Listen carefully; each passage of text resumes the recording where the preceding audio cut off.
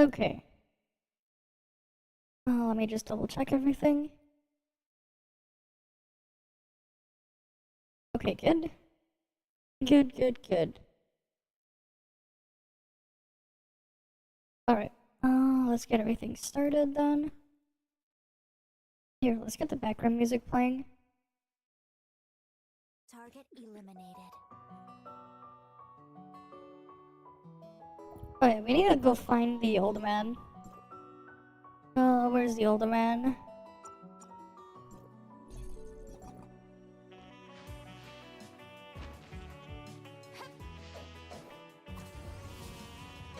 Where the hell is that older man?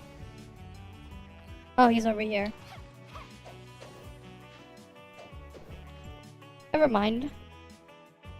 He's right at the start. Ooh, there we go. We got those materials I need. For once, the older man is in an easy place to get to. Instead of, like, just some random spot. Which is annoying when it is in a random spot. Always nice when he's just easy to find.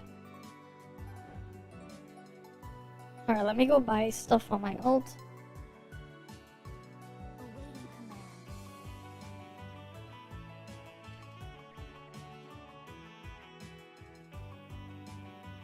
Okay, I bought the stuff, I think. Both of my accounts. Okay, cool.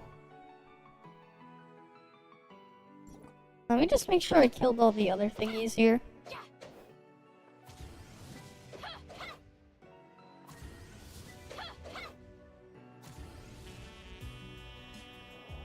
I did not kill them.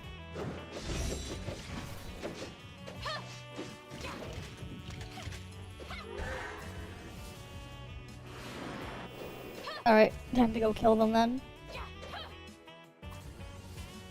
Alright, let's go.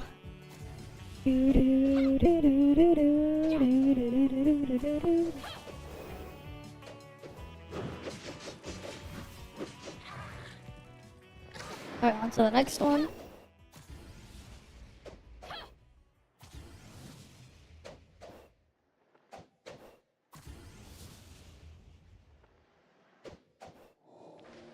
Nope.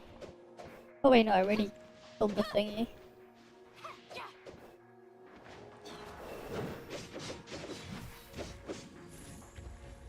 Alright, so we killed 3 of them. Oh, I think the bot is broken. Is the bot broken? The bot might be broken. Maybe. Yeah, I think the bot might have, like, just... No. Yeah, I guess the bot is not working. What the fuck is up with the Me6 bot? It's supposed to post it. Oh, I also even posted a video earlier. I didn't even notice that the Me6 bot didn't post it.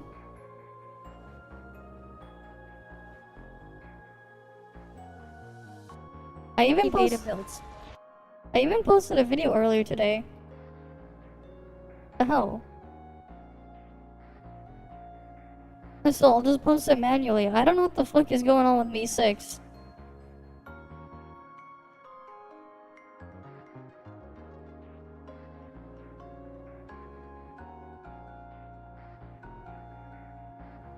Yeah, because the thing is supposed to thing.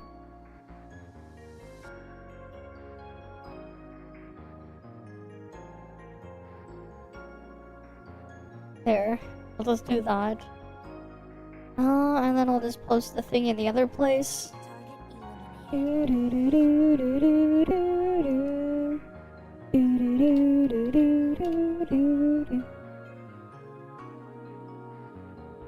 Alright.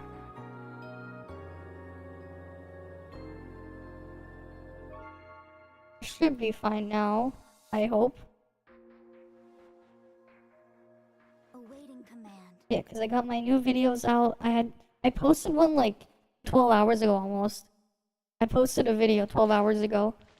And then I went to sleep. Hi Zedmeister. Welcome. But like, yeah. I posted my video as the overview video on the NTE combat stuff.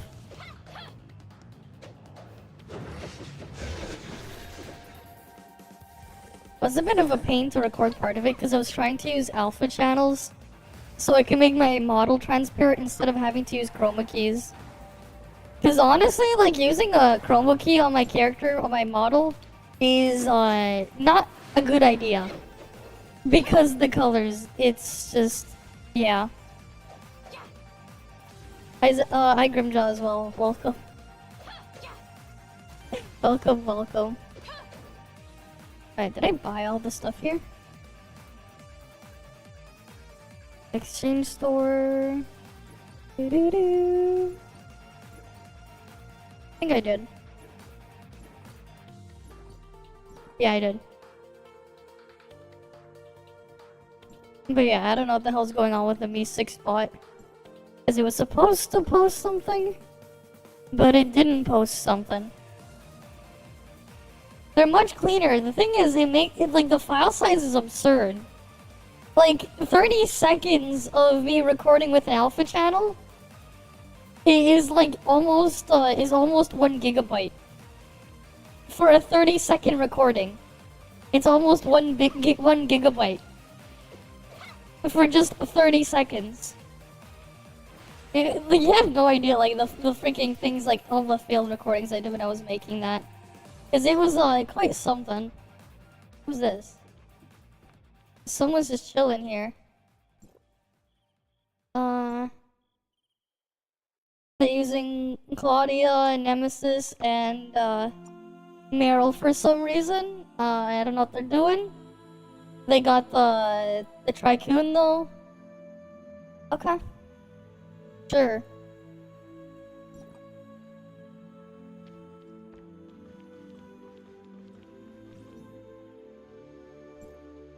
No, I had to use a different thing when I was recording it. I had to like find a very specific older version of OBS Portable and then use that to record it so I don't have it messing with my settings. Because I had to use a very weird and specific settings to record with an alpha channel. Oh yeah, there's like a cool mod to change the inventory UI to look like this. Actually looks quite nice.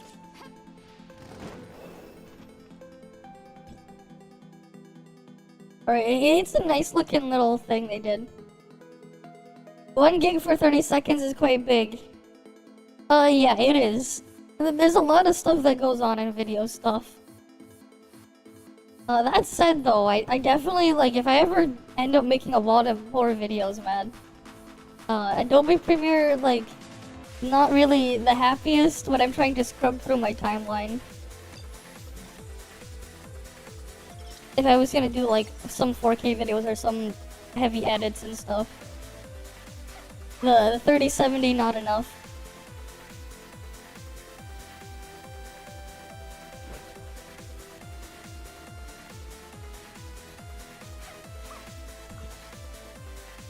For what I would need. Video files also depend on the video quality better. Well, yeah, there's a lot of stuff that goes on at the quality. Bitrate and everything. I try to do the highest I possibly can. In a way, at least that makes sense. Whenever possible. But, like, not always the easiest thing. Oh yeah, I somehow made a Bilibili account as well, so whenever we see Bilibili videos in the future, we can at least watch them at 1080p. Hi, Hero. Welcome. But yeah, in the future now we can also look at videos from Bilibili on the actual website without it being shit quality. Oh look, a new player. And then next week we're gonna play the Infinity Nikki. I don't know when they're gonna send me information on how to download the beta. All I know is I got into the beta, so we're gonna play it next week. They didn't say anything about how to get it though. Not yet anyways. So we're definitely gonna check that out. Alright, we're definitely gonna check that out. I'm gonna double check. Did they send me any new emails on the thing?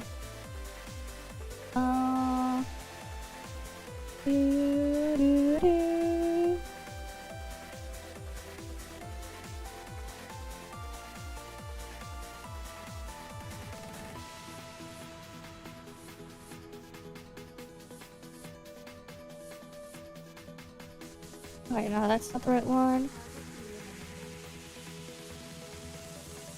Yeah, Terra kind of game, Sims-like game. We'll see, right? But yeah, we're definitely gonna be playing that next week. Oh, they did not give us any information on how to get the thing. All I know is it says here that, like, it's probably gonna be 10 p.m. my time zone on October 7th, which is Monday. Right? At least that's the time that the timestamp that's put there.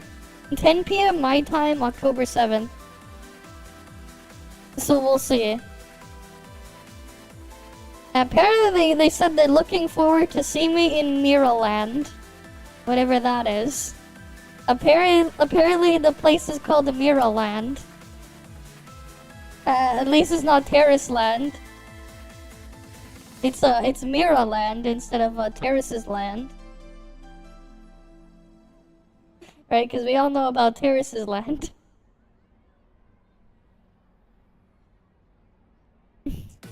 How that turned out when we tried that. What? Have I played it? No. I've seen stuff of it, but I don't really, it's not really something I would play, per se. Despite a lot of the stuff I read being in a similar genre. It's more like the mindset and like how I would consume that type of content. But the stuff that's in there, I'd rather not actually play it. Rather, like, what I would do is, like, usually, right, sometimes, you know, I would just like to lie in bed, maybe I'll just read stuff on my tablet and stuff, and, you know, I read a bunch of different things and all that, and I would rather just read instead of play when I'm doing stuff like that, if I'm, like, in that kind of position. Also, it's mobile only, and I don't have a mobile device that could run it. Like, I could open it in an Android emulator if I wanted to, but... nah. Too much work. So I would rather not. But also, it's just the mindset I have when I'm in that position to do things. I'd rather do something else.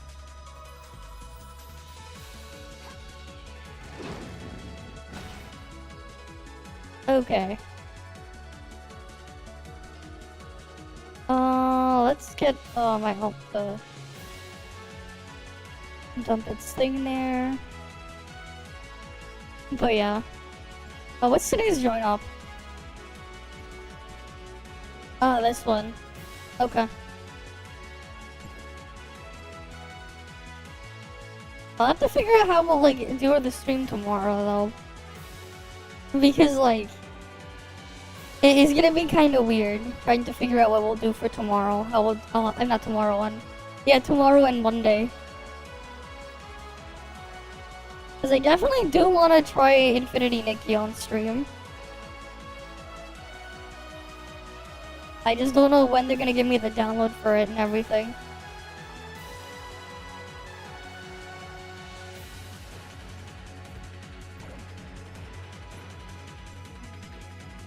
Hi Derico. Welcome, welcome. But yeah, I finally also just uploaded my analysis video on NTE's combat.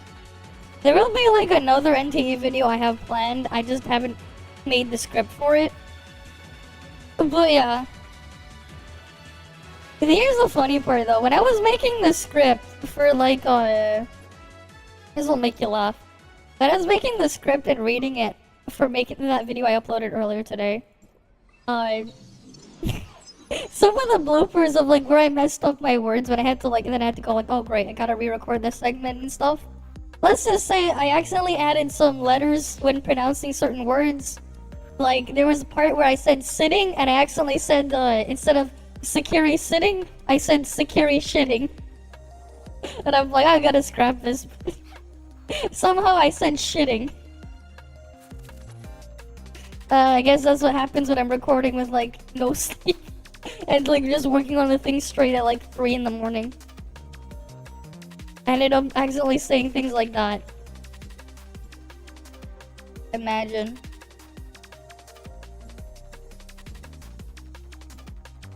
Actually, I don't even know if I need any of the things there.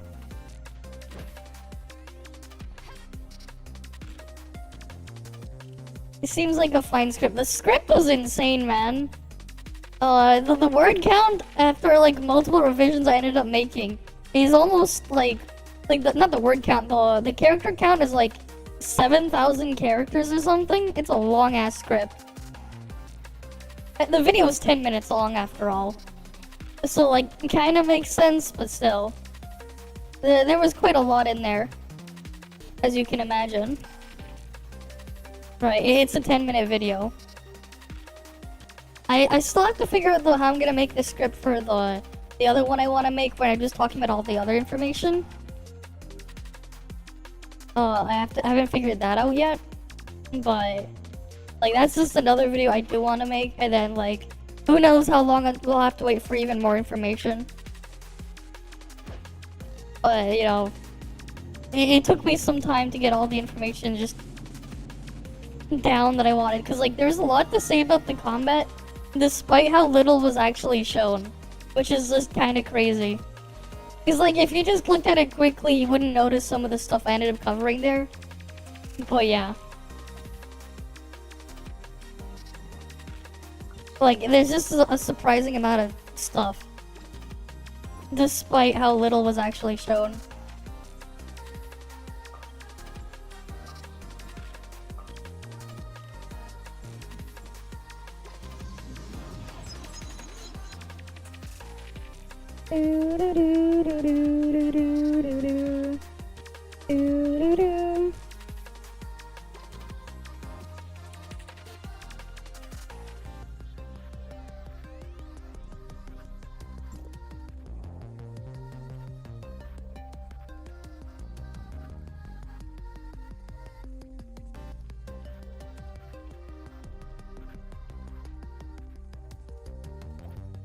And we have like other stuff to look at later as well, so we'll do the React stuff in a bit. Alright, let me go invite my alt over. We're gonna do my dailies now. Is this one for like... I don't think I have to kill exoskeleton dudes, right? Okay, cool. I haven't checked if my alt needs them though.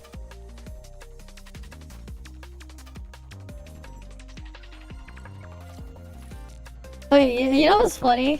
So like after I finally finished the video and got it uploaded, I was like, while I was eating and before I was gonna like just taking a break or whatever, before I went to sleep, I peeked in into Mr. Cake's stream because I was curious because he got the new triple folding phone, right? The $3,000 phone.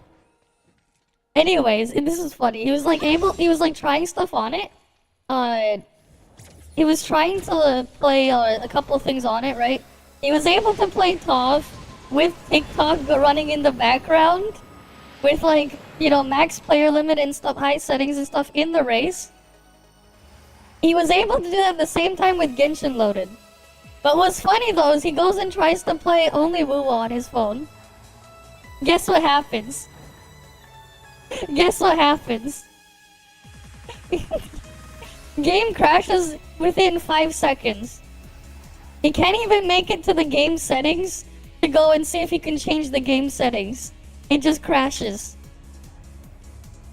And it's like a $3,000 phone, by the way.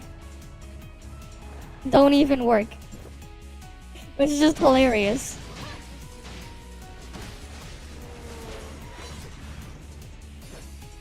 Like, actually. It's a cool looking phone with the triple folding stuff, but obviously it's not gonna be the best spec phone on the market. That said, it's a folding phone. It's still gonna have like a still really high-end chipset. Maybe not the fastest, but it's still going to be up there. Alright? And it is definitely like more than enough it would need to actually run. He was able to play like freaking ToF and Genshin at the same time after all. But doing one thing only don't work. Cause he was like, yeah, here you go, here's the ultimate, it was like the ultimate brain rot content. Looking at that And then he had TikTok in the background. There was a part where he was downloading stuff. He had both Douyin, which is the Chinese version of TikTok, and the regular TikTok running at the same time. He's like the ultimate brain rot. You get twice the TikTok. You get double the brain rot, twice the TikTok. That was like kind of like a little joke there he was doing. I didn't see much of it because then I just fell asleep after. But I was tired. I was really tired at that point. But yeah, it was funny though. It was funny.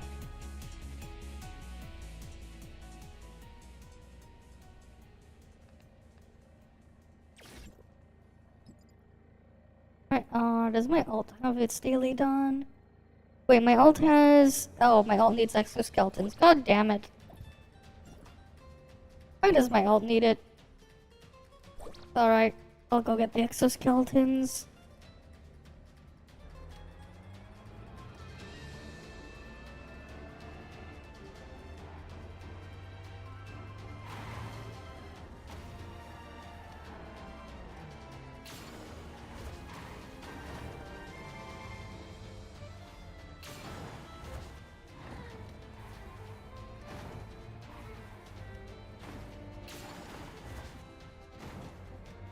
Can I even get out of this?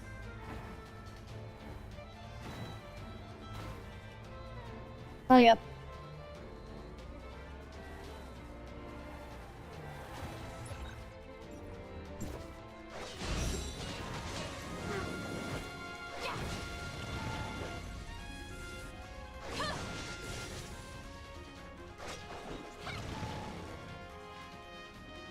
The hell?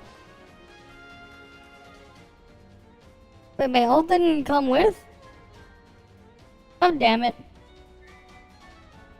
Yeah, it was Woo. You'd get stuck in a wall and fall through the map, of course.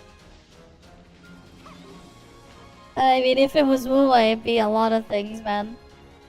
It's not good. I just moved to a different channel then. Woo will make your thing go wow wow. Cause it'd be crying. I wonder if Bethesda's secretly involved. That'd be hilarious. But no, they're not.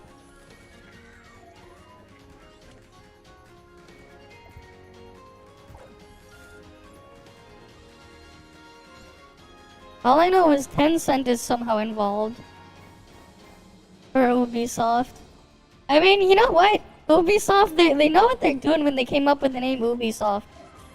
They named it after how they expect the thing between your legs to be. Ubisoft. Right? They named it after the thing between your legs. Ubisoft. Right, that's how the joke goes, right? They named it after the thing between your legs. That's why they're called Ubisoft, or Ubisoft. That's what they're named after. Because nothing goes hard with them. Yeah, they be dying. I got Wished over here.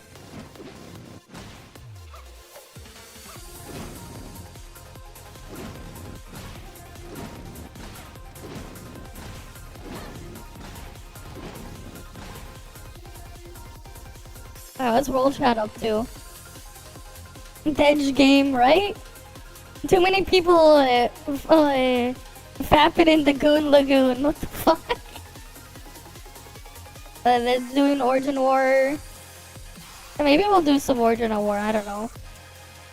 Of all the dishes, Steam Conch, of course, has to be an Android, alright? The hell? For updates, I think I need something, alright. Goon Lagoon, they mean their private rooms. Isn't that what they named the beach? Isn't that the name of the beach in SpongeBob or something? Goon Lagoon or something? Isn't that the name of the beach in SpongeBob?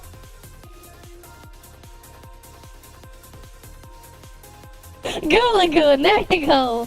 Goo Lagoon. Right. I just imagine like the freaking the SpongeBob narrator voice saying Goon Lagoon. Right, can you imagine?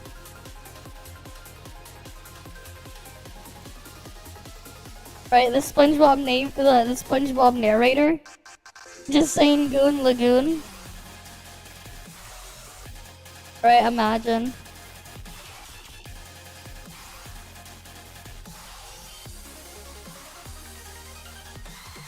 Wait, where is that video I saw?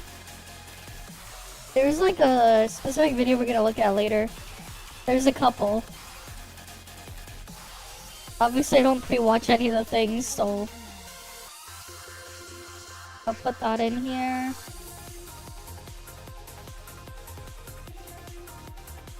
Because we're gonna be looking at stuff later, a bunch of things, again. Yeah, and it's Snowbreak, MC Goon, and all over the waifus. They're doing it in the Goon Lagoon. Alright, let's go racing. Let's go racing. Race is gonna start in, what, 4 minutes?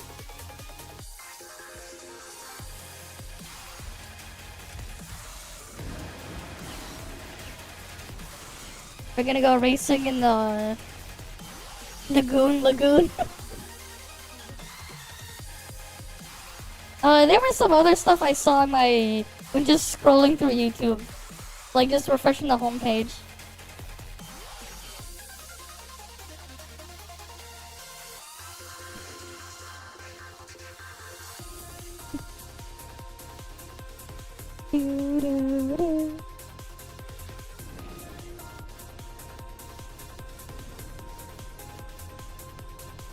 Oh yeah, my dark crystals. Can't forget about that.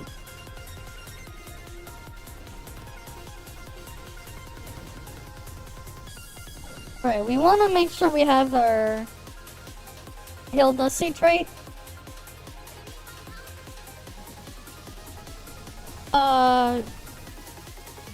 We need to make sure we have double the Meryl. Right, we have Meryl and then Meryl. We need to have Meryl with Meryl. Riding with another Meryl. Right, we got 2 Meryls on here. Because one Meryl isn't good enough, we needed the second one.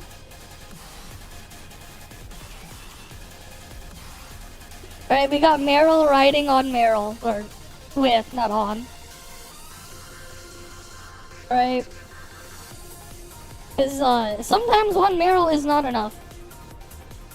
Truly dead game though, guys. Look, it's a dead game. Truly dead game, guys.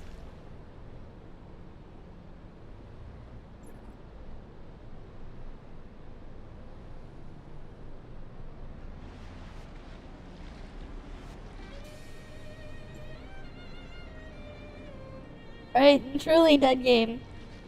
I got Meryl riding with Meryl, and then all these other people here. And that's just what we can see.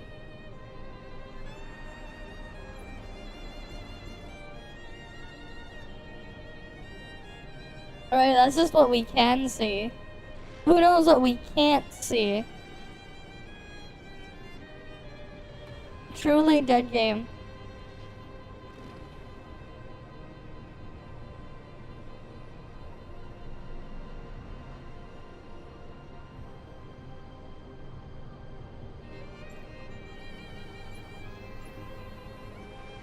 Oh, cap raised. It's still not high enough though for the thing that we would need.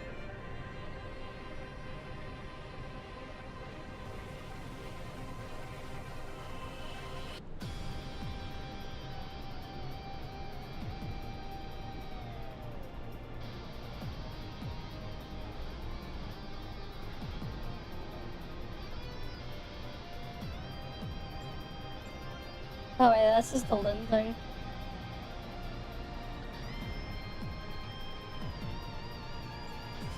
Speed up, ride with Meryl Ironheart, yep. I got that speed up.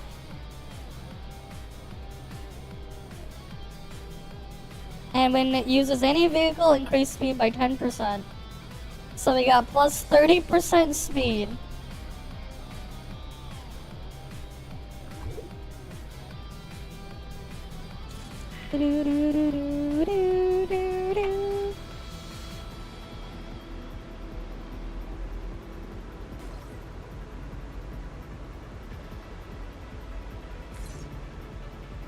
Third.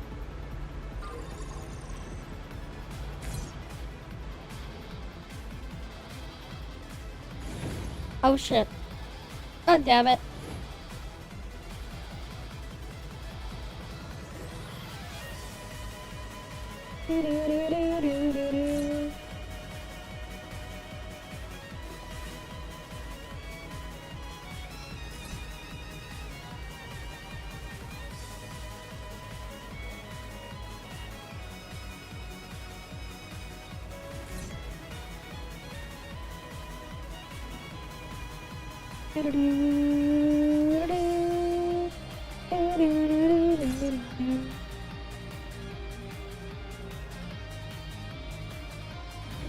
Oh, what the fuck? Why is there double?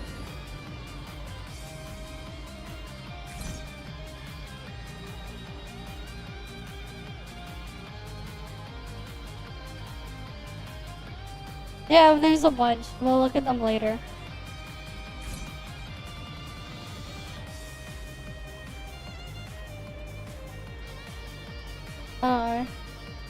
God damn it. How are they faster? The fuck? How's that guy faster? We have like level 10 speed. Alright, let me get my ult over. I need the points after all.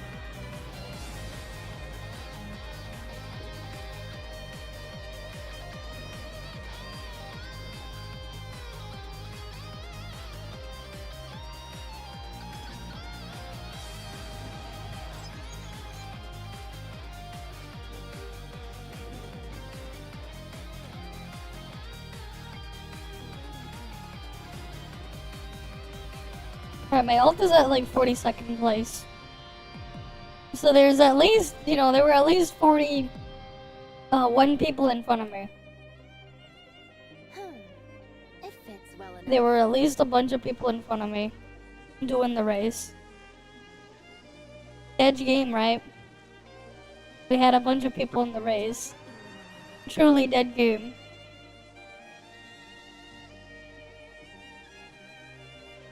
Right on a Sunday at 12 in the morning.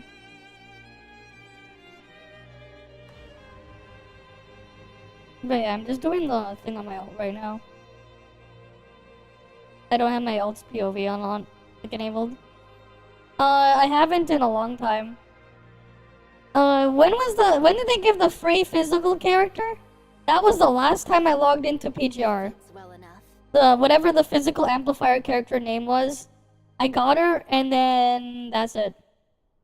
I haven't played since then. I logged in to claim the character, and that's it. I kinda just gave up on it. It's been abandoned.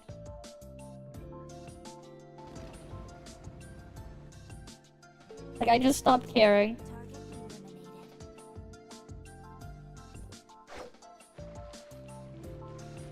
Yeah, talking the race is one of the things, multiple channels, so not even everyone's on the same channel. That's true, it's got multiple channels, you're right. That is true, and it puts you on a random channel when you go in. It puts you on a random one.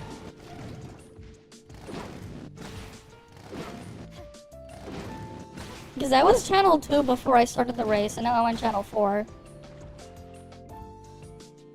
So, like, there's also that too.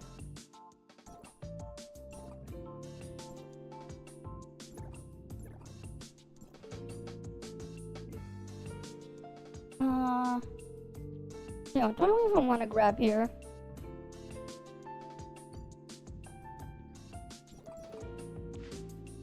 Oh, this guy has a special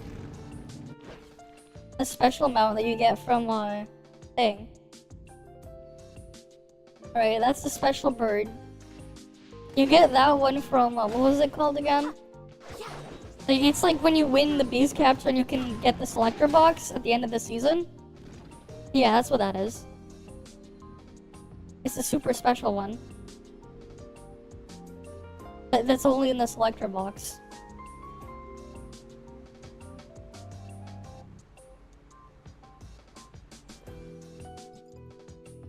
Oh yeah, let's go do joint ops.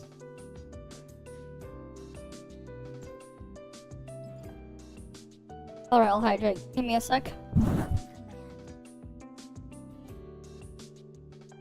I'm gonna need to fill up my fridge with more bottles of water at some point.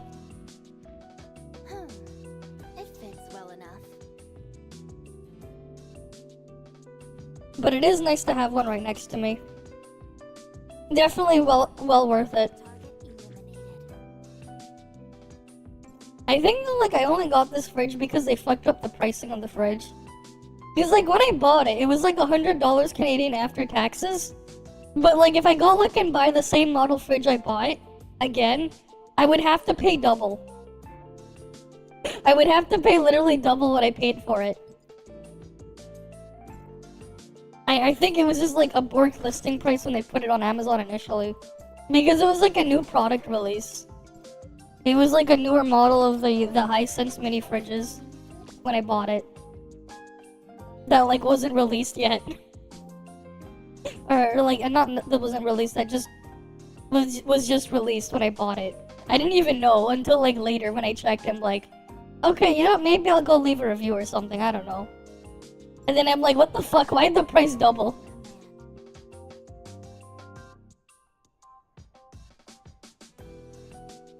Though it does not have a freezer. But it is, it's still nice. Because I just wanted something to keep my drinks cold and actually do that. Oh wait, no, I wanted to do a match. A random match. No, I don't know.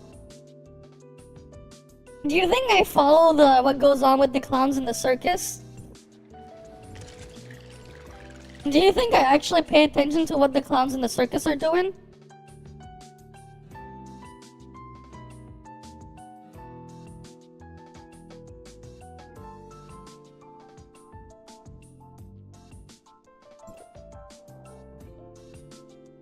Like, do you think I pay attention to what the clowns are doing? You know what? If we kidnap all of the people running for the election, and then we drop them into a Fortnite match, except they kill each other in the end, maybe I'll pay attention. Awaiting command. Wait, no. I should do a support match. Let's see if we can find anyone doing join up via support match. Double support match.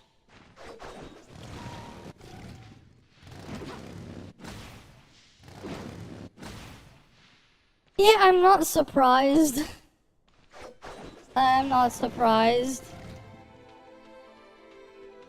You know, I saw this video about some guy, some Poland politician or something.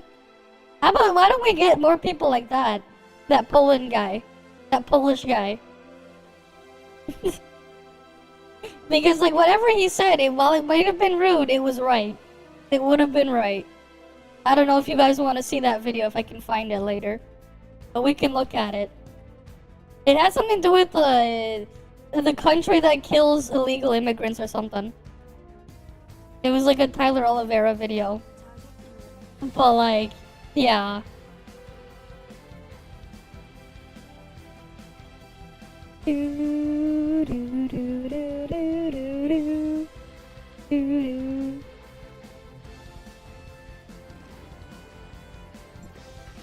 The fuck is this? Like weird radius that like makes it so you can't mount. Because of this stupid exploration point here. For some reason.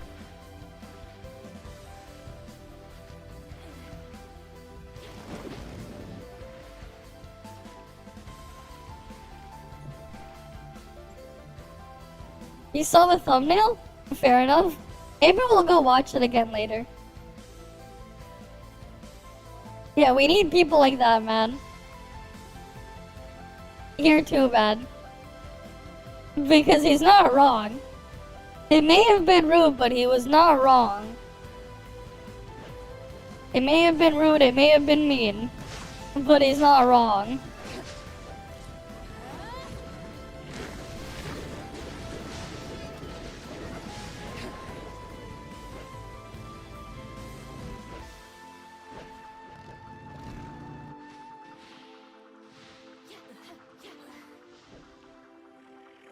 He made a new video?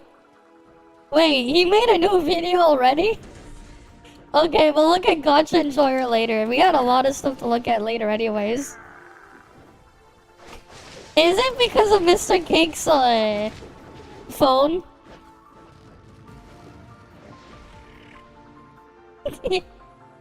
Yeah, I figured it'd be about his phone, man. His phone, it's something. I figured it'd be about his phone. I was lurking in his stream earlier. After, like, I uploaded my video, I'm like, I'll go watch a little bit just to see what's going on before I pass out. Kinda deal.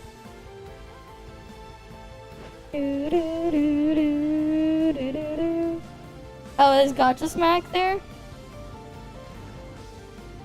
The hell? He's on the thumbnail.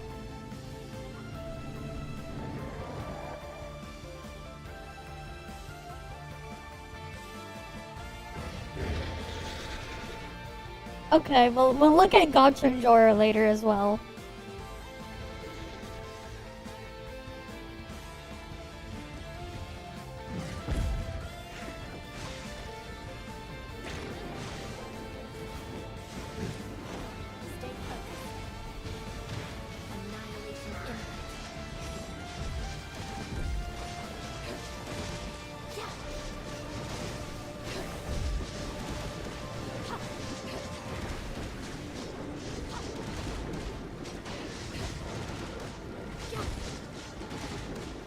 Okay, so I made a thumbnail. Of course I did.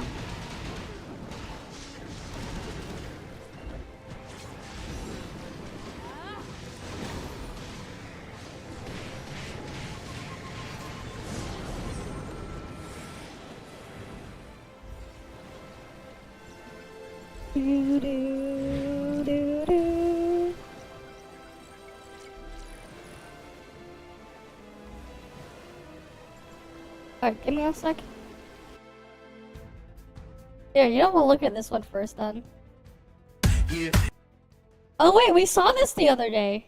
But sure, we'll play it again. I have to make sure though, I have to... Like, wait.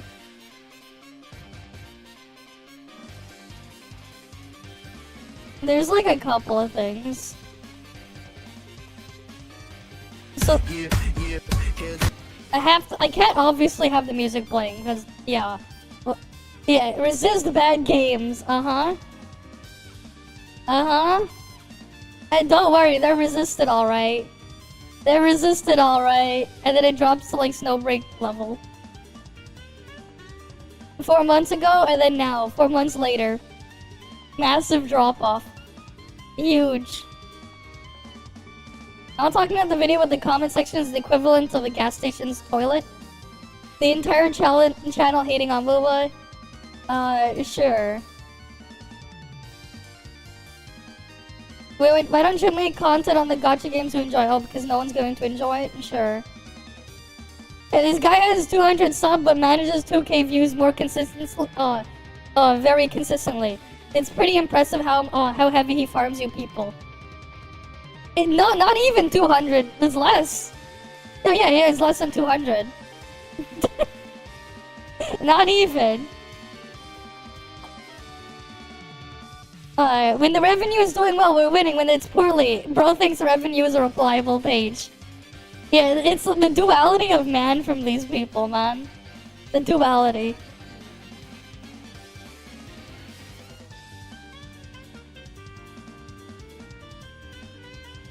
But yeah. That's truly something, though. Truly something. Right? It's truly something.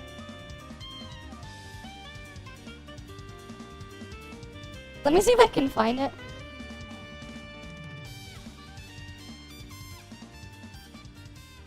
Oh yeah, this video.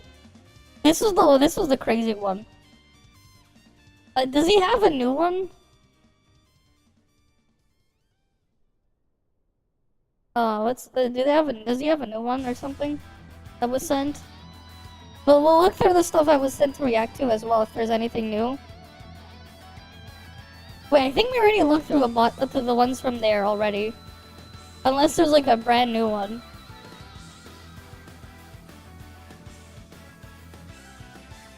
Alright, let me queue for another join op first.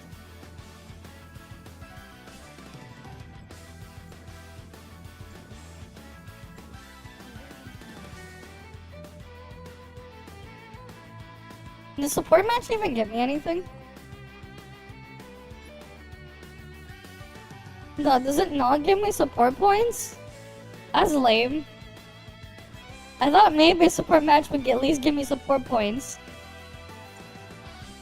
I'd like some support points. Yeah, honestly though, this UI mod is kinda nice for the backpack. It is kinda neat. We get the blue background instead. The darker background there.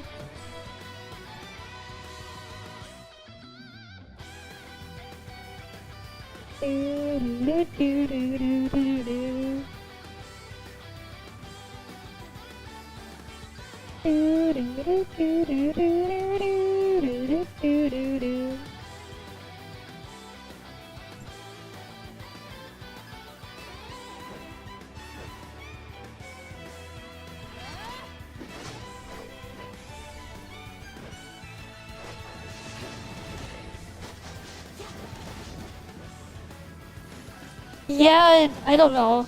The volume, I didn't boost it.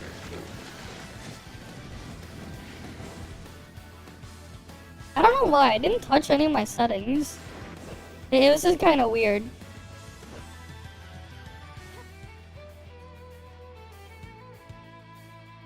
Oh well.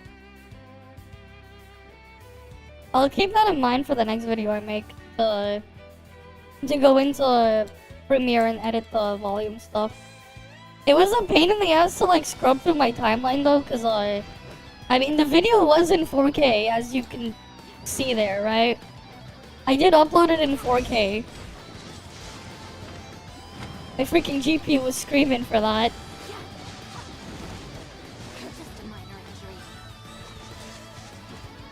Because it was a pain to like go through the timeline there.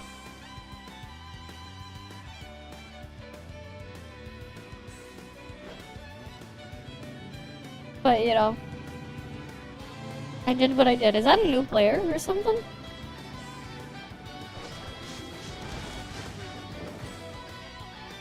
Annihilation imminent.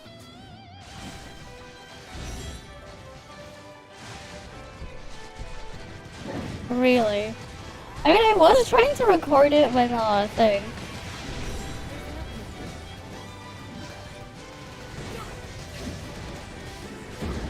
That one was scripted, that video. That video was scripted. The script was long as hell. I guess I was also trying not to wake up people when I was, like, recording it, too.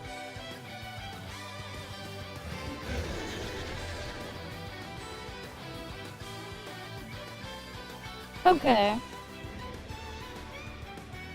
Let's go attack Barbarossa.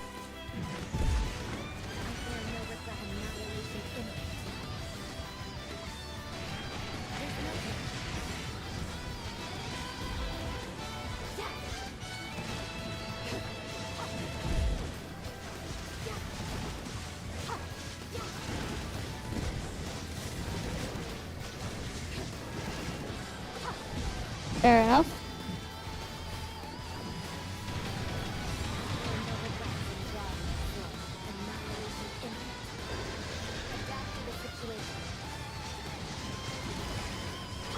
Time to kill a little Barbarossa.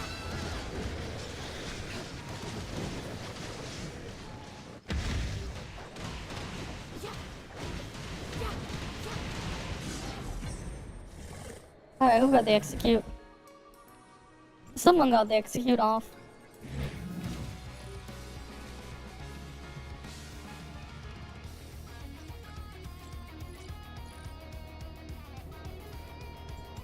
I can probably do, or no, I'll just save the vitality. There's like a race starting. So here's what I'll do. Here's what I'll do, actually. We'll look at the video, right? We'll look at this one. This one's, like, interesting. I can put... wrong ToF mini. That one up there. Right, we can put that in the corner. Because I'm definitely farming the race anyways. Because, like, this one was, like, crazy. Inside the country that kills illegal immigrants. The guy in there, man. Right, the guy he was interviewing. That's what we need, man. This wall, I break through the wall. What happens to me next? You will die like. Let's say I want to go through this wall. You want to go break through the wall? What happens to me next? You will die like a dog. The lowest Let's unemployment just shoot in him. European Let's Union shoot him. is Poland. The highest GDP after COVID, Poland. One of the lowest debts, Poland. This is Dominic, a member of the European Parliament All for Poland. the country that just approved a new measure to shoot and kill anyone that tries to illegally enter their border. ToF Snowbreak, Unfortunately, wait. one of our soldiers was killed. The Yikes. spear. Because they behave like animals. With a unfortunately. spear, They don't behave goddamn. like civilized people. We are the ones with this border. So we are protecting the whole Europe. But Poland's strict border control and refusal to take in refugees from non-neighboring countries like Syria and Afghanistan has Yep. caused the EU to propose a €22,000 fine for each person Poland refuses to take in, and guys like Dominic to be Why labeled don't the rest? Why Islamophobic doesn't the and rest of the fascist. EU take And him in Jean-Claude then? Juncker, the Commission president, Why don't they says take that him you're in? racist. You sound proud of the fact that you haven't taken any refugees. Of course, because this is what our people expecting from our government. That's number one. This is why Poland is so safe. I don't care. I care about my family and about my country. When I see the wall, I do understand that this is for my future children. Does Poland's strict Yeah. border policy work? Is Poland significantly safer than the rest of Europe because of it? And do the people of Poland want open borders? Poland are racist. We are proud of it. And They're proud of it. I don't really want any immigrants in my country, you know? Thank you, man. Before meeting with Dominique, I headed to the Damn. capital of Poland, Warsaw, to see what the locals thought of Poland's border and their border patrol now being able to kill migrants illegally trying to enter their country. At university, It's crazy. what are a lot of the students' thoughts on? They want to push you the know, problem on shooting down someone illegal else, yeah. immigrants who come through the border? The thing is, it's not their problem to take the freaking people. Okay. They don't have to take It's them. bad because I don't see any Right, they don't have to gun take them. for the person. It's First not of all, their you need to problem. talk They're to also the- like, you know, identify makes- the intention of the other person. Oh my Like, god, that's like. it makes no top sense as well to like import people halfway across the planet just because they're in dangerous stuff too. Like we look at here, because you know, it's like they're not adjacent, and the amount of shit they would have to go through to, you know, get halfway across the planet, it just doesn't make any sense. Crazy question, right? Yeah, but to be honest, like I'm not sure like how they're controlling the borders, but like I saw a lot of refugees in the Centrum here. There are a lot of immigrants all around Europe, and sometimes it can be dangerous for the Europeans. What are your thoughts on if There you was a came here part later on when he was illegally? What's your interviewing some Oh, I guess some I should- girls I from should Italy go as well. It's prison. it's Do you funny. feel safe here in Poland as a woman? Yeah, very much. Do you feel safer here in Poland as a Yeah. woman than you do in India? You can't blame Poland. They were first invaded. I know, You exactly. can walk, And they're doing what go they to should work at do. night, and nobody cares. Right, it and looks a nobody's, lot like, safer threatening you. there. It's not very safe. No? And like the thing that's even a bigger eye opener is that this guy is he's gonna walk down the street, right? No security guards or anything, right? Just a big public politician figure type thing, right? No security, no nothing, right? Just walking down the street casually. You'll see it later. And like there's no need for any of that. Like he's completely safe and fine. Imagine if you were like a politician, you do that in the States. Or like anywhere else, like you go walk down, right? Imagine you were like freaking Trump. What are they gonna do if you walk down like that, right? Imagine you were any other politician for that matter. What do you expect to happen to you, right? If you didn't have any security or anything to protect yourself, right? Not exactly the safest thing. But here, you're gonna see him later. He's gonna walk down the freaking streets with a politician with him. And he's gonna be like completely fine without anything. Yeah, like men in No like general. Secret Service or anything around to protect him. Okay. You can't do that in another country. Who should the border keep out? Who should Like, you it can't. let in Poland? Nice people, kind, and with good heart. Okay. Do you think having a more strict stance on the border keeps Poland safer, or? Yeah, I'm pretty sure. I know that many people have that opinion. Okay. I want to believe that it doesn't really matter from which country you're coming. Okay. You know, if you apply to the culture, But they're it's gonna not. be fine. That's not what happens. It has nothing to do with the border. Okay, nothing? What are your thoughts on immigration in Poland? Я сам являюсь политическим иммигрантом, и поэтому не мне отвечать на этот вопрос. Я пока не сталкивался с Not yet какими-то encounter any негативными negative behavior проявлениями в because, свой адрес. of course Why not. did you come from Belarus to Poland? Я политический активист. Political activist, и and you have no way back to обратной Belarus at the дороги на данный moment. момент нет. How was your experience going through the Okay. Belarusian-Polish border? У меня чуть другой маршрут, я прилетел... Slightly Чуть different другой route? маршрут, я прилетел Okay. из Грузии, You я flew жил in в from Тбилиси Georgia. некоторое время. Поэтому в моем случае без экстрима обошлось. But like, yeah, they're actually like taking measures, man. Не заниматься бизнесом тоже Imagine.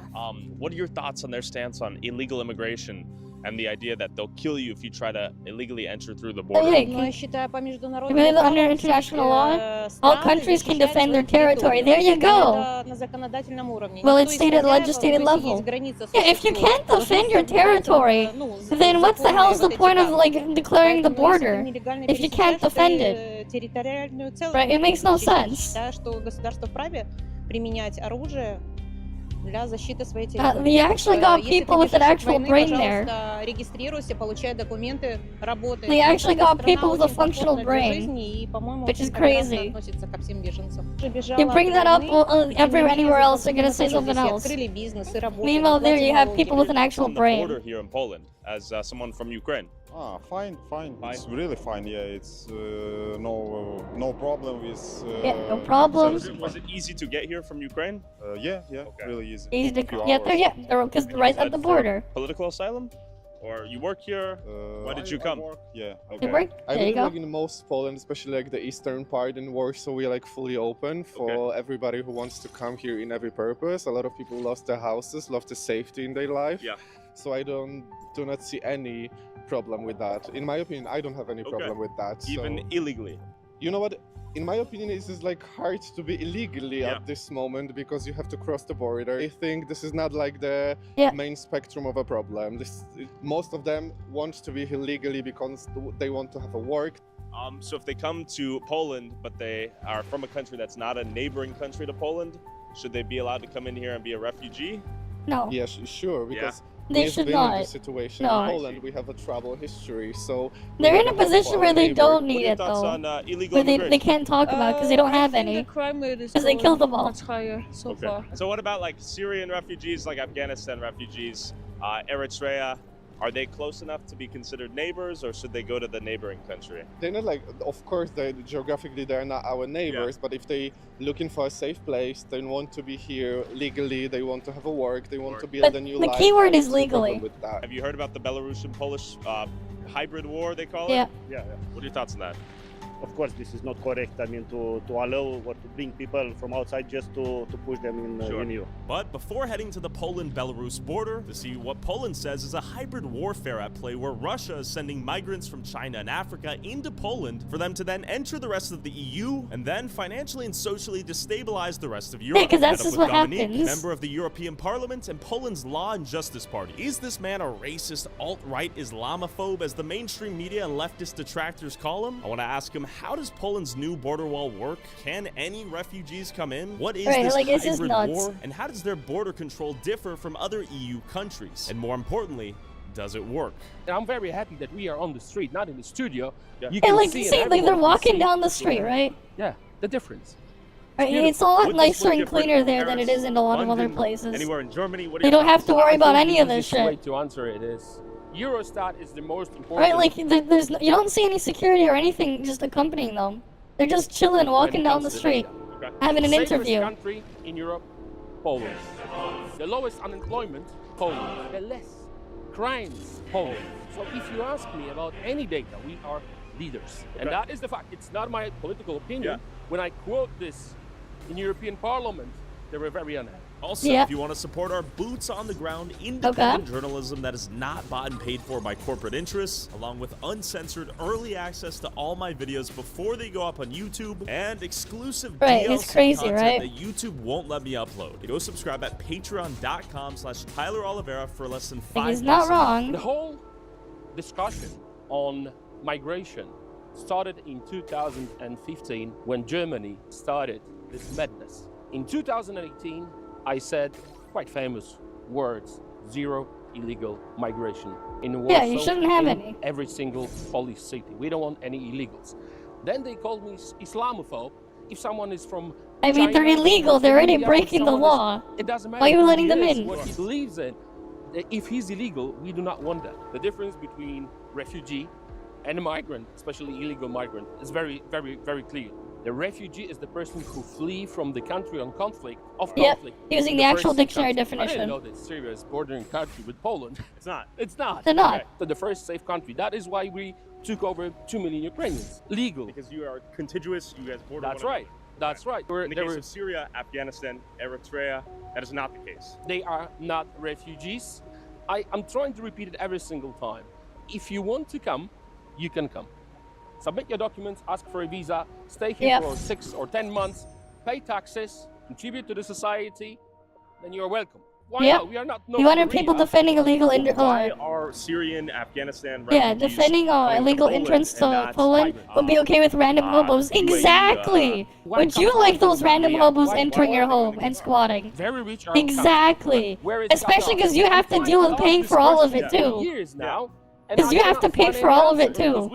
Anything that causes all the problems, all the any repairs, anything you have to do. Would you want to pay for it too? Because that's the reality. Our soldier was killed with a spear by the illegal. Terrible. Yeah, they freaking kill their own soldiers.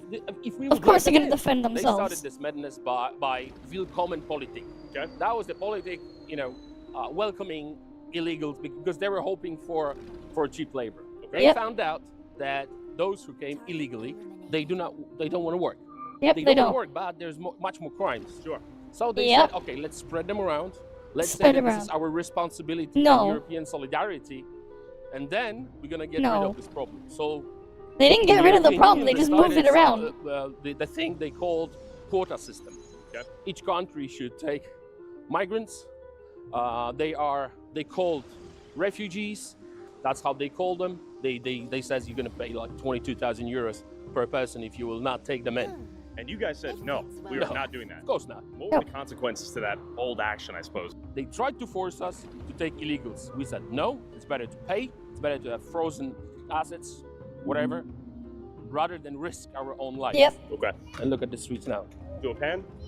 There you go. Yep, there's the pan of the streets. Has Poland always been this Very way? safe and clean. This is what is needed to understand why we cherish our freedom so much. All right. Because of Russia. Right, very Russia, safe and because clean of Germany, streets. historically, Poland did not exist for 123 years. We gained our independence back in 1918. So after that, after 1918, we had a little bit of freedom. But then in 1939, Germany and Russia attacked. Yeah. Both fronts. Both. And we had this terrible communism in Poland for 70 years. That's why I hate Putin. I hate him because he's trying to go back to the Soviet Union era. The way he behaved, the way Russia behaved is unpredictable. 123 years. Police? Finally, we have an MP with a great English. MP with great English. When did this hybrid war begin? Is this an act of Russia trying to antagonize? Right, like you have someone just come down the street. He's just yelling at him as a compliment. Instead. Yeah, when you bust your ass for something for years, of course you want to protect it. Exactly. But then, like, you have the bunch of dumbasses be like, nah, don't protect it. Like, bro, what? Because when you go through the papers, you see that the guys who came to Belarus are with the Russian visas. Okay. Yep. So we know that by the fact, it's not an opinion. I see. So the whole process of traveling is organized by Russia. And because of the green border with Belarus, they are able to come to Belarus and attack our borders. So it's organized by Russia, of course. And they want to destabilize Poland and other countries, because the whole thing is not only about Poland, Hungary, Italy, and others. In this part of Europe, we know that Russia is responsible. And when you push back against the Muslim refugees, illegal immigrants, whoever they were, why did they call you an Islamophobe? What happened there? First of all, it's not true. Okay. One of my closest friends, there we go. Friend is from Syria. Ah, okay. You know, he came here legally. He started his company. Yeah. He paid taxes. He's been here for many years, and we are very close friends. And he's from Syria, and he says, never ever let them come in. Oh, of course, they call us racist. They call us Islamophobes. It's not true. They try to tell us that the doctors will come, engineers but they're will not. come, that our society. Sure. They're not gonna come. Do you need doctors? Of course not. I mean, but we need doctors, not doctors, right? Do you need their doctors? No, thank you. Take them. I want Poland to be like this. Look.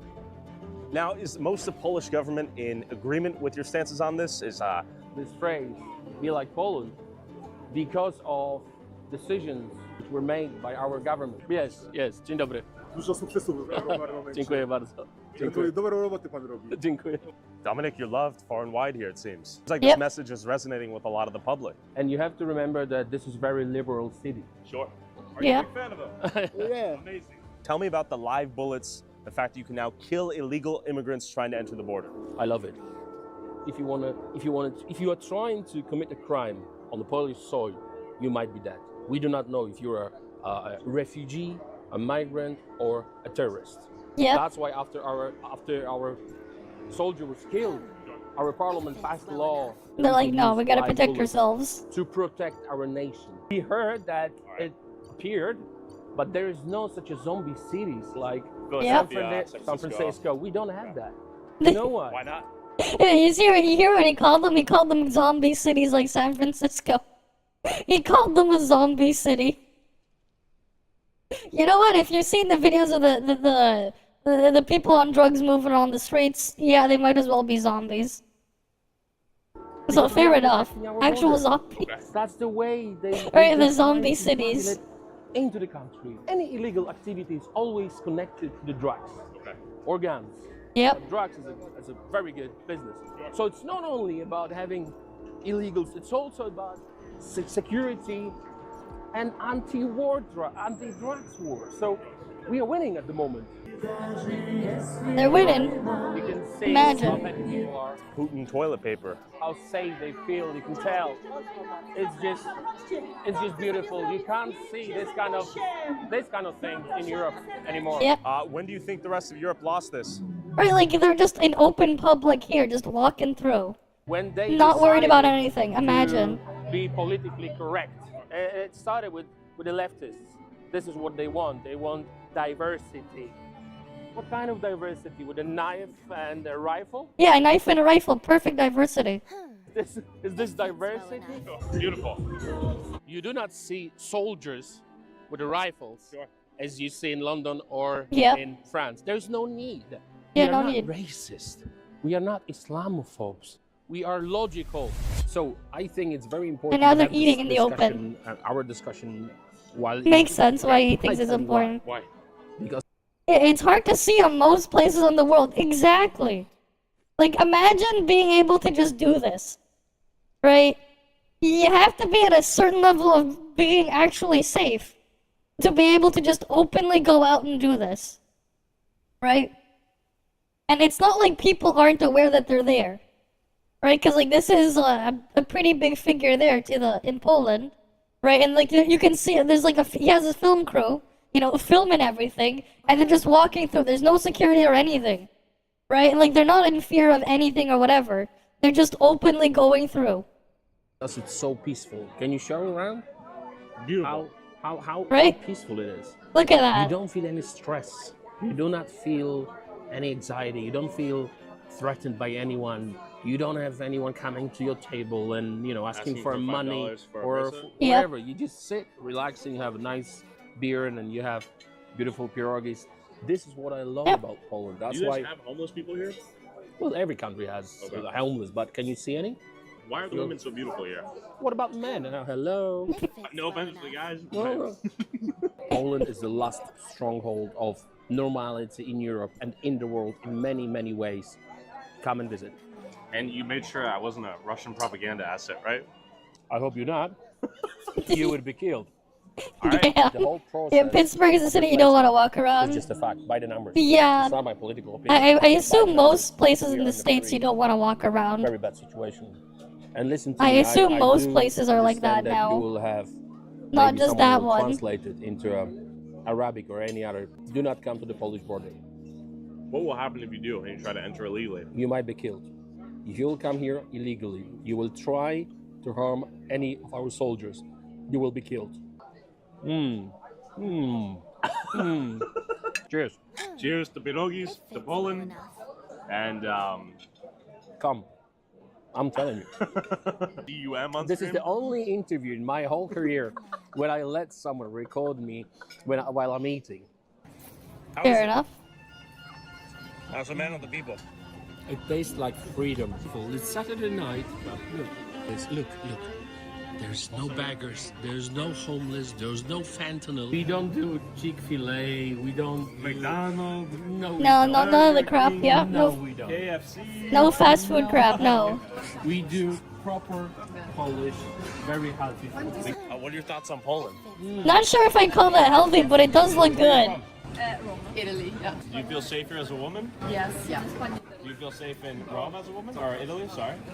No, not at all. Not at all. I wonder why. It's dangerous. Where are you from? I wonder why. He's going for it. I visited. What do you feel like? Because it's not safe. Why is it not safe? Why is it not safe? Because we don't feel safe like walking alone. Why isn't it safe? Who are you afraid of at night? Yeah, not sure about other cities, but you know, Pittsburgh has a lot of cases where people are getting mugged in mostly. Yeah. Italian men? Yeah. Fair enough. What do you think? Can I ask you? Here's the thought. Can we please order in the meanwhile? Yes, they do. Should you buy them one? Thank you. Should you buy them one? No? Okay. They don't need it. They can buy their own. They can buy their own. There you go. Let's be honest. Because of Africans, they are afraid to say something. So his argument is that African migration to Italy has had an impact increasing the rate in Italy, for example, or in Germany, or in France, or in UK. Would that be accurate? Would you stand on business to that fact? There we go. When we meet like a guy in the street, we don't know if he's Italian, English, Spanish. It's like a potentially dangerous. Okay. Yep. Can I ask you for your... What do you think about Prime Minister Meloni? Go. Meloni? Meloni. She's going to deport people now. What are your thoughts on that? What do you think? Good or bad? No trick answer. Good or bad? Totally bad. A bad person. Why is she bad? Why bad? Why bad? She's racist. Oh no, racist. Oh no, guys. She racist for deporting people. What do you mean? I don't They should not be there. You don't... She doesn't understand the question. like. What are you trying to say? This. Okay, so one more question. Who's going to win in US? What do you think? It's going to be Kamala or Trump? Hopefully, Kamala. Why? Why do they want the other one? Have a beautiful night. They both suck, but at least, you know. Leftists in US, why they want Kamala to win when they are not happy about safety? Oh yeah, sure. Sometimes there are a couple areas. There are a couple of areas that are like that, man. There are a couple. There are a couple of areas like that, for sure. For sure. It fits well enough. Right, and then the thing is too, like, those areas also smell now too. Before they wouldn't smell, like, the streets wouldn't smell and shit. Like, unless it's like, oh, you're passing by, like, a restaurant or something, and they're cooking something, but no, now it's a whole different thing. Like, it sucks. What the is going on in their brains? They said a few words that I think are important. Inclusivity, right? Oh, no. Acceptance, right? I think that's it. The real acceptance is in Poland. I'm from Iraq, I'm Kurdish, and it's been 2 years I live in Gdańsk. I study master's. So what are you doing in Poland? Yeah, I study master's in international business. So you are from Iraq, moving to Poland to study? Yep. Are you legally in Poland? I'm legally in Poland. Okay.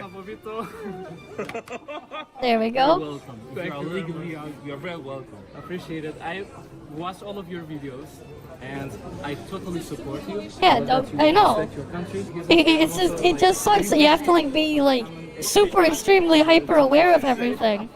It really sucks. It really does. Whatever you are, whatever your fate is, if you are legally in here, you are very welcome. I really like that you put Poland and Polish people first. Yeah. But the Anything else. yeah, that's what you should be doing if that's your job, right? You're supposed to represent the people there. Put the people there first. The other things, they're not as important, or not important at all. But no, reality is they do the opposite of that everywhere else. We have normality here. Okay, normality. We don't have chaos here. Okay. You can express your whatever you are. Just don't push your agenda on someone. Okay. else. I'm with my girlfriend, and I. Where is she? Come over. Come over. Is she Polish? Yeah. Yeah. Dzień dobry. Hello. Mam na imię. Cześć. You're super. You just get married. He's like, go get married. You're very welcome. Damn. There we go. You see the difference between illegal and legal presence in here. Yeah. Yeah. Hey, guys, have a beautiful night. Is it bad seeing your place not been safe? She was Yeah. When you drive through and then on the end space there's an addict, drug, no end, asking for money, no food. I know, it's just fucked up. For sure, it's fucked up. Not respect our women. We're gonna take care of you. Simple. You can. Yeah, be like Pay Poland. your taxes. Get Polish wife. Yeah. Become a Polish. And you hear what he said, right? After a night out on Pay the your city taxes, get a streets of Polish Warsaw, wife. Dominique took me to Poland's border they share with Belarus to show me a project they've spent $2.5 billion on to help keep Poland Polish.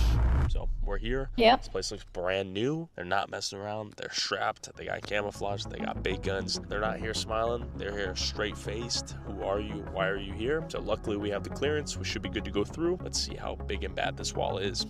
They're not messing around. Okay, that seemed intense. They did not play around. No jokes. Do they know who you were? Yes, they know, but the procedure is procedure, and I respect that. Yeah. This is Yeah, they're doing their border job. of European Union with Belarus. Let them do their we are job. the ones with this border, so we are protecting the whole Europe. How new is this? Well, the wall was built very, very fast. I must say, when the first attempts, look, soldiers all the way through, but don't record them. Okay. Don't record Yeah. them. I'm pointing at myself. This is a training camp. This is home. What is this? They live here? Well, when they have a service night, they have a place to change and prepare and this and that. It's a lot of them. Our border was not ready for that, but what we did, we reacted straight away. We built the wall. You're gonna see the wall in a minute. After the murder of the guard? No, that was beforehand. When the whole madness started in Europe, our government decided, okay, that's enough. We're not taking all this crap. We're gonna build the wall. So how exactly are they sending There you go, they refugees built the or wall. the illegal migrants? What they do, they invite them to Russia. Okay. They are getting tourist visa. They pay for it. Then they are transported from Moscow or other places in Russia to Belarus and then to the border, Polish border. And I've seen some TikTok videos of people trying to break through the wall. Well, yes, they try every single night. Sure. It's not like you don't have to protect it. You do have to protect Sure, it. okay. Let's park here and walk. Amazing. It looks peaceful out here. What time do people start trying to break into the wall? Every night. Yeah, you would or walk 3 or with 4 there in if the you was morning. there- This if you is were there. when they trying to cross the border. They know that this is the best time. Fair You can enough. see soldiers now. You Okay. can see some guys. So he's aware of our presence. He's on guard. You just said that it's very peaceful. Sure. It is peaceful. It took us 30 seconds to have a soldier reacting for someone's presence. Yep. Mamy Mógł mi pan przypomnieć, jak się pan nazywa? Dominik Tarczyński. And then they're asking the name. Does he know you? Yes, but you have to say your name. I see. There's no jokes. That's No why joke, they're yeah. professional. They know their job. A to trzeba mieć zakrytą, tak? You need to be covered, better for your own peace. Because there's like other side might be recording the other side of the border. Nie wiadomo, kto się wczai w krzakach. Right, for their safety. Dla was. Yeah, people in the US He that thought says- Trump he was says crazy. We don't have I know. masks. For us, it's not good to be there. Even because though they it's are like just a recording basic buttons in the deterrent elections. there. They want to know who's Like, actually just subject keeping rules it into protected. certain border protection. So for our own Yeah, sure, safety, what he said we might don't be have a mean, mask. but We hey. shouldn't enter because it's not safe. It's a It war, makes it's not a joke. sense. So we'd be in the database. Yeah. And is this largely contested right here? Are people trying to go through this? Right. That's much shorter, much shorter compared to And this. it was thousands of them. Thousands of them in one day. They're trying to force Polish border and they lost. Okay. We stopped them. It was, I don't know, maybe 10,000 of them. A lot. So a lot of things A going lot of on them, at the damn. moment. Look at that. There's clothes right there. People are trying to get over this. Straight away. So I'm proud. I'm proud to be here to see this soldiers and to see their service and to see the wall. Because when I see the wall, I do understand that this is for my future children, for my future wife, for my future family. I would say to every single There you go. leftist, if you don't believe that this is war, come and see. Come and see. Let's say I'm from Syria. I want to go through this wall. I break through the wall. What happens to me next? You're killed. Dead. Shot. You will die like a dog. There you go. Who was that? Belarus? They're just dead. You can hear them. Yeah. Who was that? Right, they just Speaker or people? dead. No, the people. They're in the groups. They communicate as well. They're very well organized. I think they are. Some of them are trained, paid, obviously. They're Damn. not just simple people. Like mercenary groups? Oh yes. You can tell that Russia pays well to destabilize, like Poland and other countries. They want us to spend money on this rather than around healthcare or anything else. Yeah, One of the imagine colleagues wasting money. here, just Having from to this waste kind of money. distance, Yeah. He with the spear. With a spear. Yes, so it's not safe for us to be here because it's just a moment and you might be dead. But 3 o'clock in the morning, 4 o'clock in the morning, the war starts every night. Oh yeah, because you know, And then that's we when hopped they in the car can to sneak visit over. another part of Poland's border deep in the forest. That used to be a completely weak border just a few years ago. A little bit creepy out here. Oh yeah. You wanted to come and see. Yeah. And this is reality. Sure. Keeping our eyes peeled to see if we see anyone in the forest. It's not impossible to get through the wall, but it's highly unlikely given the amount of security here. I thought this would be a little bit more lax, like some parts of the southern border in the U.S. This is not relaxed. This is war. Actual this is war. completely actual war. We made it. We'll Yep, hop out it's so you war. can see, but this wall is in the middle of the forest. The road is not even paved, just to emphasize how rural Yeah, this exactly. location Just come is. there In the respectfully. middle of the What's so forest. There hard? was no infrastructure. Exactly. Because that is. Imagine, just Yeah. So imagine coming there you can see the border respectfully. actually as it is. Look how long it is. Imagine. Not only that, we have barbed wall and then another wall, double wall. And then you have got soldiers, right? So that's very important. Yeah. Fully masked Right, up. like what? Face What's so down. hard They're about that? recorded by Russian. So I'm there like a There's normal cameras in the person. forest right now, Oh yeah. recording Recording. Polish soldiers. That's right. So day in, day out, they're watching these walls. They're probably gonna ask who are we. Sure. Fair question. All those cameras right there. Massive surveillance. Hi.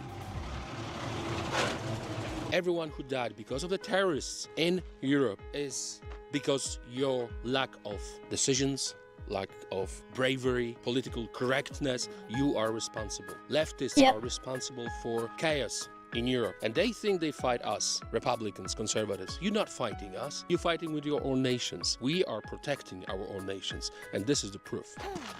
Can you hear that? Whoa. They're throwing stuff. We heard it. I heard a rock. Yeah. Damn, Say the hi? throwing. No, they're throwing rocks. Why? Because they behave like animals, unfortunately. They don't Yep. behave like civilized people. You can see on the video. This f***ing long? They can easily, that, like long spear, it's like on the video when our soldier was killed, it's easy for them to throw it and kill you. But he just straight up calls them Like animals. they're throwing rocks right It's now. crazy. People do want to get in. The question is, when will they try, and how will But they that's be just what punished? happens. Let's get out of here, yeah? After seeing the symbol of Poland's defiance against the EU's push towards diversity, open borders, and economic opportunity for those less fortunate from countries that are culturally dissimilar, I met up with Dominique in Brussels to see where Europe's elite politicians meet and decide the fate of an entire continent. Okay, let's go. I'll show you how we do it. Amazing. What's the current split between liberals and conservatives in parliament right now? It's about 100 conservatives on 720 MEPs. So it's not much, but I think Not it's much, better but to be a they're at least strong, they're doing small group something. rather than a massive. You know the story of 300. Sure. Oh yeah, the story of What are 300 your jam. thoughts on 300 the rest jam, of the Parliament Spartan here at stuff. the EU in general? I don't like it. What are your thoughts on Brussels? I don't like it at all. I tell you why. Again, I'm trying to be very objective, but I cannot be blind on statistics. Rapes, killings, Yep. stealings, stabbings. We don't have it in Poland. Sure. And when you see official data from here, from Eurostat, Yeah, they you don't- see how Eurostat, it is. there you It's go. so sad. But then, when we are trying to tell them what is the reason of all this, they don't want to listen. They think that they're better, smarter. And now, yeah. How large of a check would I have to write to buy you out? You don't have this kind of money. Okay. You see, the difference between me and the rest is that I don't need sponsors. I don't need it. You don't need That's why it. they don't own me. That's why I can say what I think and what I believe. This is There what we I'm go. afraid of. The voice of the people. Oh, this is it? This is it. If we pop in? Yes, it's closed, right? Okay, so this is the place where we take votes, and this is the place where we have speeches. We have 2 buildings. This is the machines for voting. Okay. What will it take to make Europe great again, in your opinion? To go back to the roots, Roman law, Greek philosophy, Christianity, not There only they as go. a faith, but also as a culture, as the way of living, mentality, art, music, everything. That's why Maybe I not the think religion Roman stuff, law, but, like, Greek philosophers and you know, what we had, not everything else only though, for last sure. century, but throughout century is great. I want to raise my future children as a Christians. So when you see attacks on Europe, you see attacks on Christianity, mainly on Catholics. In 20 years, I what tell do you, you think Cruz. Europe will look like at this rate? We're just looking at Very, stuff and doing very reacts while I bad. wait for It's the not race. gonna change for better. I think it will be more killings. What's more on the menu? stabbings, We just more did our terrorist dailies. attacks, We're gonna be more farming some weakness, event points and unless stuff most on both of my nations will accounts. change their But we're just governments. waiting. We're just So, reacting to stuff while please we God, wait for the they next will race. wake up. But the change will start if Donald Trump wins in US. Because whatever happens Yeah. in US, it happens in Europe 6 or 10 months later. Do you think we'll see Yeah, walls like what we saw in Poland and other European countries soon? It's a matter of time. Yeah. 100%. The final word to the viewers and to you would be always remember who you are. Be proud of who you are. Do not be afraid. Be brave. Fight and make your life great. I know this is a tough one. Dominic, are you single? Yes, I am. Why? I don't know. I'm sure some viewers might be curious. What kind of question is that? That is definitely a Family, no? question. Yeah, I am single, so thank you. Pleasure. Thank you for having me. Thank you very much. Be like Poland. Be like Poland. Yeah, be like Poland. Dominic. Okay. Right, that's what I mean, right? By Polish, right? Polish. Right, you see Polish being put everywhere? That's what they mean by it, right? It fits well. To be like Poland, right? There's like this video here. How Hoyoverse manipulated the gacha industry. I saw this in recommendations. I had it clicked and loaded here, but I didn't watch it yet. This was posted on the 4th. But look through this. We're all on the same side. 50-50 is terrible. Yep, for sure. Oh, well, look at this. Ah, the sweet smell of gambling mixed with sweat, tears, and a looming sense of fear of missing out. That is the essence of gacha. Back in 2017, I remember leaving the theaters in mid-March with 2 friends after having seen the movie Fate Stay Night, Heaven's Feel Part 2. Okay. From the Fate franchise, I very much enjoyed. And Poland is I very surprisingly polished. wasn't Yep. bullied in high school. In fact, I had been so excited for this movie that I had downloaded this neat little game called Fate Grand Order a few months prior because I enjoyed the franchise so much. Little did Fair I enough. know that was the worst decision I would ever make. They had just added this super badass character called First Hassan. So I thought, what better time to start my first gacha game? I grinded as hard as I could, saved up my currency, and rolled all of it until I got a rainbow glow on his banner. I finally got him. Wait, he's not a Saber class servant. Oh no. I had instead gotten spooked by Artoria instead of First Hassan. This was my first encounter with the crushing feeling that gacha games can have on a person.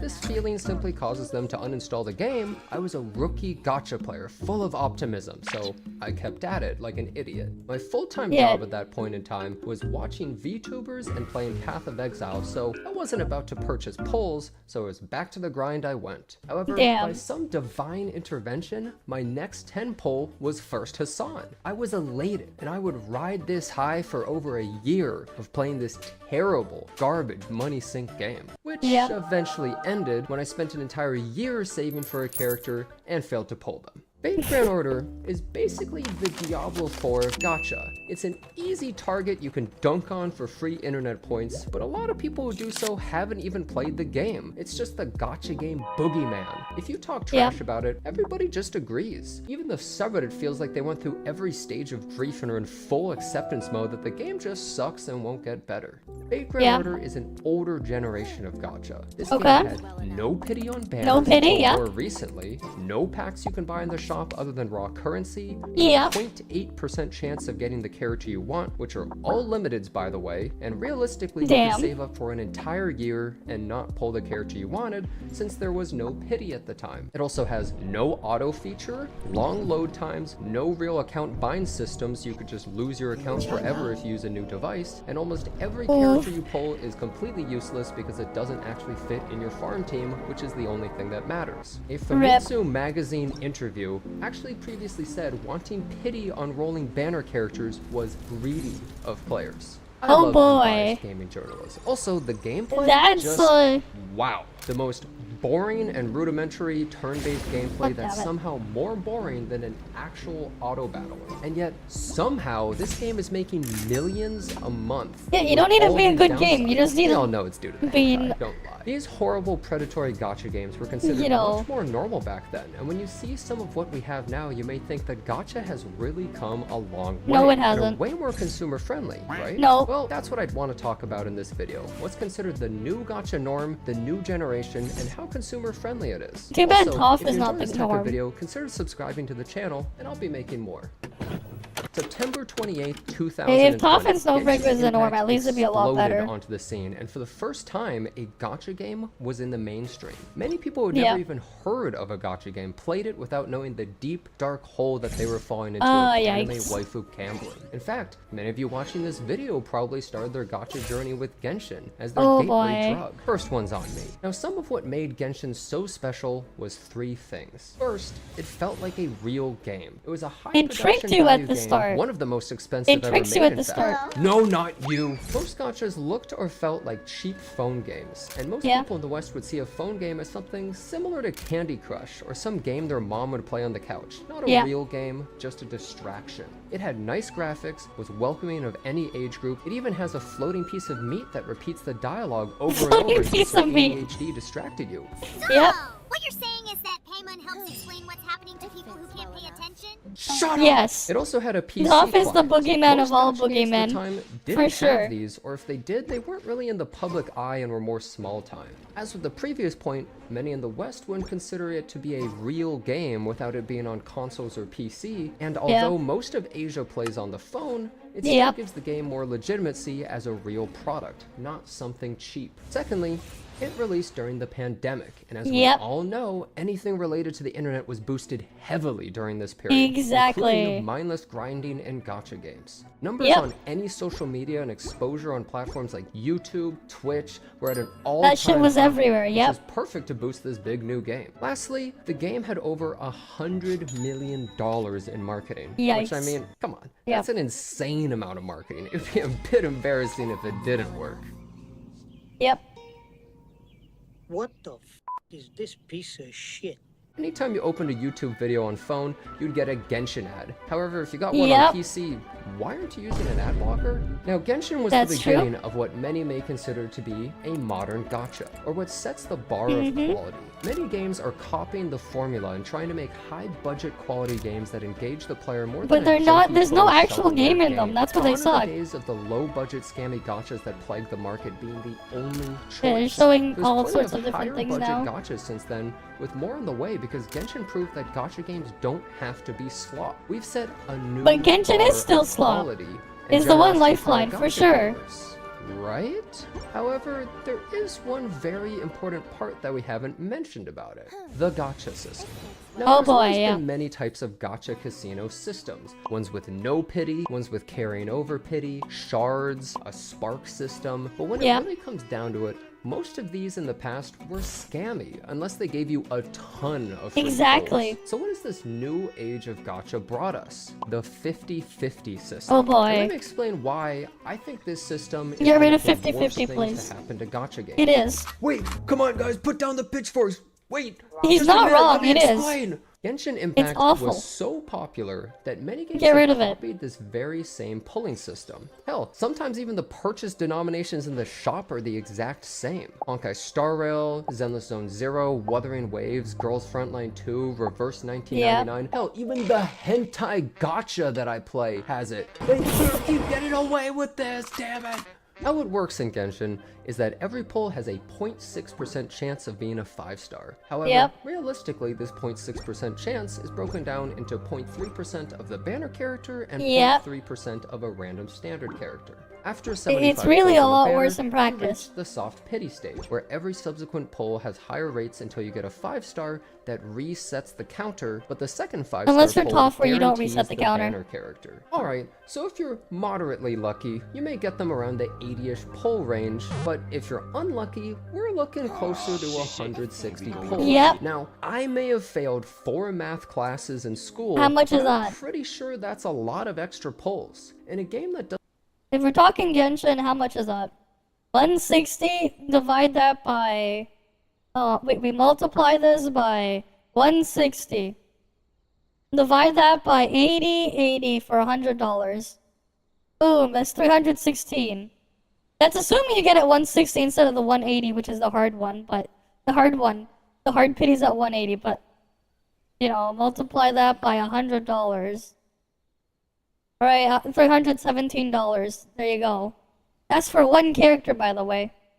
doesn't give a It doesn't crazy even. amount of currency. It's not even like It's counting the super 4-star generous. shit. Kind Because of those are insane never disparity guaranteed. all within a single coin flip. And don't even get me started on that weapon banner. But hey, surely it's better than the old days, right? Yes, absolutely. Some of the sure, old but, Gacha like, games can rock being in better hell, they than were so crap bad. is still This doesn't system mean is like you're surely good. better for the average gacha player. But what if that isn't really the case? What if the 50-50 system is actually much more course. predatory than we really think? Now, They bear started with the me trend here. like this. Theoretically, if someone pulls for a character and they lose the 50-50, it'll be sad. But doesn't this also motivate them to spend more money? You see Exactly. light It's at the it's a end way of to the tunnel, motivate and them I've recently gotten psychologically. Yes. very unlucky and feel pretty low. You're only one pack away from You're the only character one with more. no Only one 50-50. more, guys. Come on, Only boy. one We're more. almost there. You can. Yeah, of course they don't. Because the average person is stupid. But like it's set up in this way to make you think, oh, I only need a little bit more. I only need a little bit more. I only need a little bit more. And then you have the cha-ching sound effect that plays. You only one more 10 pull. No. Wait, it's only 8 more 10 pulls I need. Only 8 more 10 pulls, guys. 8 more 10 pulls. That's $200. Only 8 more.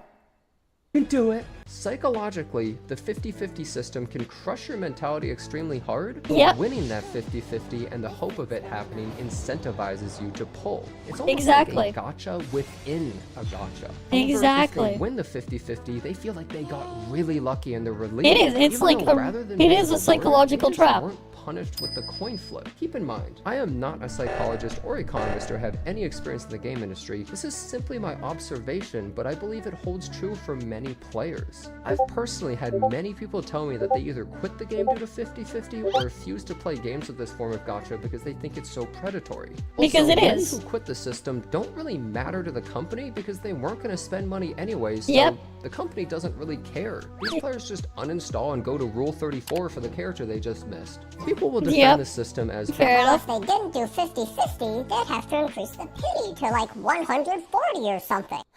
Snowbreak has it at 100, and that's still mathematically better. Which is still mathematically better. It is still mathematically better to increase it instead. It's also not as manipulative. Like, just math. You can just do the math on that one, but like, it's a lot better for the player.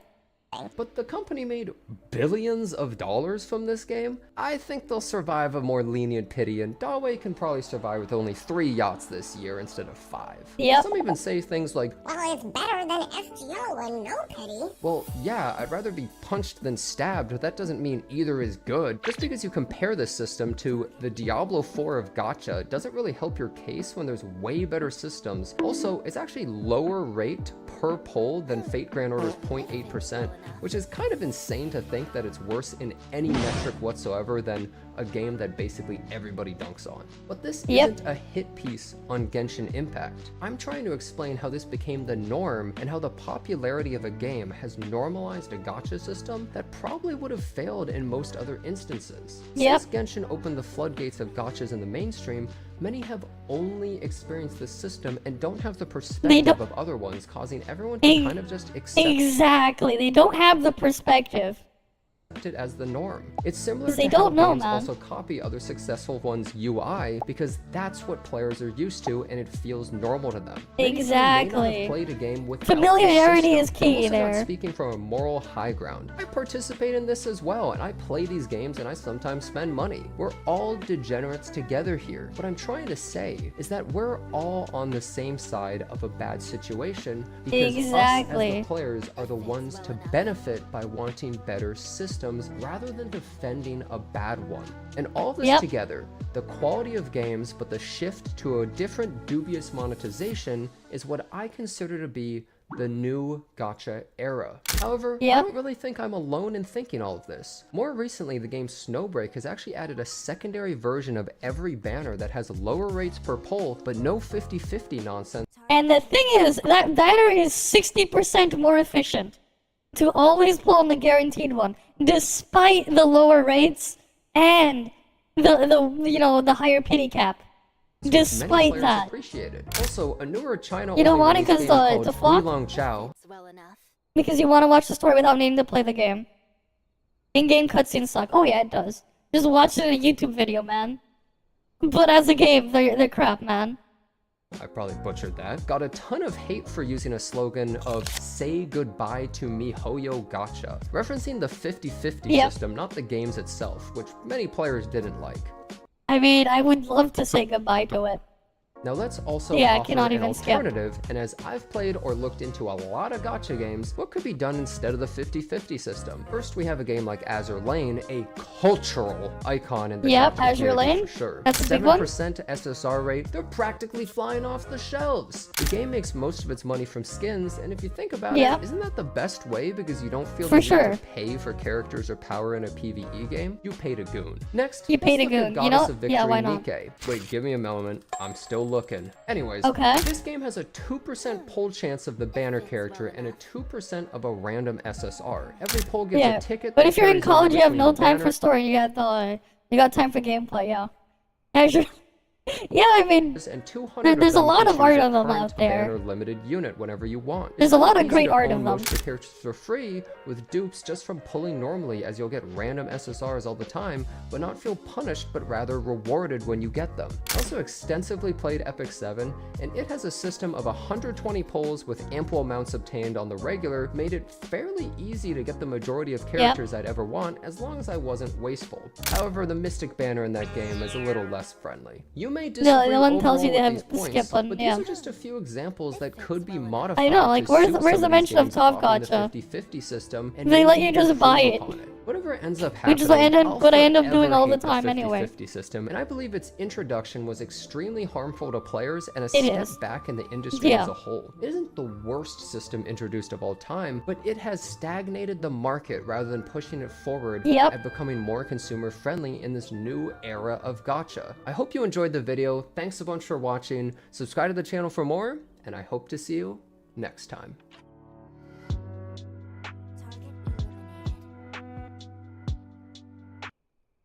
Yeah, there we go for that one. Alright, we had that one. Next ToF races in a bit, so we have to... we'll just go watch another one. Apparently Valve is fixing Wayland. That's cool. Too bad you guys are not gonna give a fuck about that anyways. So to be fair, it's something I would skim over just to see, oh, can I finally make use of this thing on my Steam Deck or not? He was in a gacha ad? What? What the fuck? There's this one. Wuthering Waves is a better game than Genshin Impact. We'll see his Pepego points, but like, to me they're the same thing. I wouldn't say it's better, I'd say it's the same crap.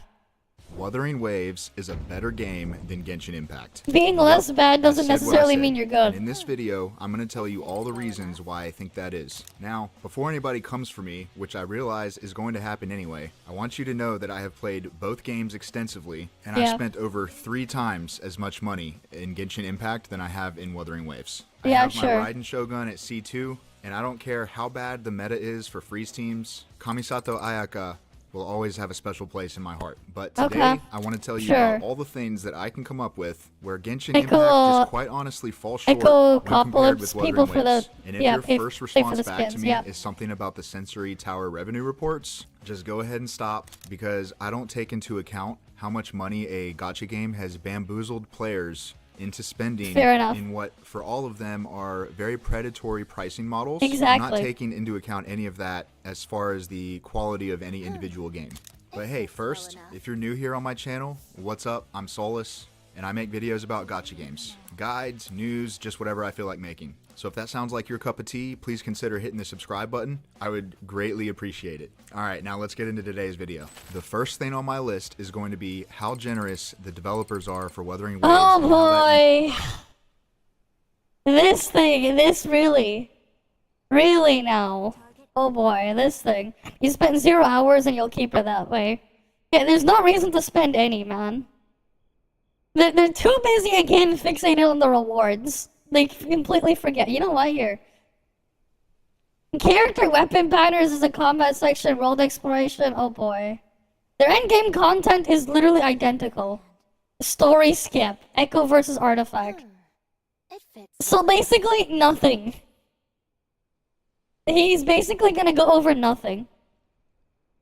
So I'm sure we'll give it a look. We're waiting for the next race anyways. Is going to be significantly better than it is for Genshin Impact for one simple reason. And that reason is Wuthering Waves gives you 3 free 5-star characters from the standard banner, as well as something like 30 free polls for the limited banner, if I remember right. Now, Genshin Impact just recently did a thing where you can also get a 5-star character of your choice from the standard banner, but it's only a single character, and it took them over 4 years to add this to the game. And they never give out free 10 pulls. The main part of having fun in any gacha game is being able to play with characters that you like, and Wuthering Waves allows you to do that from the very beginning.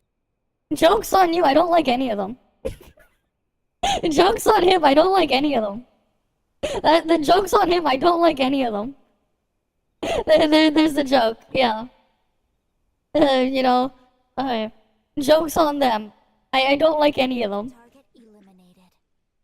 Of the game. Kuro Games has honestly been. I just ended up looking at them as utility. They could replace them with a fucking dot, with like a piece, with a blank piece of paper with a dot drawn on them. It fits well enough. And like it would make no difference to me. So generous with what they've given us in Wuthering Waves. Oh boy. That it's actually had like some kind of reverse psychology. The new network event, second level's harder, but I've actually ended up spending more money. Is it actually harder? I didn't notice.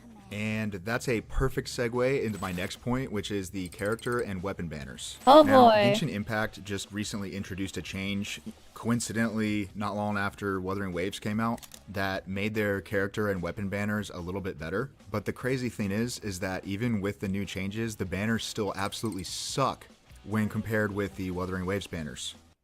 It's the same crap. The only difference is weapon is guaranteed in WoA. It's still shit either way. In the Wuthering fuck Waves, is this guy on? Hard pity for a 5-star character is 80 pulls. Yeah. And for me, usually I get a 5-star character sometime before 80 pulls, like usually in the That's soft for pity, 50-50, around mind 69, you. Which is a nice, even number. No. But the biggest thing personally for me is that the limited weapon banners are guaranteed. They are guaranteed at 80 pity. So that means no 50-50, no other unwanted weapons. You are getting the weapon that you want at or before 80 pulls every single time. And look, I know full well that gacha games in general are just a major ripoff. Yeah. But these are the best and most generous banners that you're going to find in any gacha game that's out right now. No, they're not. They are not the best and the most generous. What the fuck? This is absolutely false. Honestly, I need someone to give me a compilation of all these people that say this thing. I'll go make a video instead looking at different gacha systems. Right? Because I think it'd be funny to like make a compilation and then just show them like what's actually better. Because like, no, it's still shit. It is absolute shit. It's still the same thing. No. It is not the best. What the fuck is this guy on? And by definition, this also makes Wuthering Waves more free-to-play friendly. It's No, just it an L doesn't. for Genshin all the way around. Now, I'm going to have to break up this next part into several subcategories, but let's go through and see how Wuthering Waves and Genshin Impact compare in terms of content and gameplay. So first thing I want to talk about is combat. Combat, oh boy. Don't get me wrong, I enjoy Genshin's combat very much. Genshin's Dude, you only elemental play reaction mainstream, I system know. is super cool and it is really fun. But that is kind of all you get. The Yeah. game is easy, and once you learn the elemental reactions, that's it. Enemies and bosses and mobs are just sponges for damage numbers, Yeah. and you can just mindlessly grind it away. In Wuthering Waves, you have dodges, counterattack, You have dodging in Genshin too. Oh boy, sure, you can counterattack, sure. So? intro and outro skills, and a stagger bar for enemies. Okay. All of those elements in Okay. Wuthering Waves make the combat I mean, it's only on bosses. And even then, eh? It attracts hate views, which still is only views, but yeah. feel way more dynamic in every For slobbering on thing. Yeah, I'll probably make a video on that. Like, I need to get a compilation of everyone saying this stuff. Or if I can find, like, a bunch, save them, and combine them, and then, like, show other things, because, everything they say is obviously false. single fight. You sometimes actually have to think. No, you don't. No, you don't. I got more comments? We'll see.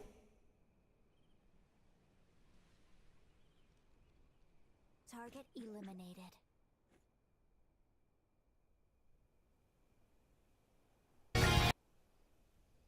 As, she only does heavy. Yeah, no, you don't.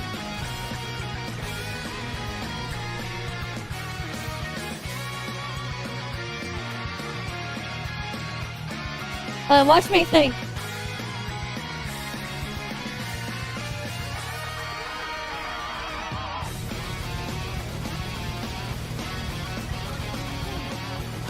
Right, just tap the button to get the buff. You know?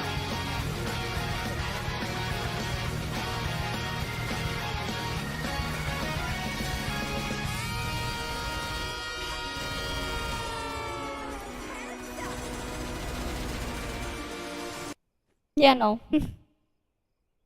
Yeah, no. What thinking? Oh, rip. Oh no, you didn't miss it. We're still going through it. And I know that can be a scary word, but trust me, it's worth it. So while I do acknowledge that it is possible for somebody to enjoy Genshin Impact's combat more, if anyone is to try and say that Genshin Impact's combat is just objectively better, that is just false. You can Sure. say that it is You want more easier- comparison between ToF and others, pull rewards and everything? No one talks about stuff?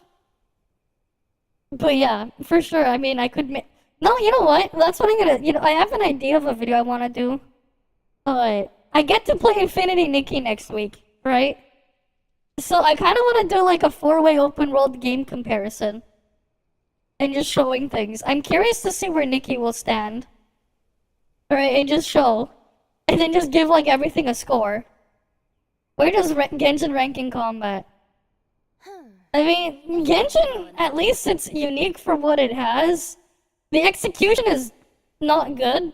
It had some cool ideas, but execution is bad.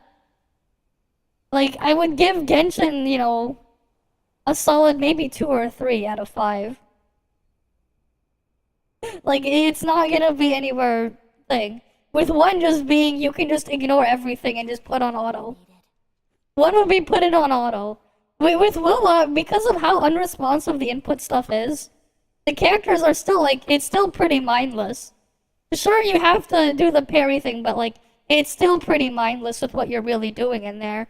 The echo stuff is just an extra button you tap to get a damage buff. Or a heal. Right? You really can't just use whatever you want because of the restrictions on them. Maybe 2.5, 3. Like, I don't really see them anywhere. Like, I don't really rate them as, like, anything interesting. 1.3 improved so much. Look at the rating, every platform. Yeah, it's obviously botted. Obviously, they've been botting the ratings. Alright, they're obviously botting, especially with how quickly that happened, but yeah. Below average. Yeah, same with Wuthering Waves. If you go compare Wuthering Waves combat to PGR, there's a huge difference there too. Right, like ToF combat isn't the most amazing either. It fits well enough. We literally have had characters that just hold the left click for your rotation, but yeah. 5,000 hours in game always brags about Genshin's combat. You know, the reaction stuff they had in Genshin was a cool concept, but the execution of it all is just bad. It is just bad in practice. Right, especially when it's really, the reality is with Genshin's combat, you want to just inflate and dump all your stats on one specific character, right? You just set up for them by applying all the crap on them, and then you just have the other character trigger everything. And that's just kind of it. You just go do your rotation. You don't have to think too much of it. With WoW, it's more of the same. The only difference is they put stricter timers on you. It's under certain conditions. But, you know, like for certain things, you can literally parry attacks in WoW without looking at the screen. You can beat stuff in WoW without even paying attention. Like, you can. In some points. It's just, the only difficulty in WoW with combat comes from you being heavily undergeared because of how Pepega and awful the actual character upgrade stuff is and how long it takes.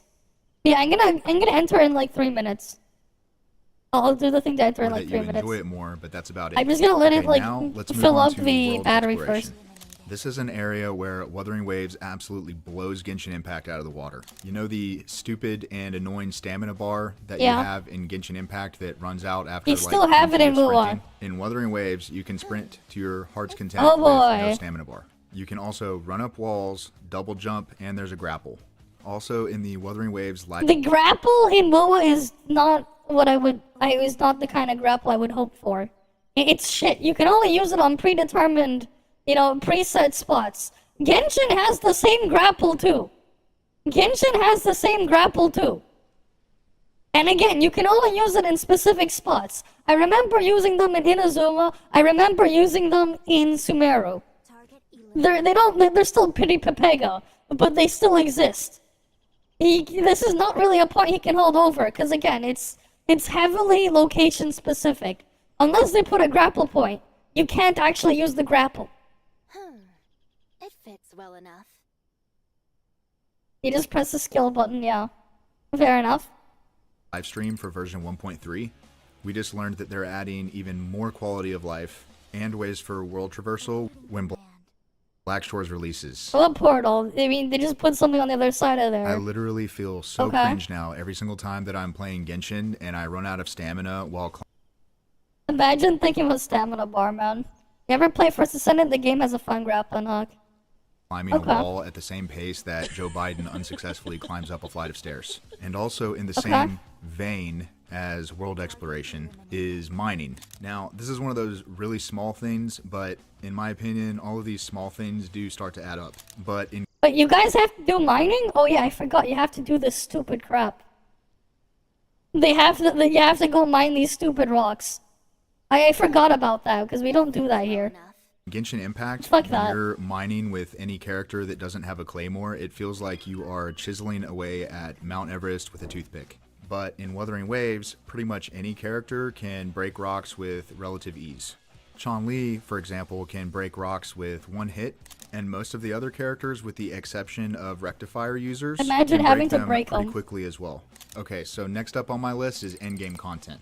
If you've ever hit the endgame in Genshin, you probably know that the endgame just consists of basically you just keep leveling your characters, grind artifacts, do your Spiral Abyss, and then you log back in for real when there's an actual story update. Yeah. Now, I know they added that new mode recently, again, coincidentally, not long after Wuthering Waves came out, but it's only... This guy has no clue how long it takes for game development to go. It's not as if they just added it overnight. They already had the content made and planned ahead of time. Then they put it in when it was ready. The fuck is this guy on? Does this guy not understand how things work? Yeah, children yearn for minds. Yeah, sticks like this guy for sure. Yeah, just change the voice a bit, make the voice deeper, and make him bald. You get this guy. No, they didn't copy paste. They had the mode, and they made it themselves. One more mode, and it's not that great. Game development takes a long time, man. Now, in Wuthering Waves, you have the Tower of Adversity. That's basically Genshin Spiral Abyss, except it's even worse. The Elusive Realm and Hologram bosses. The Tower of Adversity could admittedly use some changes, but that's basically your Spiral Abyss equivalent. The Elusive Realm is a roguelike mode, and honestly, in my opinion, I mean, Genshin's had that through events, but like it got really bored with them. The rooms are the same copy-pasted rooms over and over. I got bored. Absolutely incredible. No. And they add updates to it with every new iteration that just continuously keep making it better. The Not hologram really. bosses, though, it didn't also help how they keep banning characters in there as well. So I couldn't even play what I wanted. They essentially just provide a tough challenge, which is something that just quite literally The doesn't tough exist challenge comes from you being super Part of the fun undergeared. for the hologram bosses is actually just re-clearing them with different teams and different characters, just to see what you can do. Okay. And considering that Wuthering Waves just came out a few months ago, I would anticipate that there's going to be even more in-game content coming in the future. Yeah, I don't have I any can hope go for that. either way on this, but sometimes I don't want to read the story, and sometimes I just want to get back into the action. Well, guess what? Wuthering Waves has that. Yeah, you Genshin can Impact skip. Oh doesn't. boy. If you guessed a story skip button, you would be correct. Genshin players, I need a myself skip included, gameplay have been button too, asking man. for this for years. But in Wuthering Waves, if you're not in the mood to read, you don't have to. Simple. I'm not as in the that. mood for any of And it, in man. version 1.3 Not even in of the mood to Wuthering play Waves, it. They are adding a new feature where when you Especially do skip when they the give me the dialogue, it's awful still going to trial give you characters that I a hate. Summary of what it is that you skipped, so that you know what you missed. Huge W from You Crow can't Games. even kill Okay, the so characters next, off let's talk about the the echo system escape. in Wuthering Waves versus the artifact system in Genshin Impact. There's They're really not both a whole awful. lot to say with this comparison. Literally just everything about the ecosystem in Wuthering Waves is better than No, the it's artifact not. system in Genshin Impact. It's in not. Genshin, it is an endless grind, and at the end of that endless grind, you probably still won't have an artifact with the correct main stat that you want. Now, they It's did still just an add a endless new grind in mechanic where WoW you too. can get an artifact with the main stat that you want, but it takes months to do it for just one artifact, and then your substats are probably still going to roll like shit. Wuthering Waves, on the other hand, incorporates open world exploration into its ecosystem. Oh And there boy. are game mechanics to where you can pretty regularly get these items called malleable echoes, which allow you to choose an echo with the main stat of your choice. And the fact that you can use your echoes in combat adds an entire extra layer of complexity. Like No, it's just an extra button you press to get a buff. They don't actually matter what they do. It's just an extra button you push to get a buff. It's basically you just gave them coolant with a different coat of paint. I said, there's really not a whole lot to compare here when talking about which system is better. It's basically Now, let's just talk coolant. about the devs. One thing that It's just really coolant stands out relic. about Wuthering Waves is how quickly Kuro Games You just responds tap to it, you feedback. get a And they're damage kind of buff, and doing that's that it. out of necessity, if you think about it, right? Because They just know, have a and different every other game animation. They developer don't actually knows do that They anything. will not be able to get away with what Genshin Impact has done over the last 4 years. Genshin is a special case, and there's a lot of reasons for that. But moving forward, the open world gacha space is expanding. And in order to compete for your game time and your money, the devs have to do better than the Genshin devs. Which, admittedly, is not hard to do at all. Alright, so if you enjoyed this video Not or found really. it interesting, please like the video and subscribe so you don't miss Yeah, out you on my want the future Kuro gacha edge. content. Thanks for listening to me yap. Later. Wait, do I just make a freaking ToF versus WoW comparison stuff? Should I do that, man? I just be like, okay, so which one's better? I mean, it's like we're just gonna be objective here. It's like, okay, what's better? Oh, hey, he should have subscribed. He seems knowledgeable.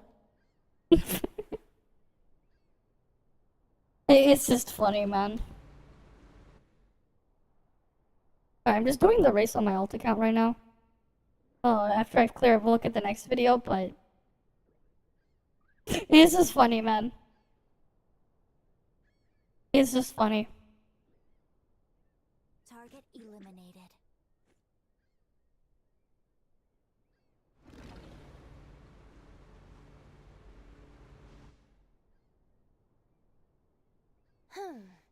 It fits well enough.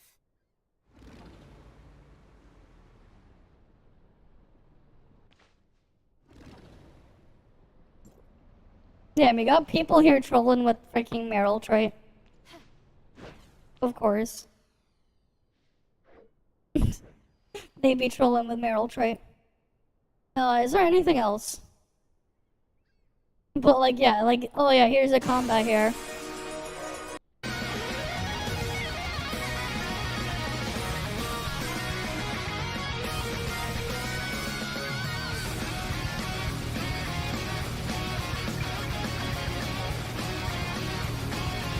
And like, if I'm gonna be shooting stuff like this, I'd rather just play Snowbreak.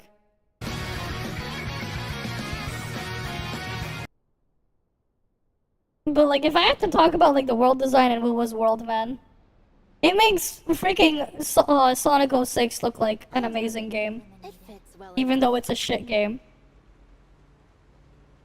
But hey, you know, what do I know?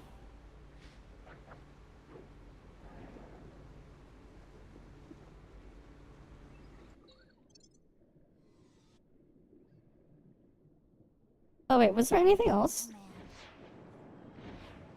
Or did we actually look through all this stuff already? We kinda did, unlike what will be relevant. Never mind. I don't think there's any more. Right?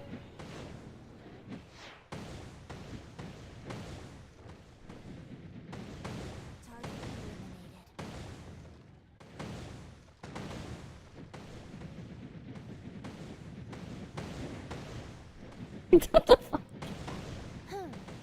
It fits well enough. I just saw this. This gave me a good laugh. There, you guys look at this. Alright, so people are looking at, you know, people are posting stuff that talk about their whatever here. Oh my god, this is cursed. This is so cursed. And then there's like, it even looks like it's spraying something on the face. This is so cursed. Alright, then you got a picture here.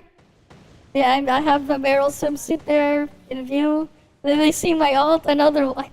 It looks like the little sister dragged along to a family reunion. She didn't want to go to.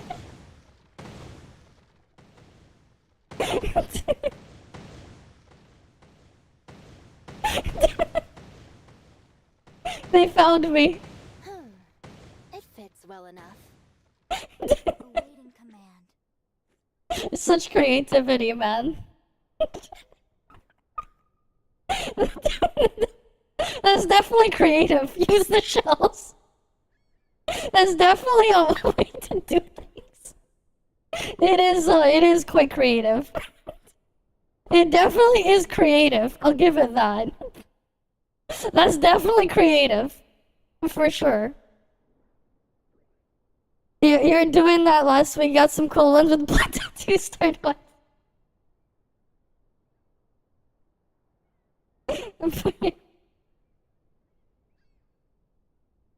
That's really something. Oh, here. Momo haters be like, game has no flaws. They like blank, and they're like, game has no flaws, shows a flaw. Other games have worse flaws. Shut the fuck up. Reminds me of the thing where like, when Fortnite Chapter 1 Season 10 ended. A meth fairy? Oh, what's she doing? Genshin could never. When the PvP starts with Genshin, I know, right? Yeah, watch the Genshin Wuwa community absolutely flip when they add leaderboards and game modes. They're never gonna do that anyways. They don't want kiddies to spend on their games to feel intimidated and anxious. Just calculate damage using time clear. They're too dumb for that. Exactly. NT, without a doubt, is not gonna have a problem building a CC base. I feel like they're gonna need to step up there, though.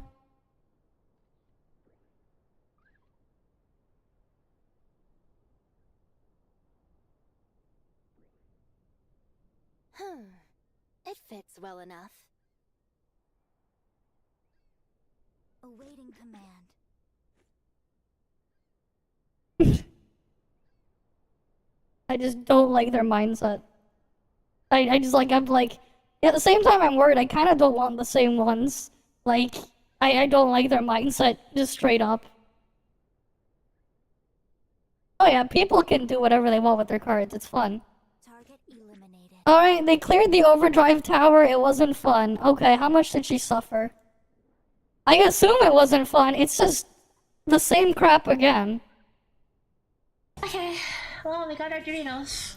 Now we shall It's a shit return. It's not even worth doing. It's not worth doing, man. So guys, is it actually hard or is it a potato? It's tanky. It's potato. It's DPS check. Yep. It's hard unless you want to act cool, then it's potato. Don't you mean the other way around? It's potato unless you want to act cool, then it's hard. Okay. You know, the Benui? The cousin to the Benui.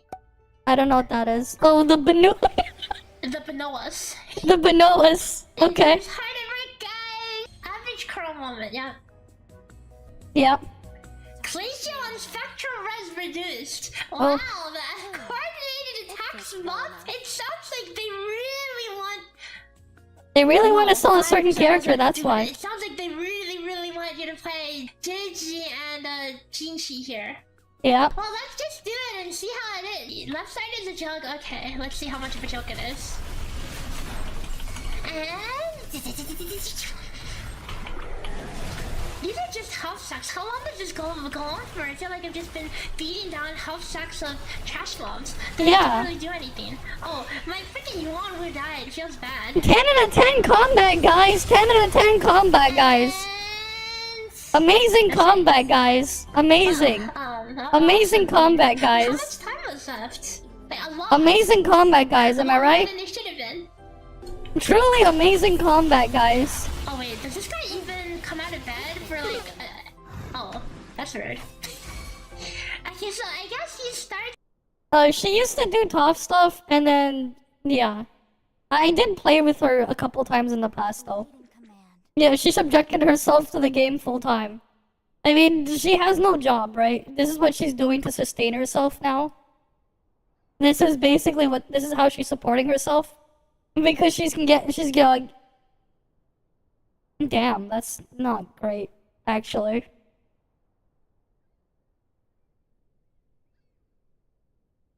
Wow. Target eliminated. I hope she's fine. I hope she's fine. I hope she's fine. Fits well enough. I do hope she's fine. Right? Like, I hope she has enough savings to hold her over for a while until she can find something else that's actually worth doing. Like, I saw people trying to fight her over her numbers, even though, like, on things. Which is just, yeah. Her videos just don't do well. They're doing worse than some of her ToF stuff in the past. Like, look at Ling Han here. Freaking Ling Han, we got Nanyan here. Right, you go look at it like this. Some of these, man. Oh boy. They're like, not great. She's like actually doing worse than when she made ToF stuff. I mean, I'm not gonna, like, I'm just gonna let her do what she wants, man. If she wants to do this, she can go do this. She can do what she wants. I just hope everything is going fine for her, but... I mean, here's the thing, right? It's like, when you go look at this type of game, you realize that there's no actual meaningful content. You're just doing the same crap over and over again. And it's never going to change or improve. Right? So it's like, eh? You know, this is why, like, it's only gonna do worse over time. It's slowly dying. Yeah. Right? Like, it just doesn't work. And the thing is as well, like, she's also competing against a bunch of other crap that will obviously give more misinformation and clickbait her harder. That she's competing against. In the end, it's not like her content is even going to be that relevant anyways. I mean, the thing is with the ToF math, it's like, we could kind of put into perspective there, like, the reality is, yeah, newer stuff usually better than older stuff. Usually. And, like, you can already kind of guess where, like, the full intended comp is going to perform with how much they target for the performance there. We can already guess that. So it's like, it's more of like, oh yeah, they're doing the same thing again. Like, it's a lot more calculated with what they're doing in ToF. That, like, even without the numbers, you can kind of figure it out. If you understand the game well enough, you can kind of figure out where everything else stands. For the most part. The only thing that can kind of throw a wrench is the Lin synth stuff. If they bring out more synesthesia stuff, then that can change things a bit more. But you know, this is kind of where things are. It's in the sky. But like, there's a reason why I just don't like Lua. Okay. It's too much like Genshin in all the wrong ways. And the combat itself isn't like anything interesting. And the thing is as well, like, if I'm just getting this basic ass like single player game, right? If I don't even want to play as the characters, I'm not going to play as the characters. You don't give me a single character I want to play, then what's my reason to play? Right? You have a good night, Zedmeister. Right? Like, I actually just do not like playing like any of the characters in Lua that I've tried. And the most that I was okay with using was the macro stuff on Chisha. And even then, it was kind of eh. Like, it's just not. And then the thing is as well, like, the FOV here, the field of view that you see and what you can see, is super, super narrow, which I'd prefer a wider field of view.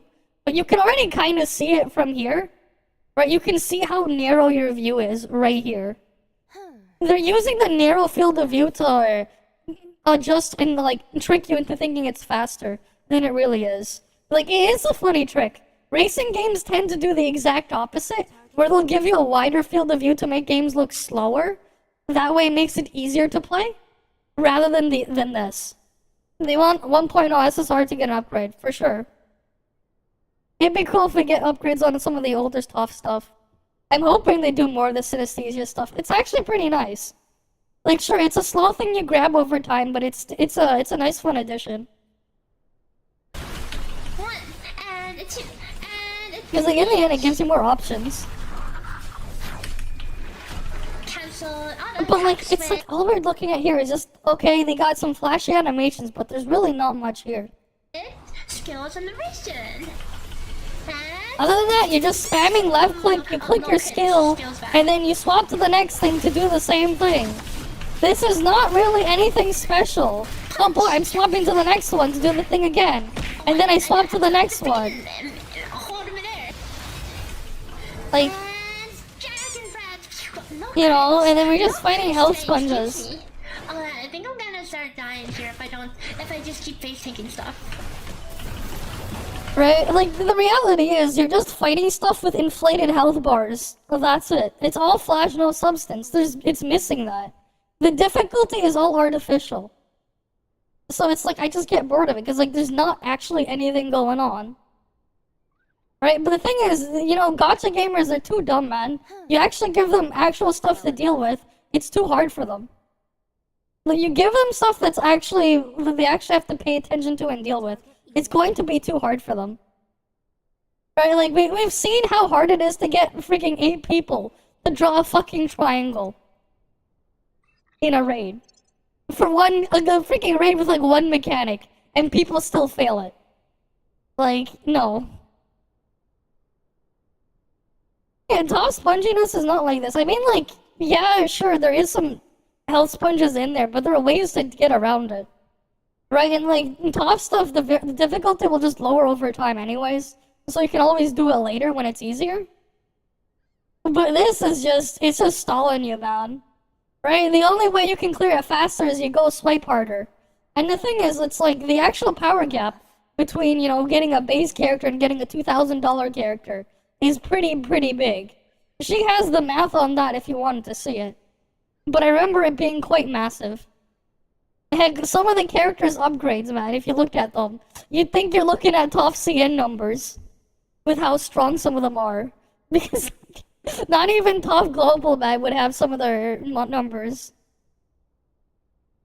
You can shred through the bullshit unlike the other games, yeah, exactly. You know what's funny is, like, I somehow, like, there was like a trailer or something, gameplay. Apparently the Infinity Nikki game has some sort of combat in it. We're trying that on Monday night, right? So I'm curious to see what the hell they have going on there. But at least there's different reasons to go play Infinity Nikki. Right? Because most of the time, eventually, you're just not going to want to feel like doing the stuff there. You want to do other things. But Lua doesn't have anything in there. Because it's just a Genshin clone. That's all I see it as. Hang on, I want to reset. And they haven't really done anything to change that. Like you're actually Better be waifu outfits and Nikki. We'll figure it out tomorrow, man. Right? I get test access tomorrow and I can stream it. So I am curious. Actually, I think it's better. But I think that'd be a fun video just comparing them. Doing like a mega gacha comparison between the types of games. I do no damage without crits. No, you want so bad. I mean, they have inflated stats. That's the only difficulty, man. No. Ran at a time or something? 20k, you know, it's good enough. Good enough. Okay, well, I mean, that's the gene sheet for her, okay? And they want us to play Yinlin and whatever. And Oh god, I hated Yinlin's gameplay. She was pure scam. More fusion res on Infernal Raider, guys. It's gonna have 70% resistance. That sounds miserable. Let's do it. Yep. Of course. Oh wait, hang on, there's fusion cubes. I mean, the whole game is miserable. 10% fusion res goes her up. But like again, like they only compare against Genshin. That's how low their bar is. No trolling. I feel like this Right, their freaking bar is so low. Okay, I guess we have to whip out the scuffed Shan Miao again. Level 80 Shan Miao. If you didn't know, level 80 to 90 is roughly a 30% DPS increase. Yeah, stupid circle area. They can't. They don't have the technology to make actual content, guys. They don't have the technology to make an actual game. Yeah, they scrape by. And here's the thing too. Mathematically speaking, if you pull for meta, you're stupid. If you pull for meta in these games, you're stupid. You're completely stupid. Right, you can do the math there, right? Remember the video from Jenna's that we saw earlier? Let's say 160 pulls, it's what it takes. Right? 160 pulls. Cool. You know what? You have to do it for, you need to do 160 pulls. Each one is 160 currency. Clearing the content only gives you 700 total. Except you can only use it for a third of the content. So you divide that by, you multiply this by 3 how many times you need it.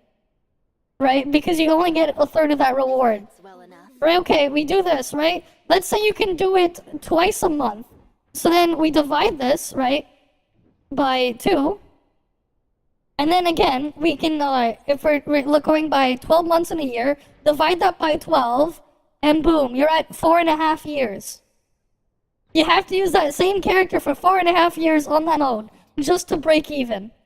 It's fucking stupid. Right? That's just how miserable these types of things are, and how the content is. It is extremely miserable. Right? At least in Genshin, it's half of that. But even then, it's still pretty bad. Like, you go from using them in half the thing to a third of the thing. Right? You're using them even less often. And even then, that's only for one character copy. Let's say you need 9 characters total. Right? Because 3 times 3 is 9, right? Well, fuck.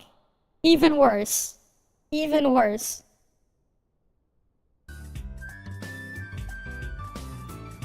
Right, if they're gonna cost that much. Okay, he's slowly getting a little more viable. Right, that's why it's like, it's better if, like, for these types of things, instead, you know, if their main model was not that, and you just use them because you like them or for the cosmetics, because at least then, the cosmetics will always have value. Right? Because, hey, if you like the look of it, you can go use it. Stuff like this is always going to be a lot better. Purely because the focus is now on cosmetics instead. Wait, do we not have the new outfit banner yet? Right, whether you like Brevi, you know, whether you like Meryl in a swimsuit or whatever they have. Right, oh, that expires soon. I already got my Meryl swimsuit though, as you can see. Could consider is you could Jinshi the first one, and but like, yeah, the second one. the problem is when you start trying to put logic in it. It's just stupid. Yeah, let's do that. Come with face. Right, it's just completely stupid. But then again, like, these guys already missed the point anyways. Okay, the cringe tower. Right, it's the Freaking cringe tower. You have to beat it down with the strongest team. I don't know, man. I just hope, you know, I just hope Promilia is not another fucking Genshin or Wuwa. I really hope not. Because honestly, we don't need another one. We really don't. They're crap. They're shit. We don't need them. I'd rather not have them than have them. I would just rather not. Dorm meta. You know what? You know what? At least people... Yeah, that's the thing, man. You can go make fun of them all you want. Those people who do it for that. At least they actually are happy with what they got. They actually got something. Right? At least they actually got what they wanted. These guys are being manipulated and tricked into stuff. They're not actually getting what they want. And then they're just suffering and then attacking other things. But that's how I see everything. Awaiting command. Right, hi Ragnar. Last one. Go! Oh, no credit. No! Like, there's 2 spectral cubes. They don't want to group up at all. Well, we'll see. I really hope, you know, they don't make it shit. Because, like... Fortunately, this is my best... Like, if they just give me Genshin or Wuwa again, like, I'm completely out. Infinity Nikki, at least, it doesn't look like they're gonna do that. So, hey. You know, there's hope there. Right? But that's also Love and Deep Space devs for that one. They're just making a completely different type of game. We're gonna definitely try tomorrow night, though. Not tomorrow night, Monday night. And if it goes well, you know, we'll play it all week, right? Until the beta closes. Because then, leading up to that, right, when the beta shuts down for Nikki, then we would be able to go play the Sonic Shadow Generations. And then at the end of the month, we can play East 10 again. Right? Yeah, Infinity Nikki, yes. Yeah, it's like the dress-up game thing. There is some combat in there, by the way. But, like, it's the dress-up one, yeah. I got into the beta. We can play it on Monday night. No, it's not coming out yet. It's the beta. The beta for it. I can stream it. I'm playing it Monday night. That'll be the plan. Probably what we'll do is, like, I'll have to, like, make 2 YouTube streams on Monday. So what we'll probably do is first bit, I'll start the stream probably, like, maybe, like, 4 or 5 p.m. Eastern. Right? We do the Snowbreak and ToF stuff there. And then once it hits 10 p.m. when the server opens, we switch over. And then I'll just use the redirect function on YouTube for the YouTube frogs. But yeah, the beta is on Monday night, is what it says. They still haven't given me a download link. So I'm waiting for that, but I definitely do want to try it. Because I am curious on what they have there. Right, I definitely am curious on what's going on with Infinity Nikki. So we're definitely gonna play that game. And you sent me my DMs. Oh, so you got a guy in a blue helmet and blue shorts, but red shirt in football. Okay, cool. They got my colors. Team for here. This team is my best shot at doing this flare. I literally cannot tell which cube is which. The stupid red aura around them. No, you can't have you die on me. Okay, whatever. 1 minute for the boss. Oh, we'll see, right? Who knows? Oh wait, it hits. With that, you can hit your brother rider. Okay, hang on. That might have. Who knows what they have cooking, man? I am really curious. I get 2 more. I have room for 2 more. You know how much I collect a bunch of different things in ToF? Right, like I'll have stuff in my collection purely for the cosmetics and stuff. It's a blue football field. Okay. This game, I swear to God, is rigged to make it so your character automatically targets. You see how my GG directly goes to the spectral cube instead of the mob right in front of her? Here's me, okay? Here's the bear. Here's some spectral cubes. Here's the glacial cube. I switched to Jeji. What do you think she's gonna do? Hit this one. This one. This one. Nope. She's gonna instantly target this one down there. The glacial one. Guys, how do we make content that'll get us money? And they're like, oh, we just need to make content that'll be super frustrating for everyone who didn't pull Yinlen and Jian. They're like, I don't know what to do. Let's make 3 waves of really tanky trash mobs. Yeah, that'll make everyone feel like crap. And it's the same trash mobs at the same time. Just add 2 spectral cubes. You know, like the funny part too is the math on this thing is like it's never worth it to pull for meta in these games. I kind of want to make a comment on that. We'll put it on her video because I think she'll laugh when she sees it. Right, and then when you do the math on it, if you're pulling characters just for do this, right? If you can only use them for a third of the tower, it's like, yeah, no. Passive versus run in a gacha game impossible. No, I prefer not to just attack things mindlessly if I don't have to in these types of games. It's more of like I'll do it if I have to, and they got in the way, because like I would just rather not. Unless there's like an actual purpose. Like I prefer like the minimum battles approach in these types of games. Okay, good. As long as, you know, she doesn't die. Oh, no crits, but that's fine. That's actually fine, as long as she doesn't die. Okay. Well, she can't die when the boss is stunned, that's for sure. Well, we got first place this time.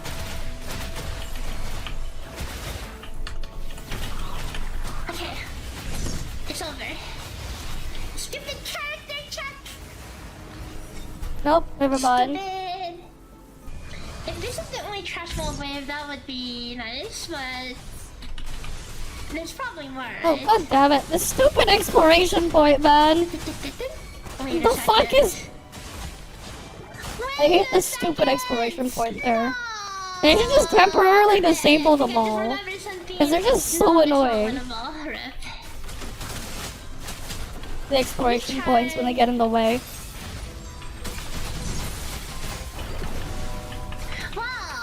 Despite the fact that I gave 1 Sandfly outro to Marina, that was almost there.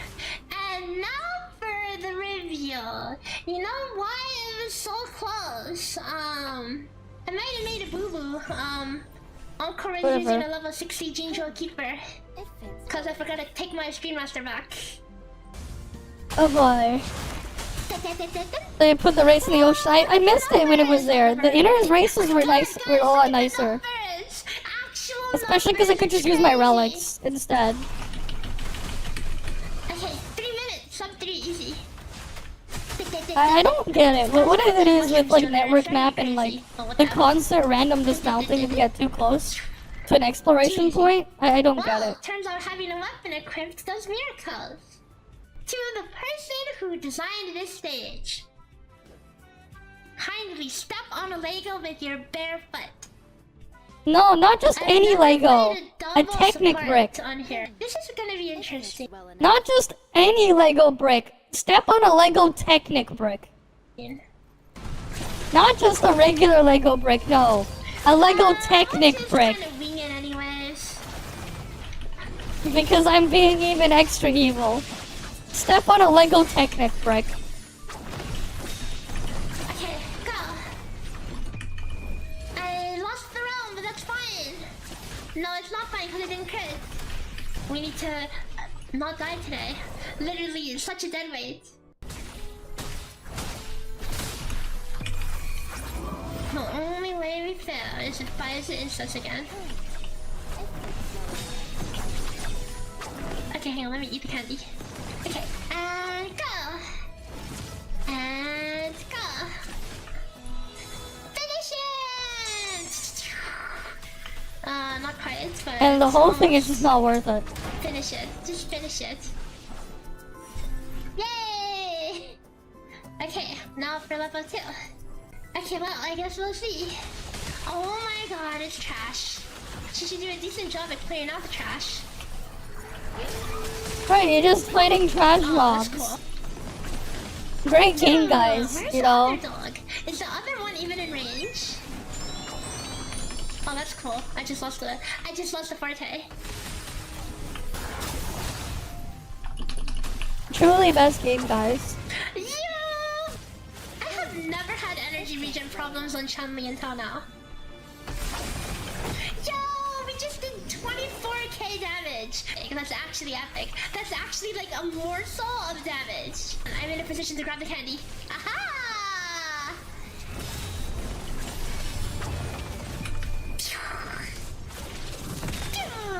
God damn it. Oh crap, I'm out of gold. I need gold. Fuck, I need gold. Actually, where the fuck am I gonna get gold? I'm running out of gold from all the Titan clicks I've had to do. Fuck, I need gold. Yay, we're done. That wasn't that bad. Wait. Yay, gems! Yay, pinches of Doritos. Well, that's the end of Wuthering Waves. Hope you enjoyed. Big brainwave, big brain, that's huge. Floor.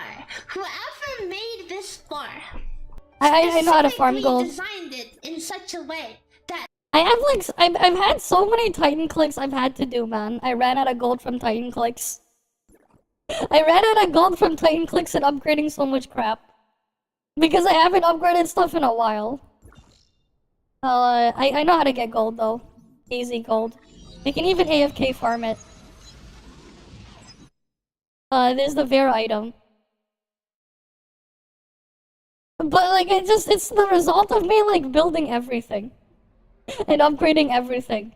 I literally have like so many upgraded matrices that I never use. you cannot play Encore, you cannot play Chanmi, you cannot play Jinshi, you cannot play Jeje. You can only play Yinmen and Jian. That was the intention. And it's not worth it. But I mean, I did it with the Jinshi anyways because, you know, just Jinshi themes. You just had to take 5,000 years to If you only buy one a day, never mind. prisms. I should take, I need to take my, Do they not sell signature more? funny thumbnail pose. How's that for a thumbnail shot?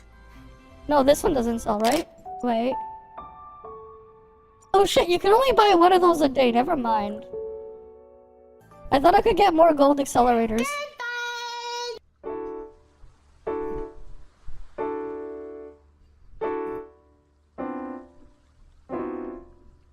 Oh, she's just banging her head. I don't know if he'll do that comment or not. Oh yeah, I wonder how's my video in the comment doing on NTE. We're at 400 views. We're slowly getting views on that. Nice. It'll pick up later. We'll see what it's like tomorrow. Is there anything else? Exchange Mira Vera for gold when. I know, right? I have so much Mira that I don't need. I have so much Mira I don't need. Who was? Yeah, Maggie has the cool little chibi model.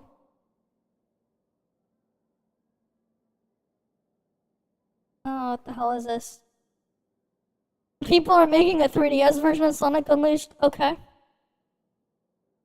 The sad reality of Japanese VTuber girls, what? The fuck? Oh wait, is that guy who's making it, so it's like his girl thingy.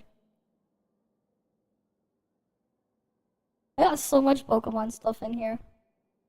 It's crazy.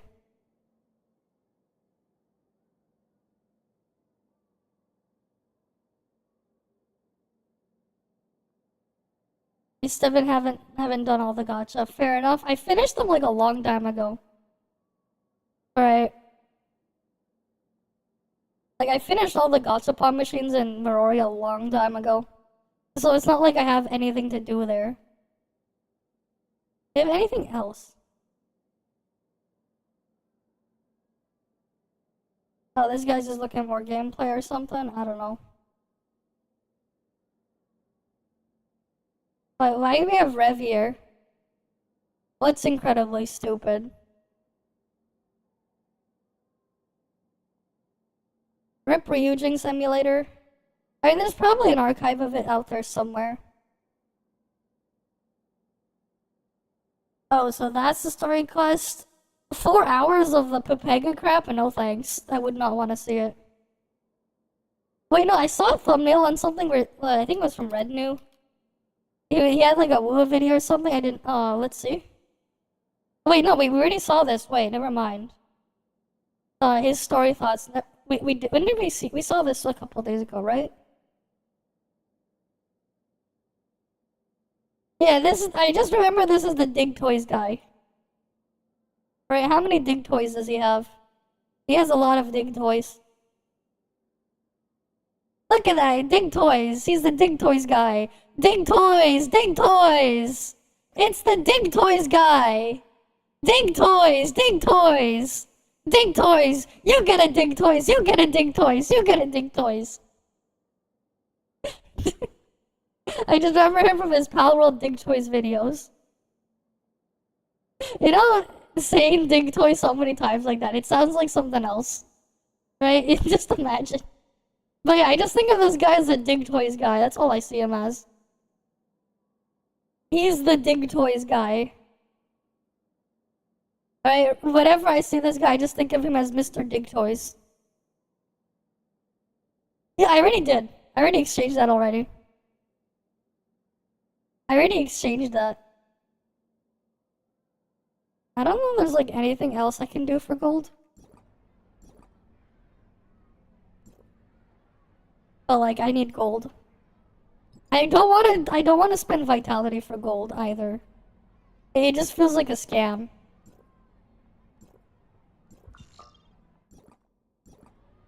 It feels like a scam, so I won't do that.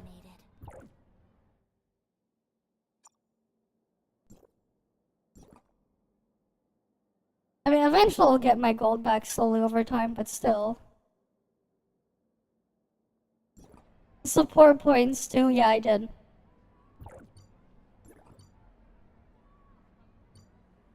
Wait, where is it? Awaiting command.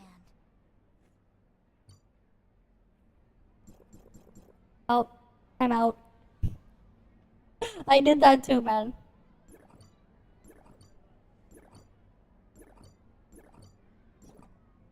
Like, you have no idea how many Titan clicks I've just had. And then, like, I just slowly went through, man. And then I also upgraded Meryl stuff, right? We have Meryl upgraded now on our matrices. Just because. Eventually I'll pull extra copies of her, but, you know.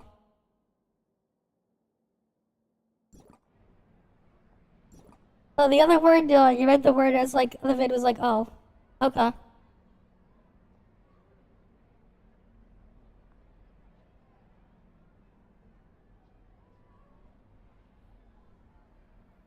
Being free to play might not be worth it. Oh boy.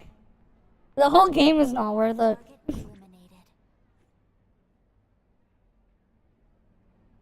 This is not.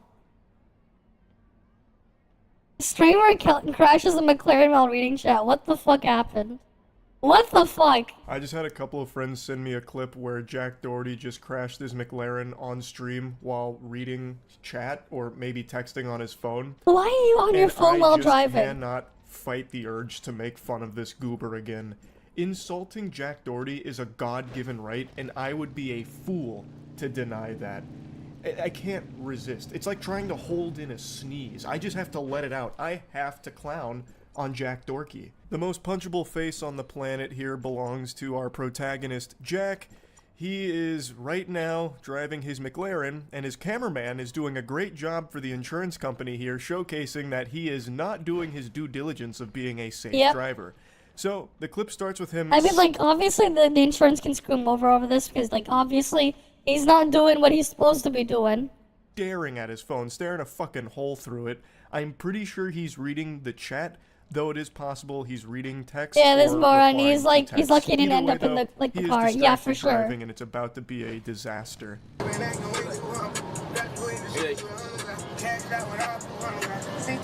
Oh boy.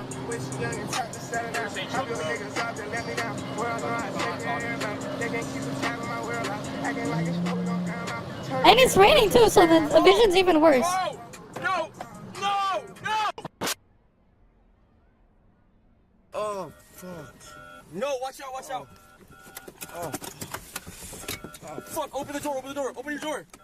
We're locked in here. Holy shit. This is clearly a case of Jack Doherty not paying any attention, leading to his car hydroplaning. Now, I know hydroplaning can happen to even the best drivers, which Jack Doherty is not. He is looking at his phone numerous times. Yeah, like he's not looking at it properly. Right, for the main iron energy exchange. Oh yeah, for sure. I have way too many of those, man. I have way too many. We have the cameraman who's filming this like Cloverfield and actually did a really good job of like showing us the monster. Every time we see him, it's like he's been hypnotized by his phone. He's like in a trance. He's a zombie behind the wheel. He was never paying attention to the road, even though it's raining out. And then he had the chutzpah to step on the gas. You can like hear him accelerate. Yeah, and he's barely even. Yeah, you freaking stop stepping on the gas now because he's too distracted by his phone, and that leads to it hydroplaning. Holy shit. Holy fucking shit. Oh, Michael. Are you okay? Holy fuck. Oh boy, the cameraman. Oh no. Oh my god, bro. That's crazy. There's no fucking... Michael, here. Michael, do you have your film on that phone too? Yeah, going at that high speed without look, but yeah, I know. It's fucked up, man. It's really fucked up. That's crazy. That's really fucked up, no. Clearly injured, bleeding from his head. He is fucking leaking. Yeah. And Jack Doherty doesn't give a shit. He hands him the phone to keep filming for stream and then tells him to film on an additional phone as well to get multiple angles, I guess. He was trying to make like a 360-degree video out of it. I have no clue. Yeah, what the fuck is he doing? Michael, shake it off for a second. Look, I know you might have a concussion. I know you're bleeding all over the place. But you have to remember, we're in the middle of content right now. So I'm gonna need you to get your act together, rub some dirt in it, and double fist these phones and film me, okay? I'm the superstar here, and I'm gonna put on a little bit of a show here for the content, okay? And if you're not alright with it, you're fired. You can take a hike. You can scram buster, get out of town, okay? Like, if this was me, if I was Michael, that would show loud and clear, Jack doesn't give a fuck about me. This little vermin is not a friend at all. Of course not. He's a little content ghoul, a little goblin. I knew Jack Doherty was pathetic, but I had no idea he was this pitiful that this is considered content to him. That is... Like, how that's can not you possibly content, have man. so little shame? You just totaled your car with video evidence of you staring at your phone for most of your driving. And this car, like, fucking exploded like Humpty Dumpty here. Yeah, it freaking got crushed, man. Fully in a moment, it looks like when you drive backwards in a NASCAR game in the early 2000s. Like, he did a number on it, completely totaled it. It is a miracle that neither one of them are in a coffin right now. And instead of doing the sensible thing of stopping the stream and getting medical care to your friend who clearly needs it, he instead doubles down and wants even more footage of it, even though he looks like the biggest fucking idiot on the planet for this. An unlovable, unlikable, irredeemable loser. No. Oh my god. You totaled the thing and you're not even thinking about your friend who got hit? I guess he's not a friend. The guy got a fucking concussion. I don't think he cares. I think this guy is so far gone. He's such a sociopath, disconnected from reality. I actually think he's viewing this in his head as a positive thing. Like, oh, this is gonna be a lot of views. This is actually gonna be like really good for the brand. Like, it honestly seems like he's putting on a CW level acting performance. Oh, bro, this is cooked. No, he was not drunk. Bro, he was just looking at his phone. Busted.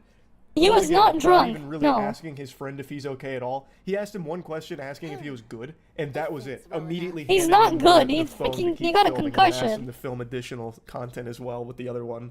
Like, this guy, I don't believe has a soul left in his fucking body. And also, I would argue that this McLaren was totaled even before this accident because that paint job is a crime. That looks atrocious. It's like your grandma's polka dot wallpaper from the 70s. I don't know what that's even supposed to be. It looks like it was taken to a paintball tournament and used as cover. Maybe it was. Maybe that was the whole thing. But either way, that McLaren was living a sad life looking like that. And honestly, it might be for the best that it was put out of its misery. Because Jesus Christ, that is an awful, it really is a crime, paint job on that vehicle. Definitely worth mentioning that he got banned for this. Kick actually banned him. I don't know if it's a permanent ban or not, but as of right now, his account is gone. Good. What's your name? My name is Jack. I was driving and then You got video evidence of it, live video evidence of the whole thing. I was all the way on the left side, and I just went there, and then I don't know what happened. I just lost control. The next thing you know, I'm just going tears. And I don't know what happened. Yeah, no shit, you don't know what happened because you weren't looking. You were buried on your phone, brother. This is probably the most honest thing I've ever heard pop out of this douchebag's mouth, and it's entirely accidental.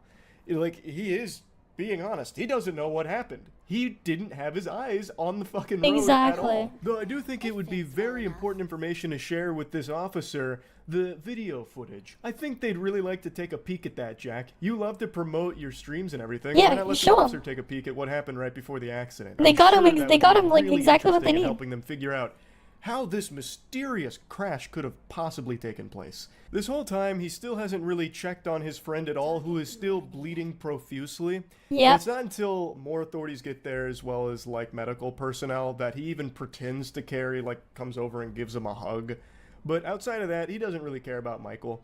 And if that was me, I would 100% be suing Jack for that. Oh yeah, for sure. He's made it clear as the fucking patches on my face where my beard like you should be like that he does not immediately performing first aid and dropping everything. Care that I am and make sure he gets actual help. All he cares about is me filming him. So, fuck him. I would 100% be opening a case against Jack. There is video evidence of him texting and driving or reading chat while driving, just being distracted and causing this crash that has now injured me. So, I'd be coming for a little piece of that pie, because he is a piece of shit. I don't think Michael will do that, and I don't even know if it would be like a slam dunk case if he tried, but this would absolutely be where the friendship would stop, if that was me in this case. That shit is just so foul. They want me to be back. They don't want me to be here. For some reason that not even science can explain, Jack Doherty takes this as an opportunity to bust out the pepperonis here and get his shirt off. I don't understand why he likes to be shirtless so much when he has a body that's built like a bag of milk. I thought for like a split second maybe the medical personnel asked him to do that so they could check him for like abrasions or anything like that. But I don't think they did, because he did that like in the middle of a conversation with the authorities. And he does get into like the back of an ambulance to get examined, but from what I can hear and what I can tell, they never asked him to take his shirt off. Plus, they probably would have done that in the ambulance as opposed to just on the road. Yeah. But I don't know for sure. Most of the time, Jack Doherty does have his shirt off for some reason, and not even totaling his McLaren and splitting his friend's face open is enough to stop him from doing that. That shirt's coming off, come hell or high water, it doesn't matter. And man, we are all we are all the worse off for it. Jesus Christ. Overall, though, it is very lucky that everyone else on the road was safe from Jack Doherty's negligent wrath here behind the wheel of the McLaren. He didn't hit any other vehicles from what I can see, and it's also very lucky that neither him nor his friend died from this. So, all things considered, he got very lucky with this crash, because it could have been a lot worse. Maybe this will be a wake-up call for him. I doubt it. I don't think he has the capability of actually learning and growing and evolving, but we'll see. He'll evolve backwards. So, yeah. He'll devolve. It's evolving just backwards. He'll devolve. Right, he'll devolve. It fits well enough. Anything else? Because we're just waiting for the next race to start.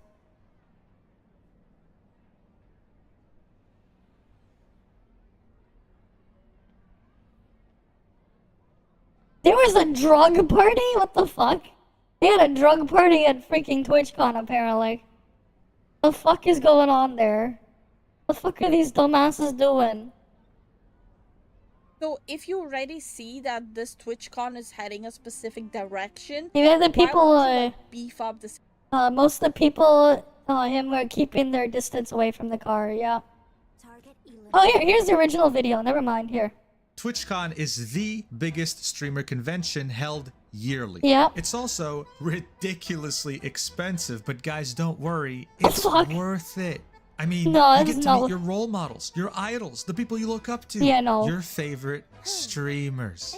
But if you happen to go as the streamer, it's even better because you're getting to meet up with your wonderful fans and your coworkers.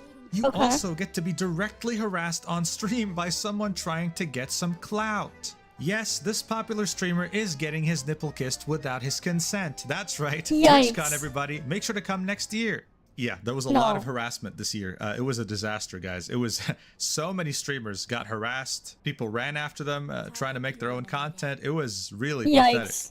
But ignore all that. Yeah. It's just noise. Misleading, As we know, though. the convention itself is nothing more than an excuse Why? to just go to San What the fuck are these people doing?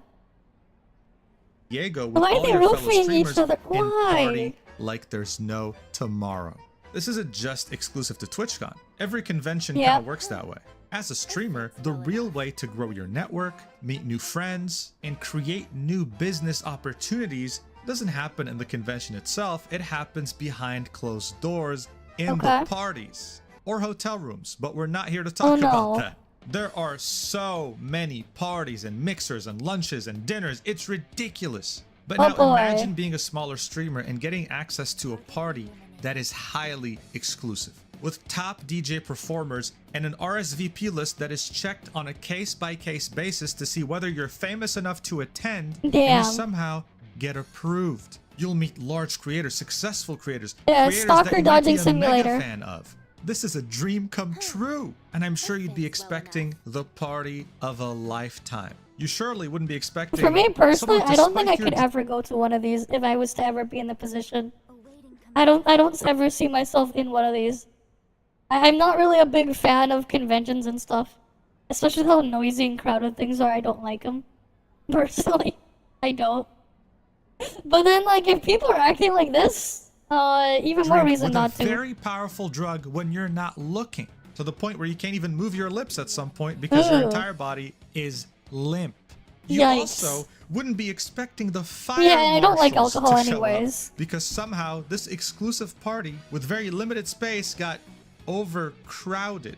And Yeah, I finally, don't like- you I also personally would be do not like expecting it. the party organizer to find your post on Twitter complaining about this and double down while being extremely defensive and making a complete clown out of himself. Yeah. These things actually happened. It's a catastrophe. So let's talk about it. So as I mentioned, Beer's when the it comes most to we do. I conventions, wouldn't it's even do really that, just man. all about the parties happening around it. But when you go to a convention as a VTuber, it's not really as straightforward as a normal streamer going there. One Yeah. of the main reasons why they are VTubers in the first place is for anonymity. They want to keep Exactly. their real identity. That would take secret. that away So from it they'll either too. go there virtually, meeting up their fans through a screen, Yeah. or they'll go physically, but make sure to wear a mask or a cap or sunglasses or I mean, like, at that point, what's the point? I don't really get the point if you're gonna go that, if you're doing it this way. I don't get what's the point. Like, I feel like if you're gonna do one of these things, you know, you might as well just have, like, a big full body vertical stream and just stream yourself there so people can go enjoy it from their own home or something. Like, I wouldn't go there physically, no. You don't drink much anyways, fair enough, right? Not exactly like it's good to drink poison something to anyways. stay incognito and only take off these things with people they trust, with friends who understand their situation. This is why they can't just go to any party at TwitchCon. Yeah. Right? Because not all of them understand their precarious situation of having to stay anonymous. People could be streaming there, taking pictures, whatever. Yep. They have to go to a party that understands privacy. That's where this highly exclusive party came in, called the After Party Blurp X Melt. It was hosted on Thursday, September the hard 19th, alcohol is a real from 9 poison. I PM mean, to no 1 matter what, AM. it's It was just a private poison. event. You would have to register on this website and hope that they approve you, because they would look at everyone from a case-by-case basis. And yes, the amount of followers you had and the amount of viewers you would get played a big role in whether you would get accepted or not. There were exceptions, of course, just like any party, but you definitely had to be a Twitch partner minimum. Because let's see the description. It says, the TwitchCon Partner After Party, come hang with some of the top creators and brands in the industry. Enjoy Alright, music race with time. Twitch's top DJ creators in the main lobby. You like how or Iris relax Mouse on the and rooftop Philly terrace didn't to do it? network and They meet send other someone else with a creators and decent brands. screen and you're And safe then at they home. add, we have Yeah, zero for tolerance sure. for physical, verbal, I or think with Iron Mouse, she actually has no choice because of her medical condition. But like, yeah, it's like sexual harassment. send like I would just stay home. No. Violence, discriminatory language, also, or any it's like behaviors that have what in a negative hot and impact humid on the environment, experience or the physical anyways. safety Oh, of other thanks. guests. If a problem or concern arises, How guests hot does are it get in encouraged to San locate a Francisco staff member again? for assistance.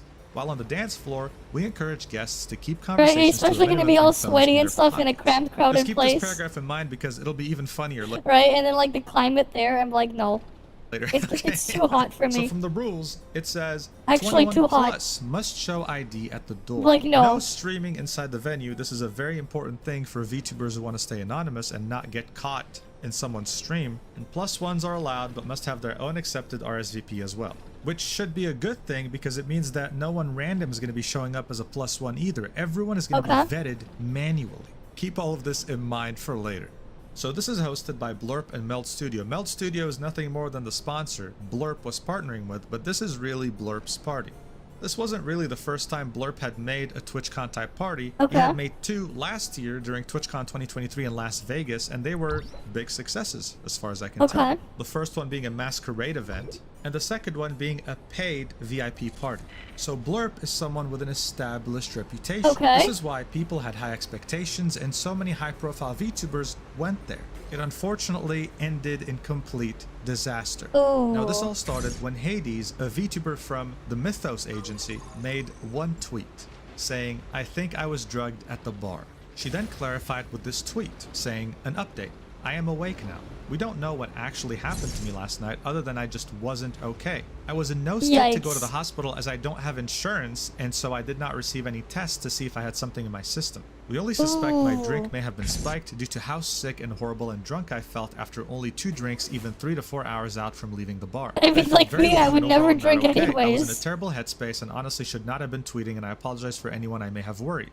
Thankfully, my friends took care of me, so I am safe no matter what caused me to feel that way." Yikes. So this probably happened in a bar around downtown, not too far from where TwitchCon was being held, and it's a very unfortunate reality.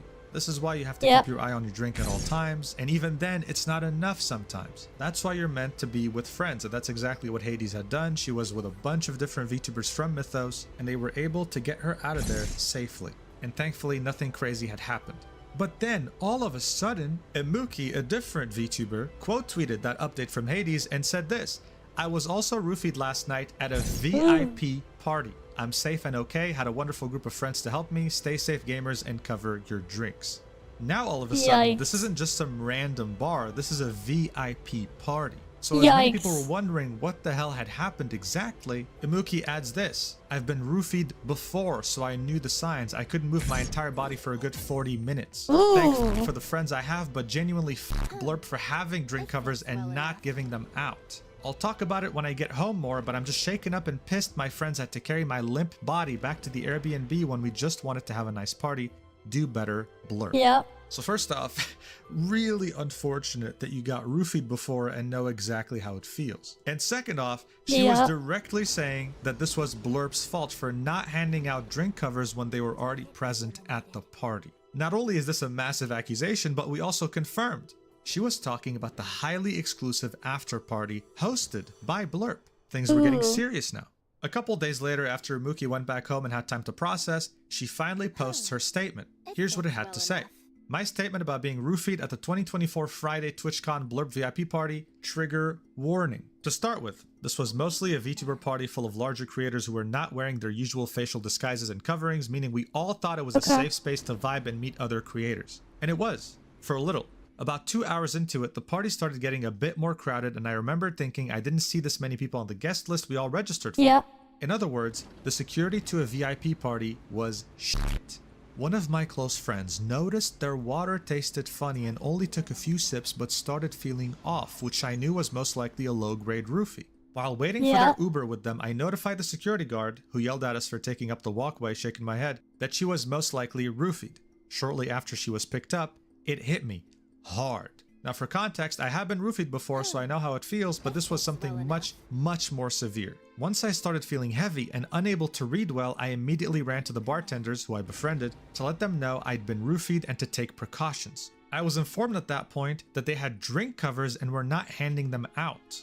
My friends, thank God they were there, had to carry my limp, hyperventilating body out of the party, which was soon blocked off by the fire marshals for overcrowding. For about 2 hours after that, I could only move my mouth, mumbling, and my eyelids. My point in this is that it was a VIP party with major creators there who felt it was a safe environment to demask. They But it wasn't drink covers safe. and did nothing, and security was shit and started letting God knows who in after a few hours. They had a responsibility to take care of us and did not. My con was ruined and I spent the rest of it shaken up and scared to drink anything but water. Do better, blurp. So this wasn't just a roofie, this was one hell of a drug. Something way stronger than the usual. Yep. And I think regardless of your gender in this situation, I'm sure you can imagine how scary it is to only be able to move your eyelids and your lips barely while the rest of your body stays limp. This is horrible, a complete horror story. But we were only left with more questions. How does a VIP party go so out of control so quickly? What were the fire marshals here for? Well, Blurp felt the need to reply to this post because it went viral. Here's what he had to say. Hey, Amuli. Great start. Already misspelling her name. This is the second case we've heard of someone that got their drink spiked, and we're so upset that happened to you and so glad you are recovering okay. Unfortunately, we did not have any drink covers for the party, nor did we communicate that we will have any, but at future parties we will be sure to provide them. Please let us know if there's anything we can do to help you through this. Then Imuki replied. She said, first, it's Imuki.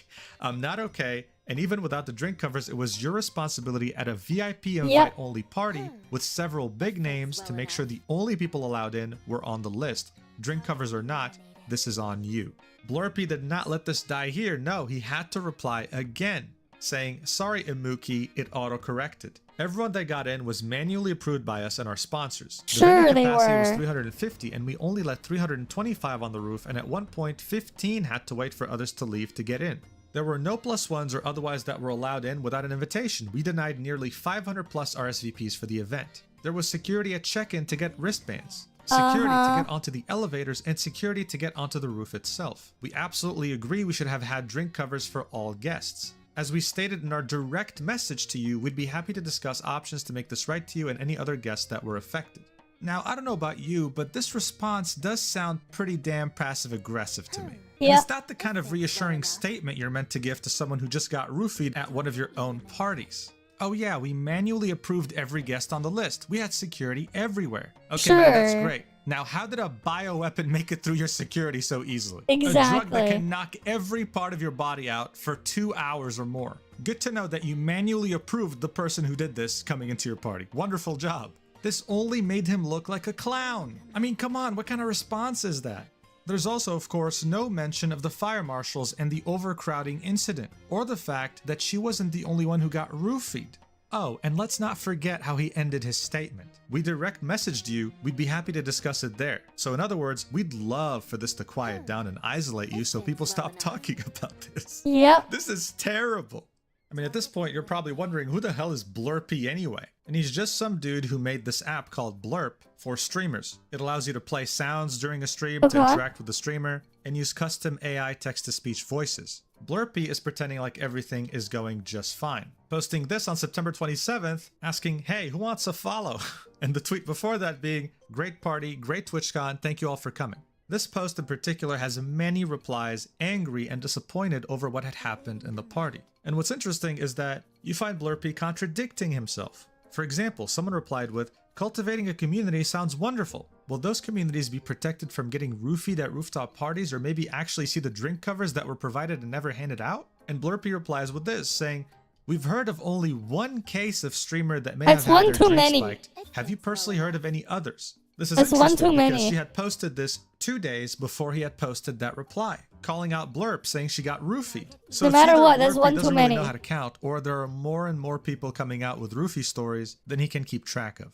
Now, Falside also made a video on the situation and reached out to Redclaw, another VTuber that was at the party. He confirmed some pretty concerning details. Like, for example, security wouldn't look at the bags of anyone entering the party. And this doesn't surprise me one bit. How the QR codes you were given if your RSVP was accepted could be reused, so you could just send them to your friends and they could just reuse them infinitely. How the fire marshal actually did show up because the overcrowding became unbearable. And finally, how in last year's Las Vegas TwitchCon, there was a concerning group of people that would prowl around women and harass them. And now he had seen the same group at Blurp's party this year as well.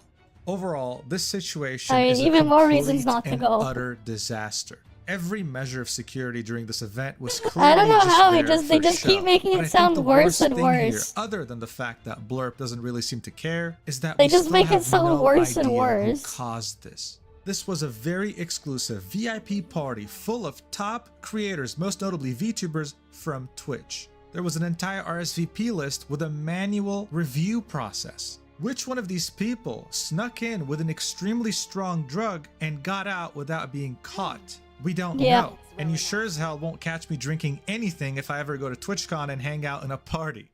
I don't know if Blurpy, whatever the hell his name is, ends up making a party in TwitchCon 2025, which will also be in San Diego, but I sure as hell hope that the security in that event will be more than just a decorative prop. Please stay safe out there, and yeah, I'll see you in the next video, whenever that is. Love you. Mwah. That is really, really fucked. That is really, really fucked up, man. Awaiting command. Okay. Iron Mugulus the movie, what the fuck? It fits well enough.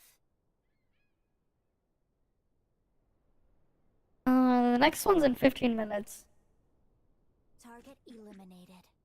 Is there really, like, nothing else? They haven't done the Snowbreak stuff, we'll do that in a bit, but I just want to do another race. A couple more so I can clear some stuff.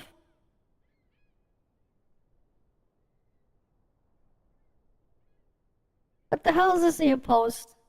Only 67 people showed up? What the fuck? What is this? What the hell did you send me, Tara? Yeah, well, look through some of the crap here, the side stuff here. Back with another video. I see in the title was going out. Make sure to like, button, subscribe button for me, please. Y'all see it in the title. Whew. What is this? Oh, we got another video? Excuse me. I was trying. I literally. Oh boy. I was trying to wait to start this because I had to sneeze, and as soon as it start, there it is. I gotta sneeze. I have to hide this because they're definitely clowning at this the parade, the one thing. So let me mute this. Anyways, it says here Kamala Harris Michigan rally is going viral. Okay. They said it's going viral, y'all. Numbers as people compare it to Donald Trump's current rally in Butler that has over 75,000 people. Check this out. This is how it started. Absolutely insane. Oh, there's like no one there. Absolutely insane. It says 47 people. 47 people, damn. 47 people. That is sad, bro. That is extremely sad. It's in Flint, Michigan. It fits well enough. 47 people. You know, this is, they have seats, you know, with the paper on them for, you know, I guess important people. But no one's there. And then my thing is, this is the killer part. You have people commenting, right, and saying that those are lies. There were, I think they said, over 4,000 people that came to attend after seeing that. Well, no, it's right here. No. It was so it was 4,000 people, y'all. That does not look like 4,000 people. They end up coming to this event. I'm gonna tell y'all how that happened. It says the actual attendance was reported widely by various news sources as over 5,000 people came to attend. Let me explain something to y'all. They're saying just over 5,000 people now. I'm gonna explain. You know, I'm gonna show y'all. 5,000 people. Okay.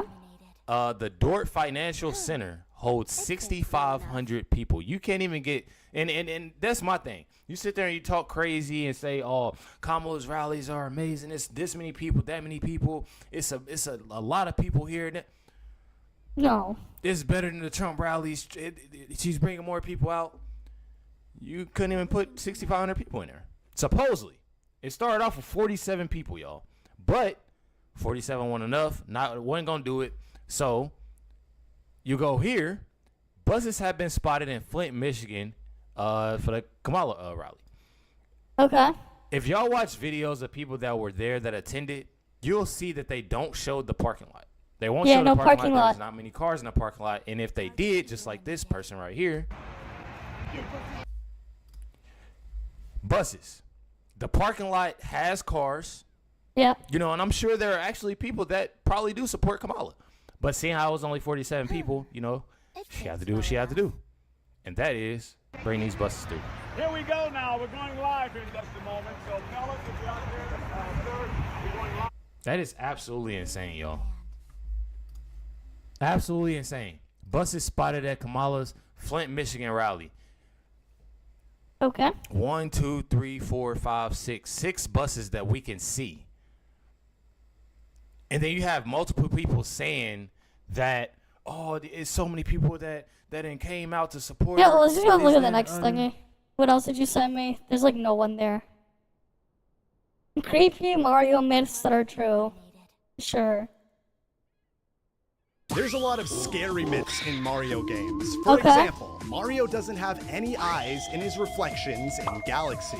Okay, so as you can see, Mario has some very normal looking eyes. And I'm gonna go to this big reflective floor in the Comet Observatory and just turn around Mario's head and yeah, damn. Look at his pupils. They're totally whited out. Okay, I even waited for Mario to fall asleep. And that's even more creepy. His reflection eyes just literally stare into your soul. Myth confirmed. Yep, We're it's not a myth the then. creepiest Mario myths to find out if they are true or false. Starting off with simple myths, like you'll get stuck in the death animation if you open a star box right as you die. Take one more hit and jump to hit this box. Oh, and it does. Look, Mario's just dead with X's in its eyes, creepily staring at the camera. And oh my god, the camera's freaking out. I'm not even touching the controls, but look at it. Myth confirmed. That's not a myth Will anymore. keep getting more unsettling as we go on. But for now, Peach wears her eyeballs as earrings in the intro of Mario Sunshine. And that is the first shot of Peach, but her earrings look pretty normal. They're just like blue spheres. Yeah. Oh, wait, what is that? Bro. What the fuck? Did you see that? That was actually gross. Okay, that is kind of gross. Dude, for like those short 2 clips. Is it gonna happen again? Okay, now they seem like they're normal. So yeah, Peach's earrings briefly appear as eyeballs. Myth confirmed. It's not a myth then. A horde of It's the Luigi's truth. running through a graveyard in Mario 3D World. So here we are, World 3-3, Shifting Boo Mansion, but you have to collect every single clock in this level to get this to work. And the first one is right up here. Then if you climb up these bookshelves, you'll find 3 clocks way up here, and another one by this giant mirror up here, and a final big clock back here. And we need to wait until the very last 10 seconds of the level, and there's 500 left on the clock, so I'll see you guys in a bit. Okay, so after waiting for what seems like forever, here we are, so it should almost happen. Oh yeah, look at it. It's like a bunch of little Luigis kind of running through the graveyard. That's so weird looking. And okay, time's up. I didn't get that long of a look of it. Myth confirmed. You can save yourself from the instant death poison by spinning in Mario Galaxy. Okay, so in some galaxies, you'll see this poisonous water here, and normally if you jump into it, you sink, you die, it's poison. What do you expect? But supposedly, instead of instantly dying, if you spin, you'll jump out of it and can survive. So I'm just gonna jump into it, spin, and oh, yeah. No, that did not help at all. It did the spinning animation, but I didn't get any height. Myth busted. Now before we get to the really unsettling myths, like an evil Mario hidden in Mario 64, we have to look at a few less creepy ones first. So go subscribe now or an evil Mario will follow you home. You can kill the giant creepy boos by sliding down a slope. Okay, so here we are. We have a big boo on the left and a bunch of slopes here. So I'm just gonna lure him up, go up here, slide, and oh, it actually does. It literally just one-shots him. Well, that was handy. Myth confirmed. Boos can't hurt you if you're crouching. Here, so I'm just gonna get a bunch of boos by me, kind of lure them towards me. Okay, here, I think we got a good group going, so I'm just gonna crouch and wait. Oh yeah, okay, they're just totally flying over me and just kind of circling me now. Okay, I guess I'm starting a little boo army. They can't touch me, but they're all following me. Yeah, guys, I think I might have started a little boo army. Only problem is, how do I get out? Actually, what if I spin? Oh, I could spit. Okay, yeah, but you get cornered. But yeah, it's pretty cool. They can't hurt you in this state, though. Myth confirmed. Okay. The pumpkin Goombas can't actually see you. So normally when you step in a Goomba's field of view, yeah, they look at you and charge directly at Mario. But apparently these pumpkin-headed Goombas won't actually do that and completely ignore you because they can't see you with the pumpkin. So I'm gonna run up right close to them, and so far it's literally acting the same. They literally just ignore you straight up. Will it hit me? Oh, you can't even take damage from these pumpkins? Okay, but what if we stand in its path? Will that hurt me? Okay, it will hurt me. So yes, these guys can hurt you, but they can't actually see you. Myth confirmed. You can find a secret ghost if you wait long enough at a certain window. Okay, so everyone knows about the secret ghost myth at the end of 4-4, right? Well, apparently there's actually another secret ghost in this game in 8-4 this time. And it is in a ghost house once again. But supposedly this one should be right at the start here through this window. So yeah, I'm just gonna wait here until I see something. So far there's literally, oh wait, what is that? Oh, do you see it coming in? Oh, that looks so terrifying. How is there an even more terrifying one in this game? It just slowly fades it in. It's hard to see, but yeah, that's definitely a face, and then it fades out. Ooh, this one is creepier than the first one. Jeez, I don't know why there's so many hidden ghosts in this game. Myth confirmed. There's a creepy character that was cut from a bunch of Mario games called Scrupulous Fingor. This myth started from a tweet made by a page called Cut Video Game that said there was a fully coded, unused ghost enemy in the files for New Super Mario Bros. DS, referred to as Scrupulous Fingor, and they showed a screenshot of what the character would have looked like. Following this, more and more pictures of this unused enemy began to surface online, with more and more people finding him in game files of other Mario games. But what's more unsettling is that the original post claimed that when Miyamoto was asked about this unused enemy, he quickly disregarded the question and seemed unusually upset. Weird. So what's the deal with this unused enemy then? Well, it wasn't really an unused enemy. See, the initial tweet about it was just a joke, and the pictures following it that were posted by other people were fake as well, and were simply just adding to that same joke, which did fool a lot of people. But he never appeared in any of the files for any Mario game. Myth busted! Boo Moon Galaxy uses the same door opening effect from the ghost houses in Mario World. So if you didn't know, when the doors open in Super Mario World, it sounds like this. So let's see if the doors make that same sound effect in Boo Moon Galaxy. For nostalgia reasons? Now I'm just gonna walk over to this door and take a listen. I mean, they might reuse it for nostalgia, It actually does. That was really quiet and kind of hard to hear, but you could barely tell that's the exact same sound effect. And I guess it makes sense because the song in this level is a remake of the Ghost House song from Super Mario World. Myth confirmed. A creepy Mario will come out of the door if you knock on it for enough times in Mario Maker. Okay, so I'm just gonna get a door object, put it down, and okay, if you pick it up, it makes like a knocking sound, like that, and I guess I'm just gonna keep knocking it, see if anything, oh! Okay, that was weird. Why don't we try knocking it some more? Another Mario? Bro, it's even creepier because the music just stops and this weird Mario just stares at you. Let's try it again. Oh, Mario and Yoshi. Oh, that's cool. So you can get a bunch of different kind of Marios coming out this door. Myth confirmed. You can die while you're having a conversation with a Noki in Sunshine. So if we go to the Yoshi Go Round Secret Shine, here we'll see these two unique enemies, right? And what's unique about them is that when they hit you, yeah, they actually steal your hat. And without a hat, you'll slowly take damage. So supposedly, if you talk to like a Noki like this guy, and just like don't advance the conversation, just chill next to him, then apparently you'll actually just die right in front of him and sit there. So I am losing health as you can see, so let's see what happens when it gets to 0. And okay, yeah, look at him. He just dies right in front of him in like a middle of a conversation cutscene. And then this Noki doesn't even notice. He just keeps rambling on. Why do you lose health when you have no hat? That's so dumb. Forever, dead in front of this Noki. That's so dumb, man. The text. Mario with no hat kills him. Even though you're dead. And okay, once you finish the conversation, then it kills you. Myth confirmed. You can actually die in the end credits for Mario Galaxy 2. And okay, here we are, the beginning of the credit sequence. Okay. And okay, here, now I can play as Luigi in the credit sequence. Okay, and in this scene, you'll see there is a bee flower, so you just want to get that. And in this one, you just want to hold A, you don't even want to hit the ground, and keep flying forward towards the camera. And yeah, okay, I just died by doing that. What happens now? Where does it put me? I died in the credits. What's going on? What is actually happening? He died in the credits, rip. Well, I guess the game doesn't know what to do, but yeah, if you keep tapping A and just moving towards the camera. Yeah, you don't even want to touch the ground in the snow area, but you can actually die, and it'll put you in this weird black void. I don't know. Myth confirmed.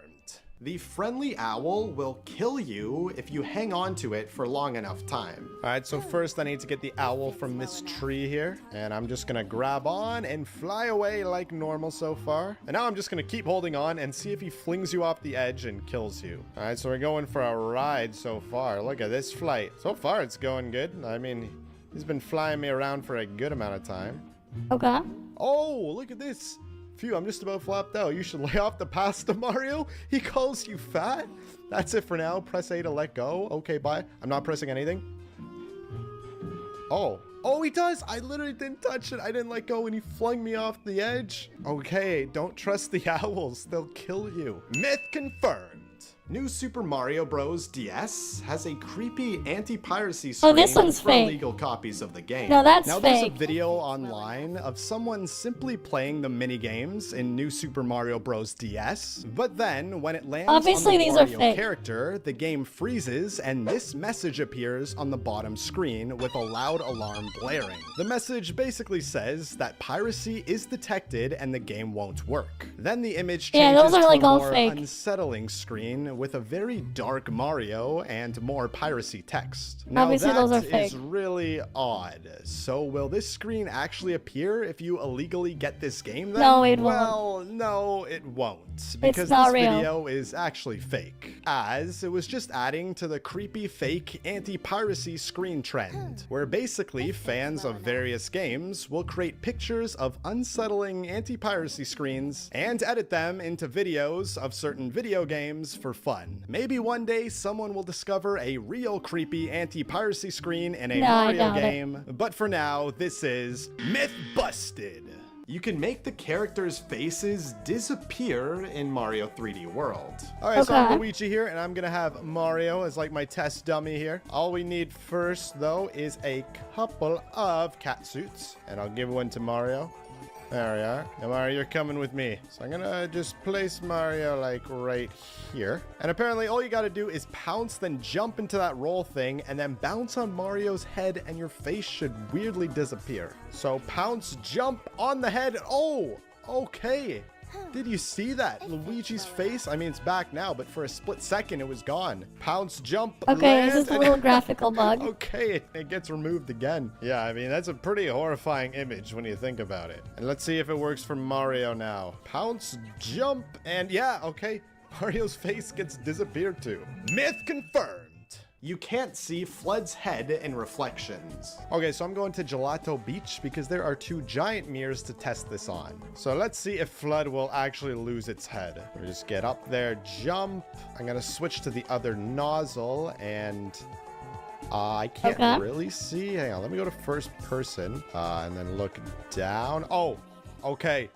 Yeah, Flood literally doesn't have his like head in the reflection. So now you can see this cursed headless Flood in the reflection, I guess. Nice Myth bug. confirmed. The manta boss can't hurt you if you stay in the water. Okay, so I just started this manta ray boss fight over here, and I'm just gonna head to the ocean here. And as you can see, these little mantas leave like a stream of goop behind them or whatever. And in the water, as you can see, they don't leave that stream behind. But let's see if they can hurt you. I'm just gonna stay still. This guy, oh, okay. I first thought I wasn't getting hurt, but yeah, this guy definitely damages you.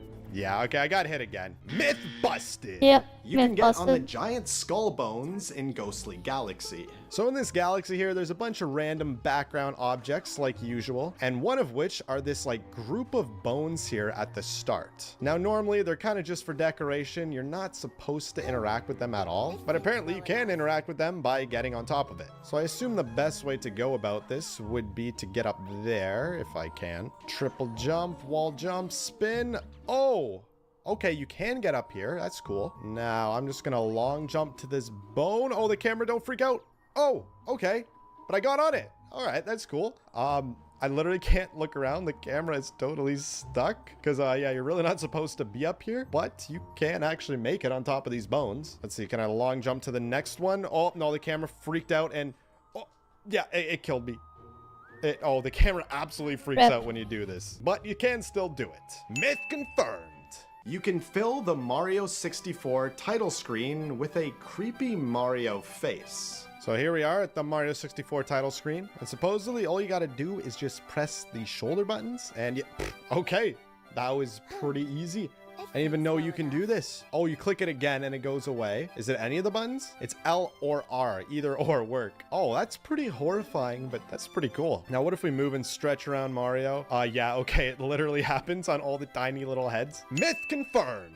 Every copy of Mario 64 is personalized. Now, this is a myth that has been around for a while, and the gist of it is that many people online have claimed that the cartridge of Mario 64 uses artificial intelligence to personalize the game for that's each not user, true. allowing for different scenarios to happen for different players. This is supposedly done by tracking the player's actions That's obviously and not adapting the game to their desires, often involving various scary new objects or characters being added into the game. With a lot of players online fucking missed the reporting race. that they were really creeped out by what was in their specific God damn it. cartridge. While people have no hard proof of this, there's some really extreme stories claiming that they found an evil, creepy Mario character they did not. hidden in their version of Mario 64. That's not But what's even true. creepier is that this Mario didn't just stay in the game. He later came out of the game and went to the player's house in real life. Yeah, obviously are these that's stories fake. actually true? Come on, let's be real. It's No, just- they're not. it's just There's some no scary creepy spaghetti. Mario from Mario 64 that can come out of the TV and attack the player. These It'd are be all kinda fake cool if it could. stories. Imagine. Busted. He's right behind me again, isn't he? Yeah, it's the scary spaghetti. There we go. Alright, let's go see that video then. That was sent. Honkai Star Rail player hates Wua. I mean, you know what? If I can get myself make a video on these and then get featured in these, it'd be funny. And then I could Alrighty, good day to all you glorious Rascallion Resonators. You Spooky spaghetti, absolute yeah. legends. The name is Foxhole. Right, they call them channel. creepy Welcome back to some pastas, more right? Weird Waves. And in today's video, we're just gonna We'll sit have some down. spooky We're spaghetti. gonna have a little bit of a conversation because something was brought up to my attention in my Discord Alright, server. what kind of by pasta do you Jimmy want? Zoo, and I read it and I said he wanted an opinion. Let's put it this way. He wanted an opinion about something. And I said, I got you. Can I make a video about it? He said, by all means, I'd go for it. So here's my answer to Jimmy Zoo. Pretty much about why a person from Honkai Star Rail dislikes Weathering Waves. So if you're interested, take a seat, relax, grab a cold one. No. And let's break down this entire I don't. opinion. I'm not obviously gonna grab alcohol. I have water. Yeah, it's the 5-head dude, yeah. It's the 5-head dude, yes. I was sent this, so we'll look at it. So, like I said, let me minimize a little bit. This is from Jimmy Zoo right here, right? And Jimmy Zoo yesterday posted this up saying, oh, yeah, I have something I wish to bring up. There's actually someone I met on the Discord who primarily plays HSR and sometimes plays Weathering Waves. And there are some things that she's brought up. One, she thinks that Honkai Star Rail is more generous than Weathering Waves because there's always a 10 pulls for every patch and 30 pulls in the anniversary. But, you know, Weathering Waves also gives 10 pulls per patch since then, and but she thought it wasn't enough.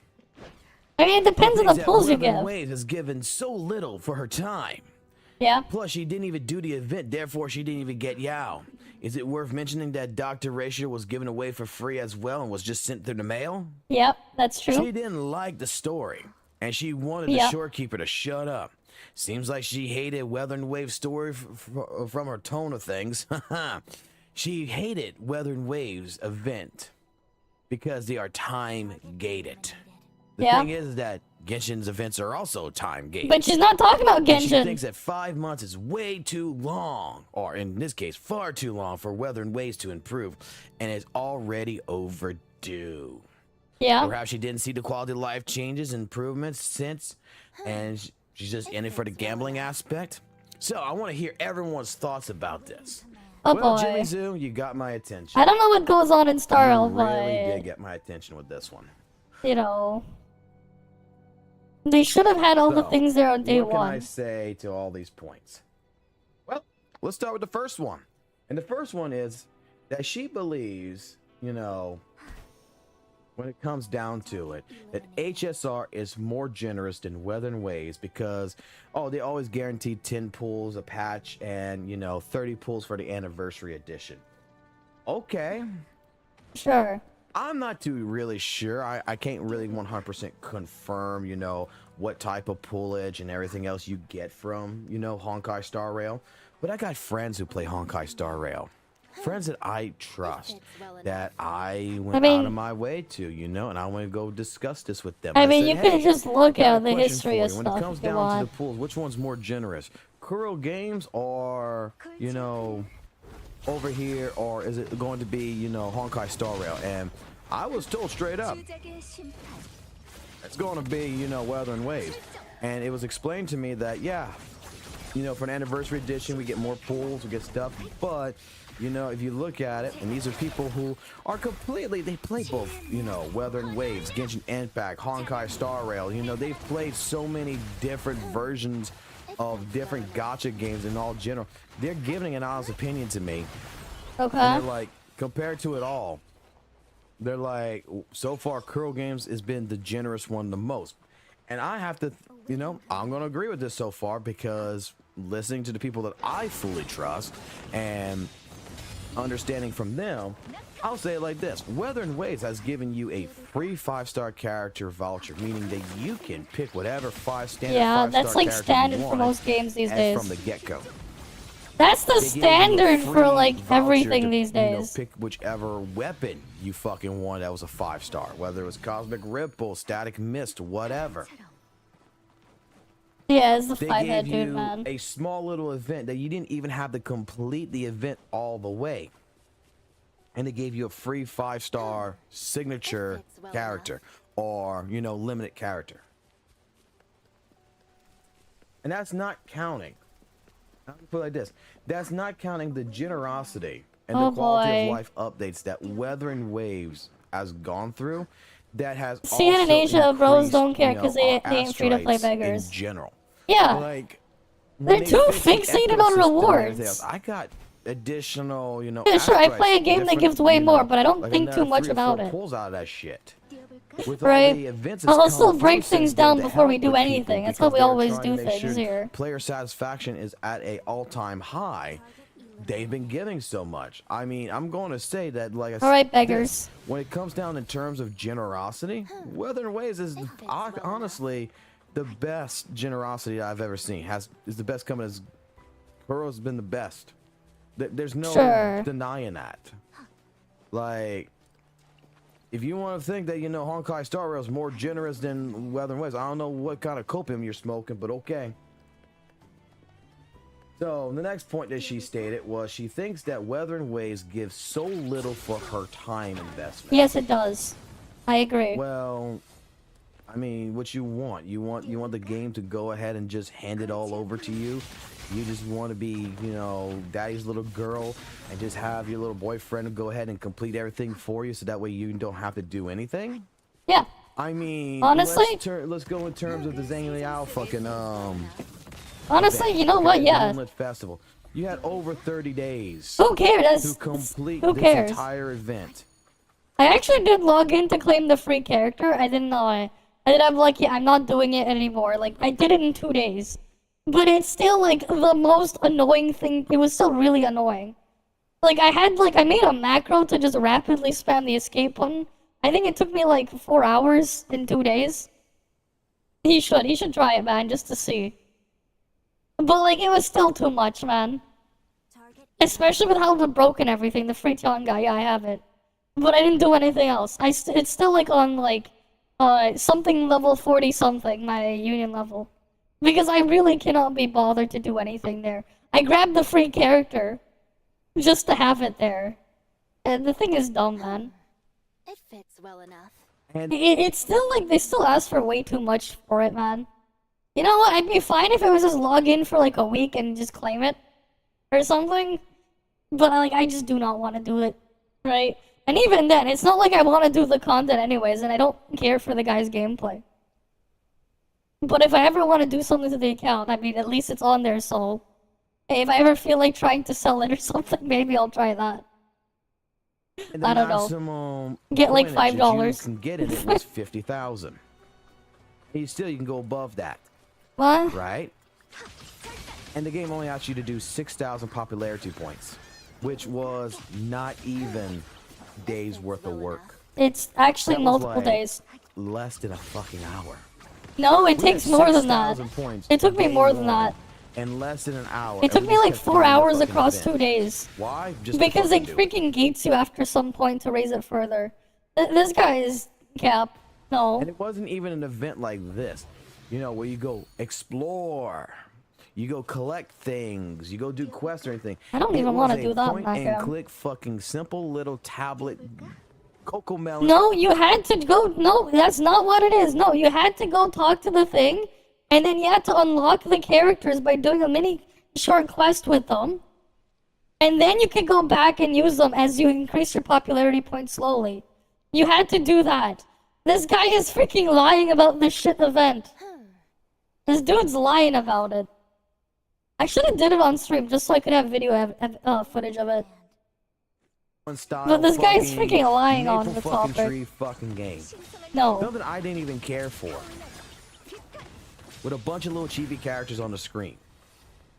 And the game's asking, you know, too much from you and offering you too little things. Yes. It was a free fucking limited fucking 5-star character that's actually one of the best units that's in the game. Not the greatest unit, I'll tell you that right now, but one of the best units that's in this game. I don't know. Here's the thing. Did she want him? You can say what you want, but they only have as much value as you're going to give them the value. And if she doesn't really care about the character there, she doesn't really care about the character. You could throw her like 1,000,000 pulls for the guy's character banner. If she doesn't like him, she doesn't like him. I'm gonna be honest, I don't know what this Honkai Star Rail chick is fucking smoking, guys, but I want some. Because to me, it just sounds like a spoiled little brat so far. No. I'm just saying that is my personal opinion so far on this. Alright, moving on to the next part. She said she didn't like the story, she wanted Shortkeeper to shut up, and she seems to hate the, you know, Weather and Wave story by the tone of it. Alright, okay, with that one, here's the best answer for her in a sense. They got a skip button, okay? This isn't Genshin Impact, baby. You got a skip button. You can go ahead, you can press skip, okay? You don't like the Shortkeeper speaking? You're like, oh no, it's fucking annoying. I don't like her because you know what? The waifus don't like waifus. Well, guess what? Just hit the skip button and just move on with the story. I don't think that's the thing. No. I mean, that's a preference thing. That's not really something that's against actual players, okay? Sorry to tell you this. Like, using that as like... Again, this is where you would facepalm again, because he's like, but you can skip it. I mean, if you're gonna skip it anyways, then what's the point? What's the point of having it there? Like, I get it, you know, skip just so you can get to the like, action immediately. But at the same time, you know, how about actually make something of value there? Is this revenue drama? No, it's just about this dumbass, man. We're just reacting to this dumbass. He's like, excuse, no, but there's a skip button. It's okay, it's shit. there's a skip button, then what was the point of putting it there? A main focal point of an opinion, bro. There's people who like, you know, certain animes and hate certain animes. I'm a person that don't like One Piece, bro. Okay, cool. I got friends who like the One Piece story. The One Piece story is just not for me. Okay. Sure. So guess what? I don't watch it. I think the characters are cool. I'll collect a fucking Luffy statue here and there. You know, I like some of the characters in it, but I just don't like the story.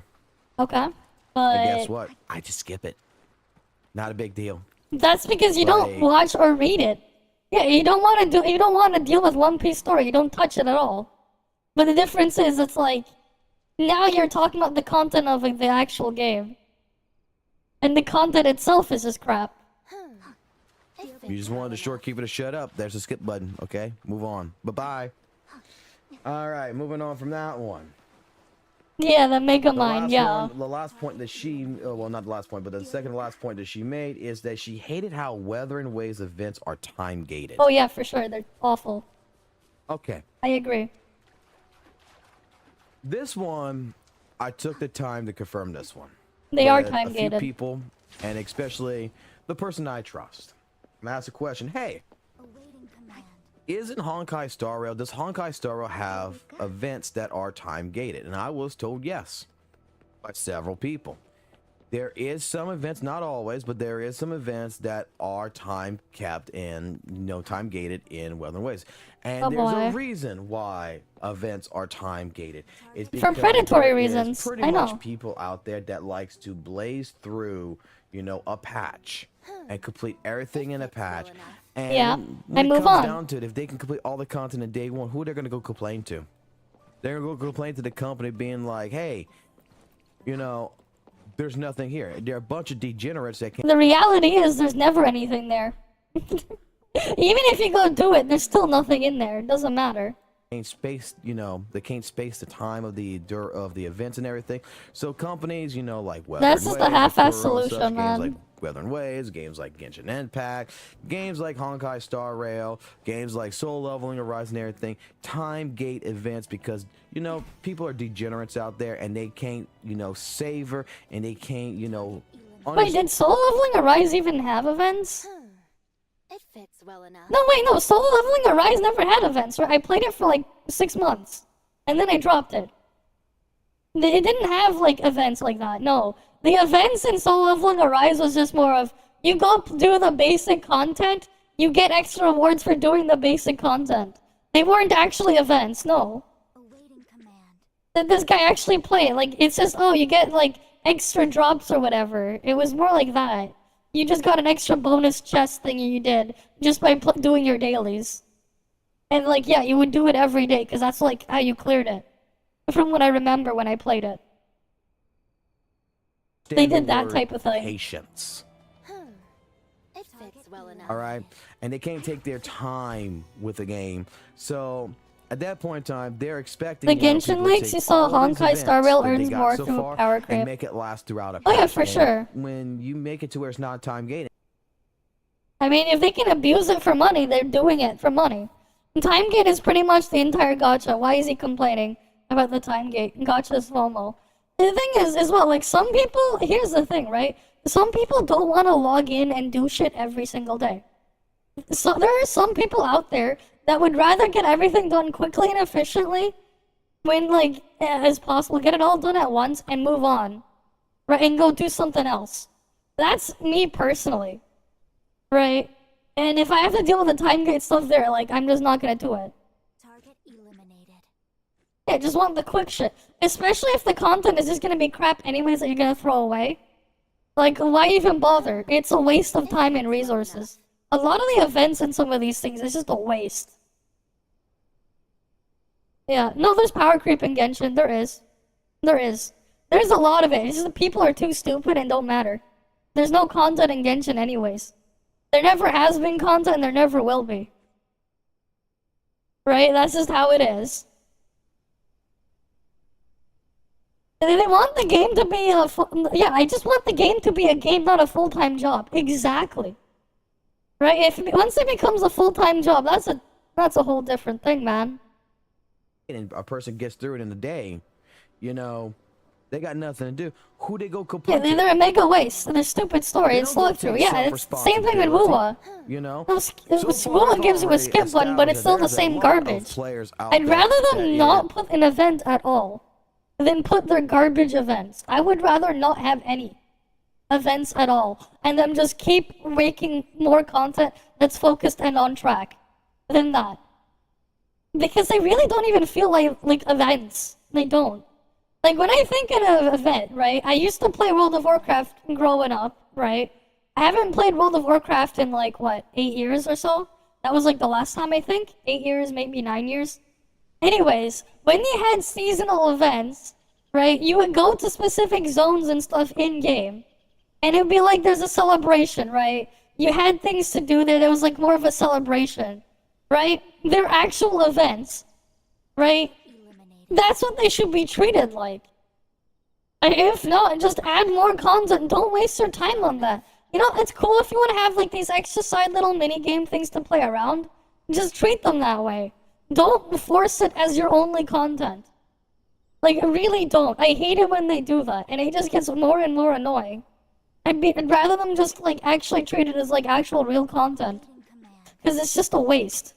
It's a waste of time. It's a waste of resources. Right, like at most it just feels like they're stalling for no reason. Yeah, events and MMOs are events. Yeah, I played MMOs growing up. I know the MMO experience.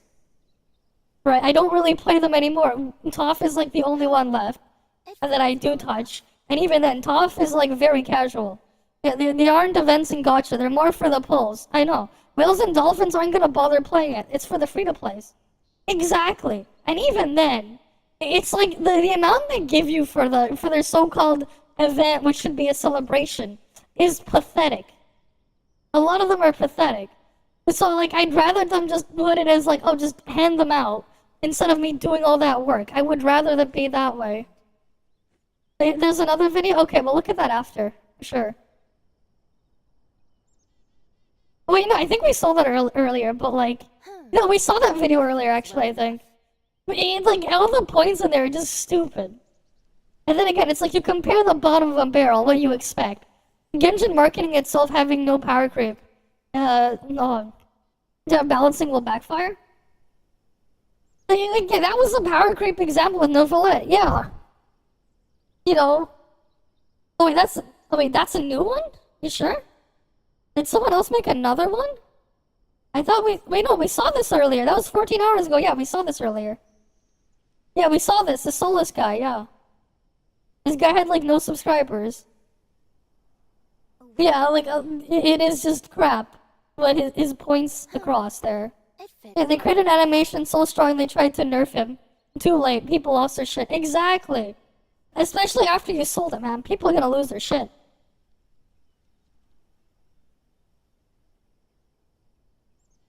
Those are not... No, Restream Bot is just Twitch chat.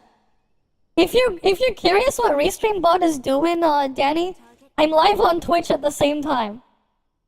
Twitch chat, you can talk to Twitch chat. The Restream Bot will talk to you. It's just there to relay the messages from Twitch chat so you can see it. Right? And then the same thing on Twitch. There's another bot as well. There's a Restream Bot on Twitch that relays all your messages from YouTube to Twitch. That way, like, everything is there. Everyone can see everything in chat. It's not like the actual thing is coming from real people. Yeah, they have no choice but to make DPS more powerful than him now. I know. It's its own fucked up situation. Not like I care though. I'm not gonna play it. As Gacha players that don't know how to take self-responsibility for their own fucking actions. Okay? We've already gone through a bunch of these people so far, and we're gonna continue doing that. No, they're gonna blame the company for this. And yet, Target eliminated. I mean, it's your fault.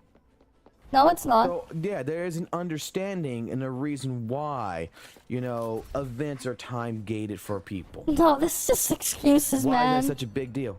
Genshin does it. Honkai Star Rail does it. Soul Leveling Arise does it. It fits well. Does this guy actually play Soul Leveling Arise? This sounds cap. They're not actually events in Soul Leveling Arise. I don't think this guy actually plays it. I don't think he actually plays it. I really don't, because they don't actually do events like that.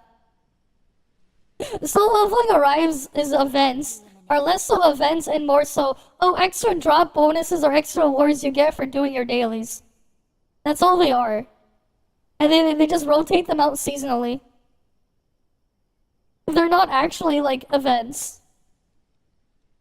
They don't do that. They'll have like daily login stuff too, but that's it. That's like everything does that. No, he has no. Why does he bring up soul leveling arise here? There's like no content on that at all. So I'm gonna assume he's never actually played the game. I'm going to assume that.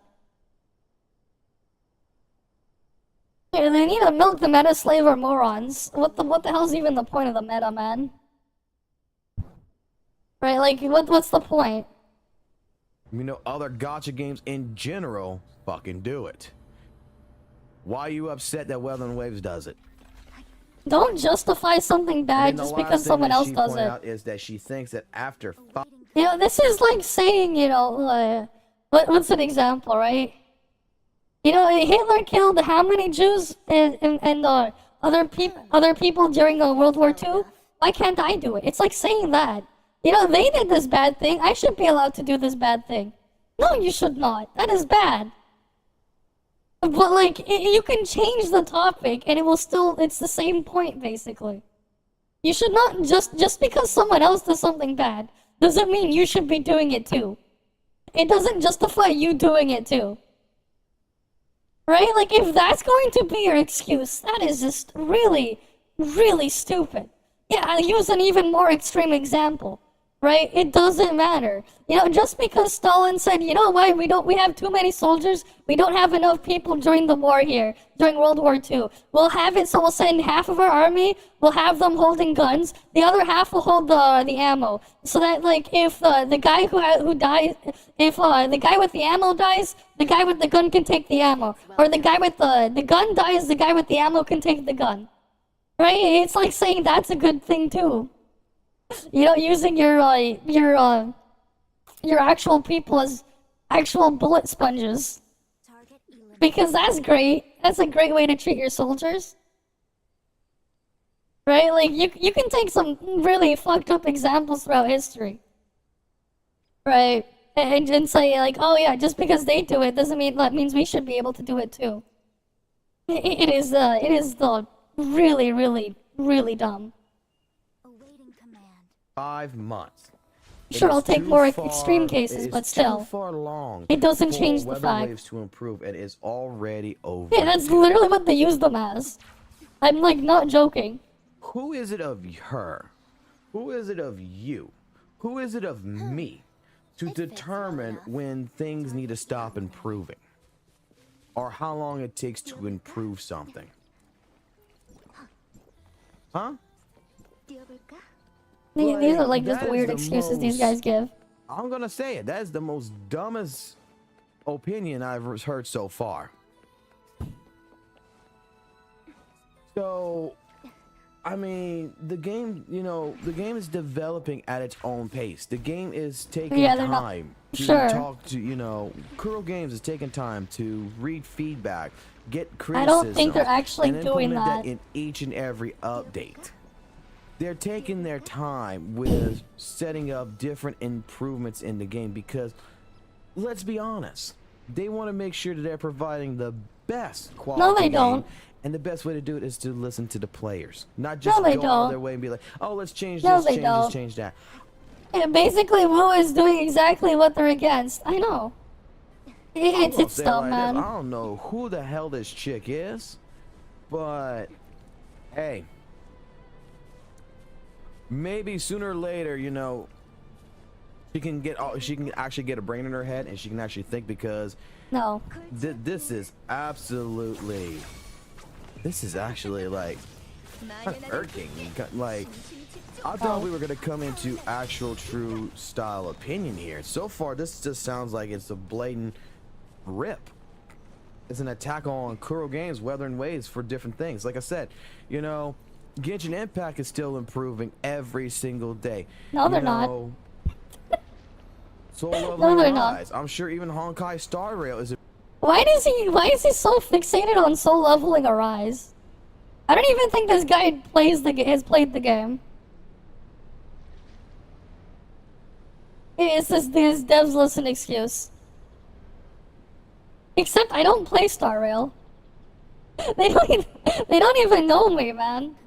One of these days, man, I should like make a video just like rip apart on it. And like if I can get these people to react, it'd be hilarious. It's improving with each and every patch. Because like honestly, I would say freaking Wua makes Sonic 06 look like a good game. And that's a bad game. Weathering Waves is still only just 5 months old and it's taking its time. No. I mean, are you going to be the type 5 months old with 3 years of development and a really big budget? No.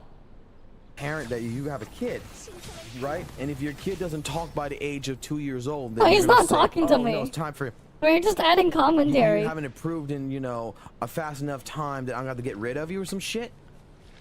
Like even kids has shown that there's different rates of, you know, growing up. Yeah. Like, you know, some kids, you know, they don't crawl as fast as other kids. Some kids don't learn how to walk faster than others. Some kids have speech delay. And you know what? By the Some kids can't even develop even after like they're 30 because of some disability. I know, I deal with them at work. age of 5, 6 years old, when they were supposed to be talking to 2, you can't shut them up. Just that one part of like, she thinks that after 5 months, it's just far too long for Weathering Waves for her because it should have been improved by now. Yeah. And they're adding stuff that should have been there in the first place. They're still not even at the base quality of life in their older game. First and foremost, there's a lot of shit that has already improved in this game. So? Quite a bit.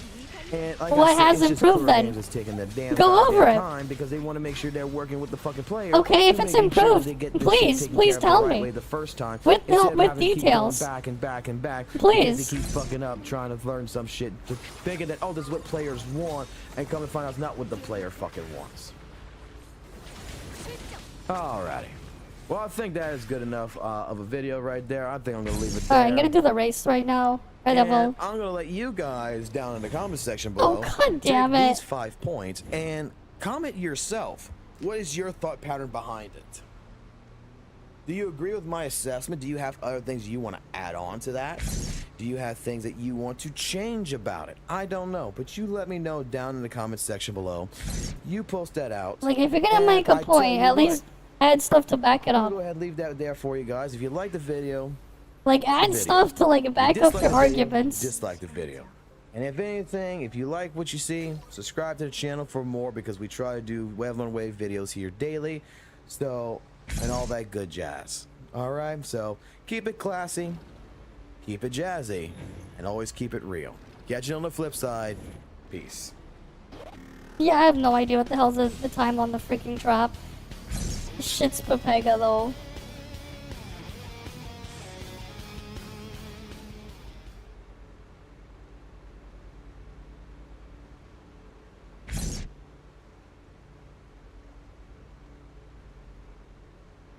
Oh yeah, there's another video? Okay, we'll go look at that. Ruin. I'm going to make a video on ruin customer service, man. I gotta like use that format and just be like ruin customer service and talk about that guy that got like extremely fucked over. Oh yeah, you can yeah, the jet ski is in the shop, yes, it's rerunning. Because they're selling an accessory where you can use Meryl on the ride with Meryl. There's like a $5 thing you can get where you can ride it with Meryl. Right, you can ride it with Meryl. So, yeah.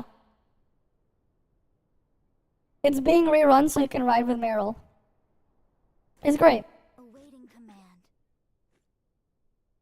mean, I was literally riding with Meryl. I was using Meryl to ride with Meryl. It's great. You know, you get to ride with Meryl. It fits well enough.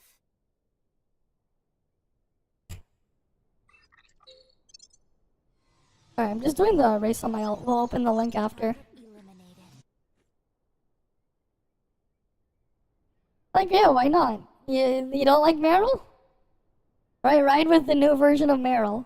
There's also a swimsuit for Meryl. So it's like, hey, why not? Meryl's cool.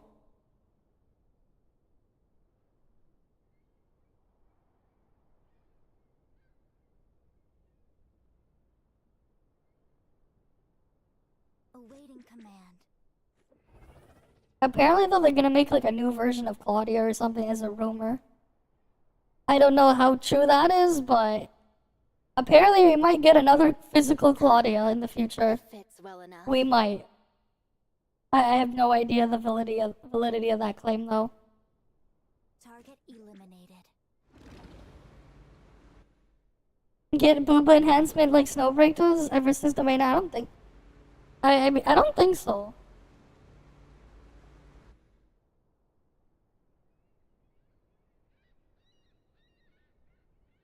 Alright, let's see this one. This was 9 hours ago, so no, I have not. Oh boy, no, Wuwa's co-op is awful. Fuck that. I hate Wuwa's co-op. The new It's just Genshin's co-op. I hate it.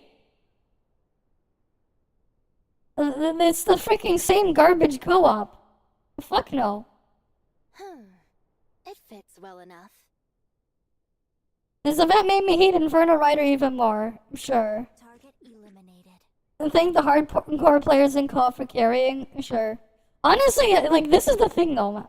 It's like how I like the last couple times before I quit Genshin, a couple years ago, the way I did the co-op stuff is I would go in and I would just AFK there. I would do that. I'm like, I'm not doing all this shit. Give me the rewards for participating. I'm not bothering. Right? Like, if I was gonna do the freaking WUWA event, I would just go into the event and do nothing. And just get carried, because I can't be bothered. And, like, I just could not be bothered. But I obviously don't, and the rewards for it aren't even worth it anyways. So it's not like I would want to.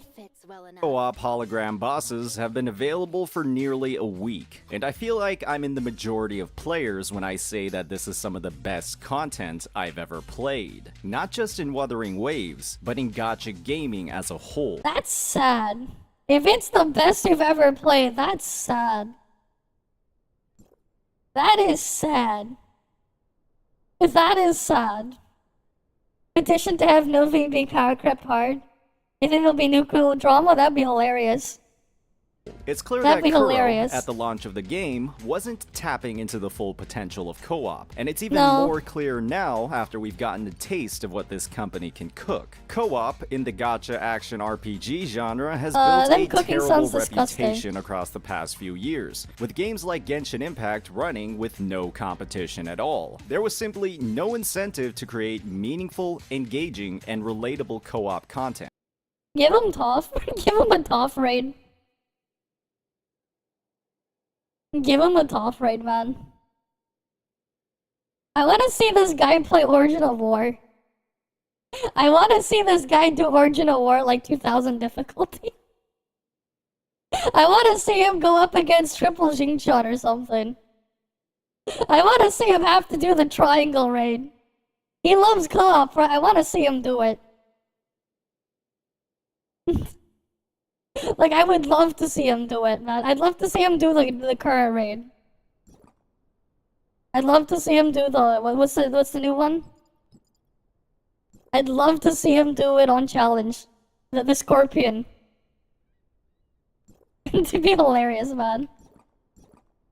Like, and the thing is, it's still not even a high bar there. The bar is just so low. Give them damage counter like ToF and see the whole thing. You're not a fan of PF hack, like hack and slash sometimes due to how it hurts your fingers. Fair enough. Slow burn freeze. Yeah. Yeah, you want to know like what's like? Give them freaking ToF stuff. They have carpal tunnel. Yeah, in some of these things, yeah, they would. Right? Sometimes, yeah. There's a reason why a majority of Genshin's co-op modes are a scattered, random display of minigames that have nothing to do with the game's baseline combat. The Genshin devs know that their combat is one of the most unappealing parts of the game, especially No, it's not that. It is not that. Like, the thing is, I actually liked parts of it. The problem is the execution is bad. Like, my problem with Genshin's combat is more of the execution and how it's handled. Not the actual combat itself. I actually don't hate the base combat from a fundamental level. I just hate the way they executed it. Wait, give him Great Bite, that'd be hilarious. Yeah. Many peeps love it in Asia, apparently. Fair enough. In co-op, where you're locked to a single character. Yeah, that's the same thing in WoW. You're locked to a single fucking character. Wuthering Waves, on the other hand, is a game with one of the most fulfilling combat systems in the genre, and the Kuro devs took that work, refined it for the multiplayer environment, and implemented it in one of the most brilliant ways possible. It's so good, in fact, that players are asking for more adaptations of existing game modes, rather than the innovative mini-games that nobody really cares about at all. That couldn't happen unless WuWa's co-op design or they're just so used to crap that anything slightly better is just gonna make them happy, I guess. Yeah, they lost their shit when Zhongli was not good enough. Oh yeah, for sure. Yeah, that's true, they did lose their shit. Was absolutely. Wait, why did they, wait, they nerf Yai? When did that happen? Wait, why did they nerf Yai? What the fuck did they do to Yai? Like, I remember my Genshin account had a maxed out Yai. I actually do have a maxed out Yai on my Genshin account. I don't play it, but I actually do have a maxed out Yai. JP was mad, I wouldn't be surprised. I did actually have a maxed out Yai. This is me, like, testing out, like, no, like, this is, like, actual maxed out, man. Like, this is an old video from 2 years ago. I quit Genshin a couple months after this. I was already, like, on the edge of it. This is like with unleveled talents. I think it was. 2-piece Gladiator, 2-piece Shimenawa.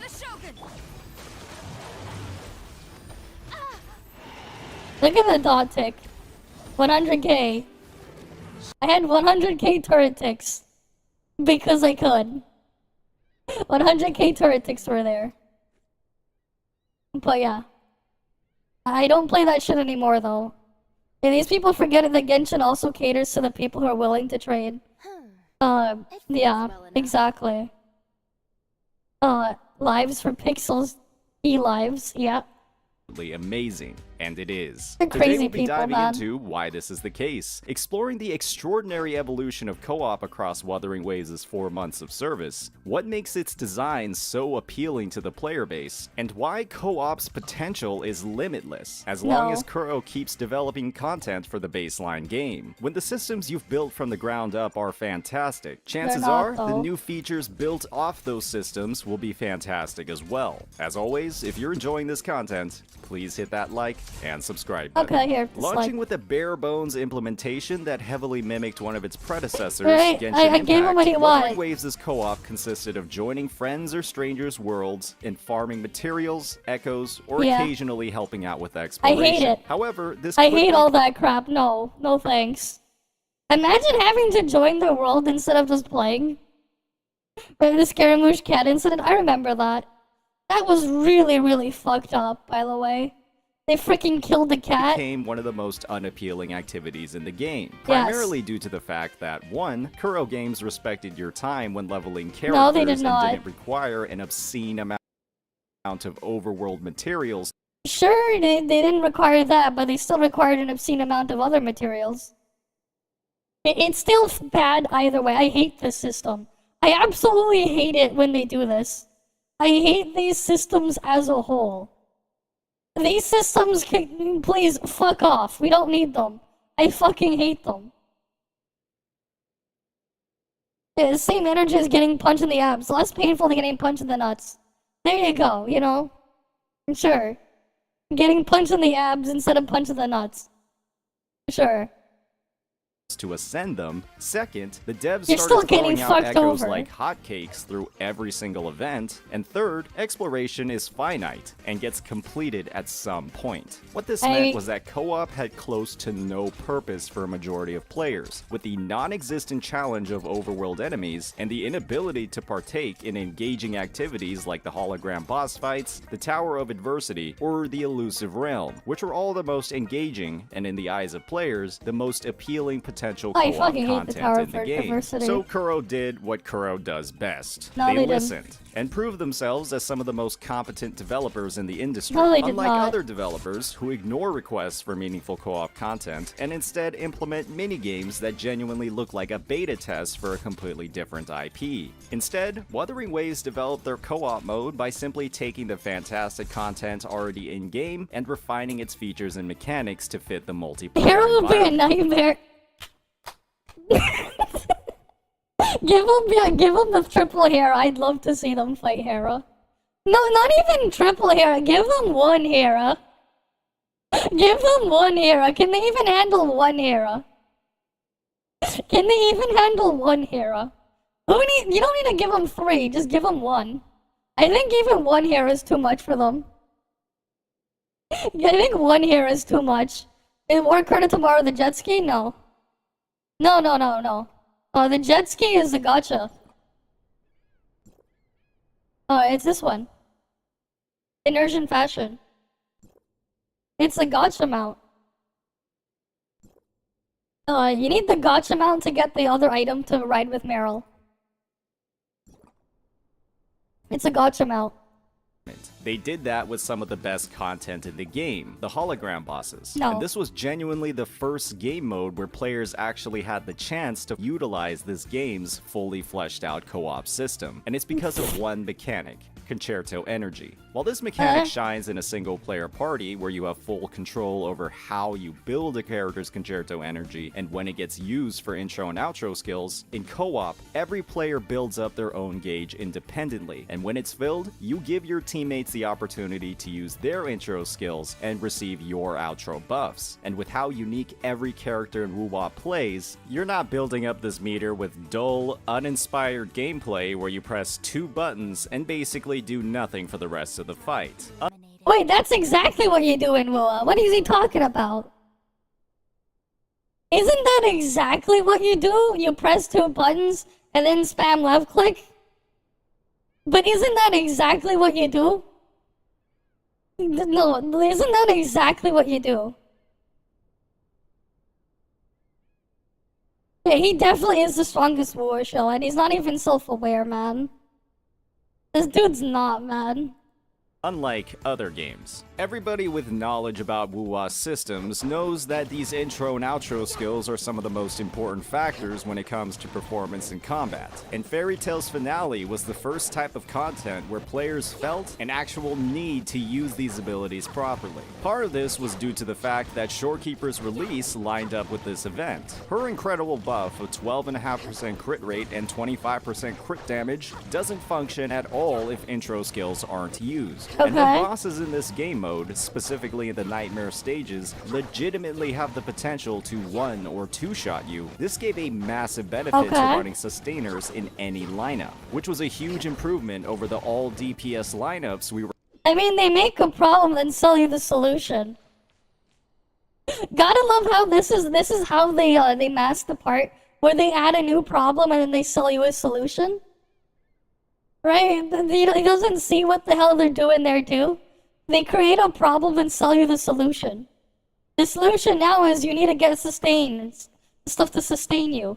They created a problem. What's the solution? They're selling a character that does just that. Again, just living in their brain. I know. Because that's all they think about. That's all they think about. We're accustomed to across the genre. Funny to watch Could you it go. imagine Genshin creating a co-op mode with enemies dangerous enough to warrant a sustainer? You couldn't, because that would cause anxiety for the player base. It's a shame as well, since they already had the blueprints available with their local legends and Spiral Abyss bosses. By creating a need for a sustainer across this content, Kuro also made it very. It's not even that. I had like an old video somewhere, I don't remember where it was.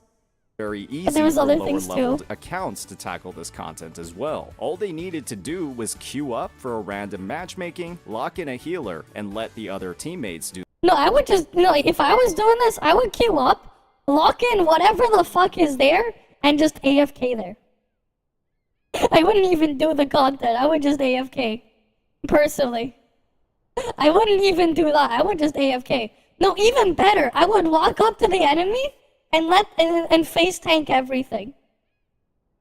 I would walk up to the enemy and face tank everything. It's like doing the quiz with the answers on the board, yeah. And thanks for the follow as well, Darth Glazer. Thanks for the follow. Work.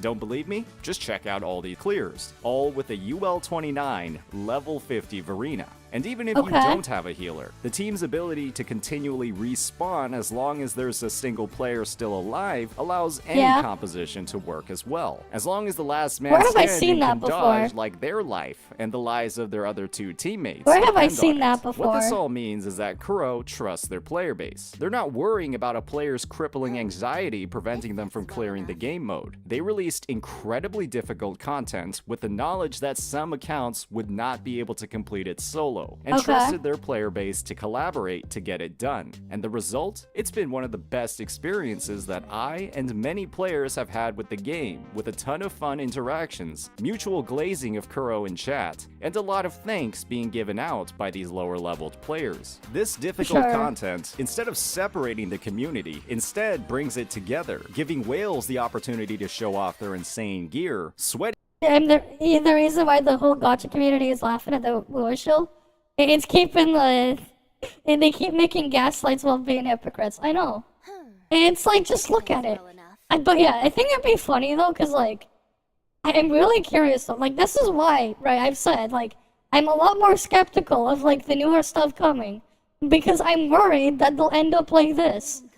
Right? At the same time, honestly, like, what was that thing? I said this on Discord not too long ago. Where was it? Let me see if I can find a message I sent. Right.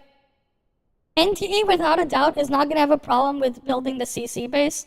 But I feel like they need to step up their CC base as well to start promoting ToF stuff. Yeah, because the ToF CC stuff is like non-existent, really.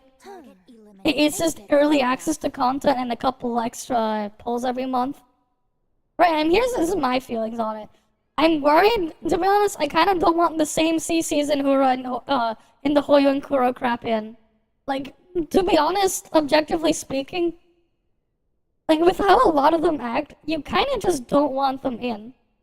Not with that mindset. I'd rather just have like an army of like people doing like, you know, their fun, dumb GTA 5 role-playing stuff. I'd rather just see a bunch of that. Because the reality is, those people, they're actually, you know, playing their game. You may not like how they're doing it, but they're definitely a lot happier for it. That's what I would like to see. He's gonna have a heart attack now with how CN and JP reacts to endgame content. The thing is, like, the reality is you don't really even need endgame content. You don't. How the hell has Rockstar kept people playing GTA 5 for 11 years? Do they need endgame content? Right? Do they actually need endgame content? You need to have an actual game first before you can think about endgame. Like, that's just the reality. You need to actually have the game first. Endgame is cool and all, but that should come after. The problem is they don't even have a great base game. And then Takedown and Gacha's Max 6 exist to make drama. Yeah, that's why I'm like, maybe we don't need those people in. We don't. Right? I'd rather not. And just have a completely new set. And just not deal with them. That's like my personal opinion. You know, challenging combat and balance awards like Dark Souls. The problem is, you're never going to get that in a gacha game. Because in order for that to work, they would have to do two things, right? Either force everything to the same even balanced playing field, right? Either do that by completely removing your access to everything, or just give you everything, which would also just remove the gacha in the first place.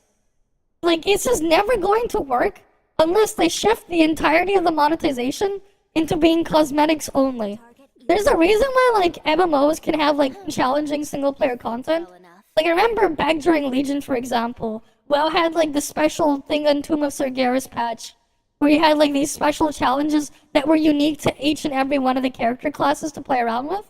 And they were pretty cool. I did try some of them, right? And they changed as well. It's not just each class, but each class specialization. I wasn't really able to clear them because I didn't play the game like I was working a full-time job and grind AP and everything like crazy. I didn't even have all the optimal legendaries and stuff I needed. So like I was like my performance was just crap on both like on my DPS classes and my healing ones. Especially because the way I like to play it is like I'd like to play like a variety of characters back when I played WoW and just switch between classes based on my mood. Like some days I would like to maybe I want to play as my mage one day. Maybe I want to play as Frost one day, or maybe I want to play as Arcane. And then maybe the next day I want to play as my Shaman. Maybe I want to go play Resto and heal, or maybe I want to play Elemental. Or maybe some other day I want to go play on my Paladin and go play what's called Retribution, right? Ret Pally. Maybe I feel like instead no, I want to go play I want to play healer on that one because there's a different feel there. Like I would just do that all the time, so I would like level up all my character classes to the level cap and just switch between them. But like it basically became impossible to do that during Legion. And like that eventually led to me just quitting WoW entirely. If like Blizzard didn't change the game to be grindy like that, I'd probably still be playing WoW today, and I might even be streaming it. I'd probably be streaming WoW instead, or something if they didn't completely change the direction they handled stuff. I probably would. But yeah, that's obviously not what happened. Right, and like the thing is, what I would do there too, the thing I like doing a lot there was going around doing whole dungeons and raids and stuff, and just hunting for transmogging cosmetics. That's the stuff I would do in WoW all the time. I would do that all the time. Right, like you see my freaking ToF main account, right, that I actually play. You've seen the amount of cosmetics that I've acquired and collect. I don't have everything, mind you, but I mean, you can sure as well see that I have a lot of stuff here. There's still more I want to grab, though. Right? But yeah. Alright, let's go on with the video. Ready players the chance to show off their insane no-hit dodging skills, and casuals the out of a support role to watch their teammates make it happen. It's safe to say that it's nothing short of brilliant, and there's a reason why every player I've surveyed has confirmed that this should be added as a permanent game mode with a recurring set of rewards. I use it still. However, there are still some additions that they can make, like an option to dim the visual effects of teammates so that Jinsei isn't flashbanging the entire team every time she uses an ability. Overall, the incredibly positive reception to this mode has only opened the door to more content in the future. Many have been disappointed yeah, it's still in the normal place. It should still be in the usual place. The bot will say it after a while. lack of news regarding the it's the moogold stuff, and it's in my bio. 1.3. While the new co-op event has addressed part of its absence, many are still eagerly awaiting its return. There are many that have theorized that Kuro's working towards adapting this mode for co-op as well. And when we factor in how they'd have to streamline areas like metaphor selection, character upgrades, and all those other features to account for the multiplayer environment, it would make sense that this edition would take a I mean, if you wanted a content like this that already exists, it's called ToF Void Abyss. Right, we already have this in ToF. You just don't go into those different rooms there. You just do it all and you go grab buffs in 15 minutes. And then you go fight the boss. And then there are multiple stages of that. A lot more development time than a single patch cycle. As Wuthering Waves continues to add more and more fantastic new game modes for single player, we can only hope that those that are well received get adapted for co-op. We've gotten a taste of what this game mode can offer, and it's safe to say that many players can't get enough. Who knew that when your game's baseline combat is amazing, the co-op battles are amazing as well? As always, if you enjoyed this content, please hit that like and subscribe button. Peace out. Right, thanks for the follow though, Azuzura. You're welcome. But yeah, this freaking clown. Is there anything else? It's already 4 AM. We haven't even done Snowbreak yet. I'll do Snowbreak stuff in a bit. We'll do it after the race. Styx was in a Gacha ad for some reason. Yeah, oh yeah, the 4070 tie. This is 8 months old. What the fuck?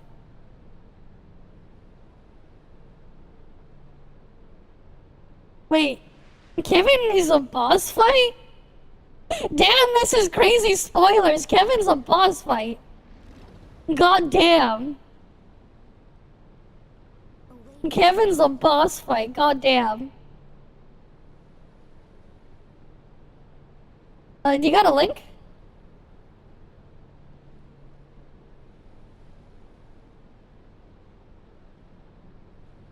Zahana. Kinda weird name, So but it okay. Which one is it? Which one do you want? Oh, I don't... Which one do you want from this? Yeah, you got a lot of cool bots here. 71k subs, okay. So which one is it?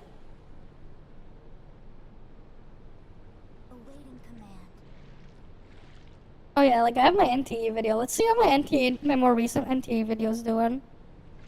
I'm curious. I uploaded it at 471, was slowly thing. I guess because like the news cycle died down a bit after a week. A week later, it's not as crazy. It's not like these these four. The latest one, is it the revenue one? This one?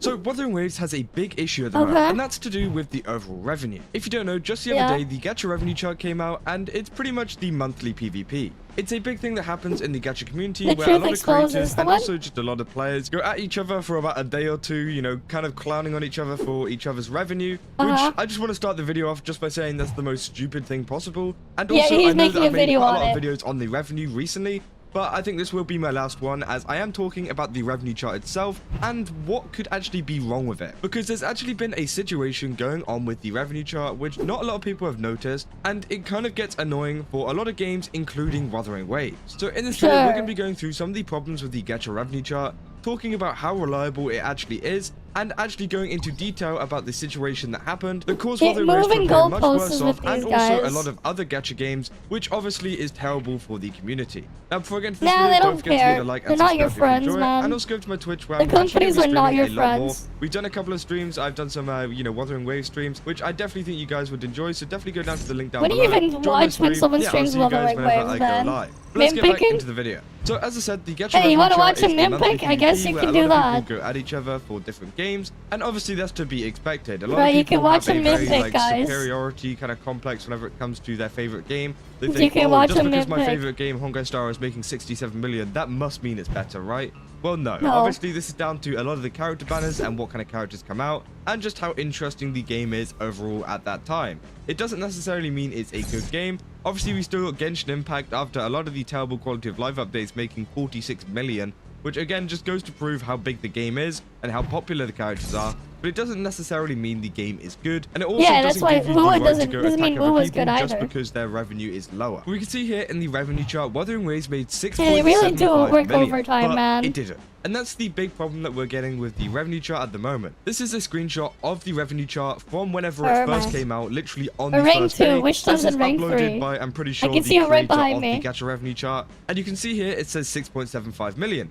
But if we go over to this website, and this is the official website for the Gacha revenue chart, it's 10.5 billion now. Yeah, they think And their a lot of source is people more are very accurate. I confused know, on why it's this actually hilarious. changed, and why there was such a drastic, you know, change in the revenue in the first place. And well, obviously, you've seen a lot of people doom posting and kind of being all negative about Wuthering Waves since this kind of revenue chart dropped, because people have seen this as a 6.75 million, which obviously doesn't look good for Wuthering Waves. But the thing is, that wasn't even the correct revenue, and it means that a lot of these content creators, I mean, it's not the correct one either. that have been talking about this revenue, have been talking about the wrong revenue in the first place, and it just kind of screws over everyone. They don't even know what the number Wuthering means. Waves is doing bad because it's making 6.75 million. These guys may don't be even wrong, know and what the even number they might means. agree that they are wrong, because it's making 10.5 million now, which I think is actually a pretty decent number. That's for, actually you know, not such what a they're low making and either. Underperforming patch. Like, you got Azulane here who had a massive event that went on with some really cool characters, and they managed to make just a little bit more than Wuthering Waves on They're one not of their wrong, most they're not right fulfilling either. patches. Whereas Wuthering Waves Yeah, on one of they their don't lower even patches made understand the 10.5 number. million,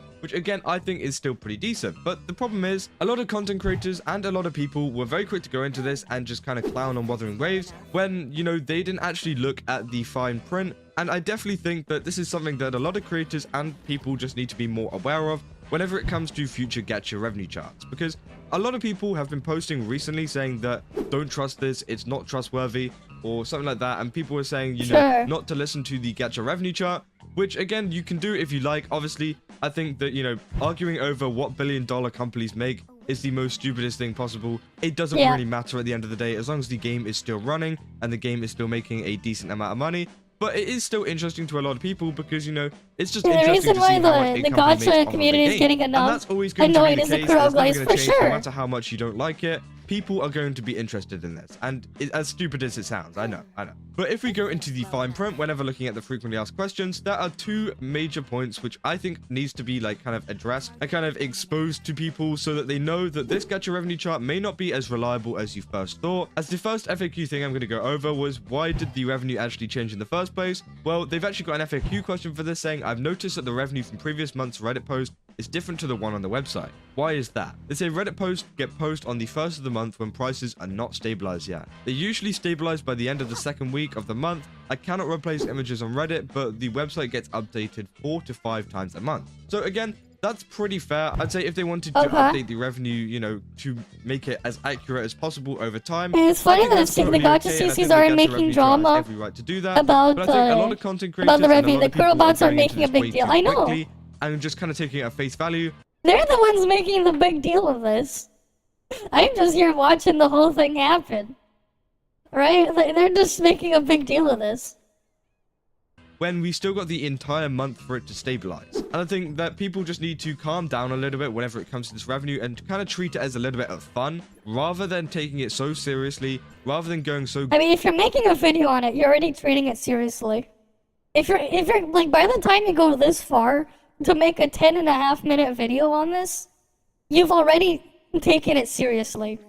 Gung-ho about, you know, this revenue's failing, this revenue's doing amazing. Because again, it's not even the most accurate revenue, and a lot of people kind of need to make it clear whenever that happens. Because again, even gacha revenue, you know, kind of admit that their prices aren't stabilized at the time, and it's fine. Like, I totally get it. But the thing is, maybe they should kind of, you know, change around whenever they upload it. Because although it's a memorable time to upload it on the first of the month every single month, if they upload it maybe 2 weeks later every single, you know, month, which would still be every month, I think the data would be much more stabilized and we can get a better look at the revenue and, you know. Wait, what the hell? They had an error there? Oof. I guess now you have to wait an hour. That's scuffed, man. But you used it, I think, before though, right? You've used it before. How come you need to re-verify? You've already used it once. That is so bizarre. I don't think I've ever had to, like, re-enter my phone number. You know what it actually is, rather than fighting over some revenue which might not even be real. There's also another point which a lot of people have also brought up as well, which is Sensor Tower only reports iOS Chinese revenue. Where did you get the Android data from? Now, I think this... I mean, like, if they're gonna keep talking about this thing, right, some games show up multiple times, and they're only looking at one of them. If you're gonna go that into detail, right, and especially when they have cloud versions, that's a separate app. Yeah, imagine if people did the opposite, where Genshin was the one who made 6 million, Wuo made 99. The amount of glaze and gaslight was going to be insane. Oh yeah, for sure. This is a big problem whenever it comes to calculating revenue and being accurate, because they say, I've done some research and most people that make revenue posts videos multiply iOS revenue by 1.5 to 2.5 to get Android revenue. Yeah. Currently, I'm using a 1.75 multiplier as default, but you can adjust it yourself on the website. Now, it's great having a These multipliers mean nothing. They're not the real number. Multiplier that you can change around, but the thing is, how is that accurate to Android data? Well, yeah, there is of course so many not. different anomalies, so many different things that happen that go on, you know, That's in why the you gacha don't take space, them that which could change seriously. around the revenue as much as possible. And I don't think that adding a multiplier by 1.75 or, you know, 1.5 is enough. I think that's just kind of, you know, very, you know, guessy. It doesn't really equate to the true revenue of what Android is making. Now, maybe Android is such a small part of the revenue, but it's still kind of questionable to see that this kind of, you know, guesswork is being done in something that's supposed to be, you know, they claim is quite factual whenever it isn't. And that's also why a lot of people don't need to take this as seriously as they think they should. Because, yeah, it's being guessed. Half of it is being guessed. And again, this is only for the Chinese revenue. So again, if you're looking at global, I think that should be all alright. And they actually have some data for that.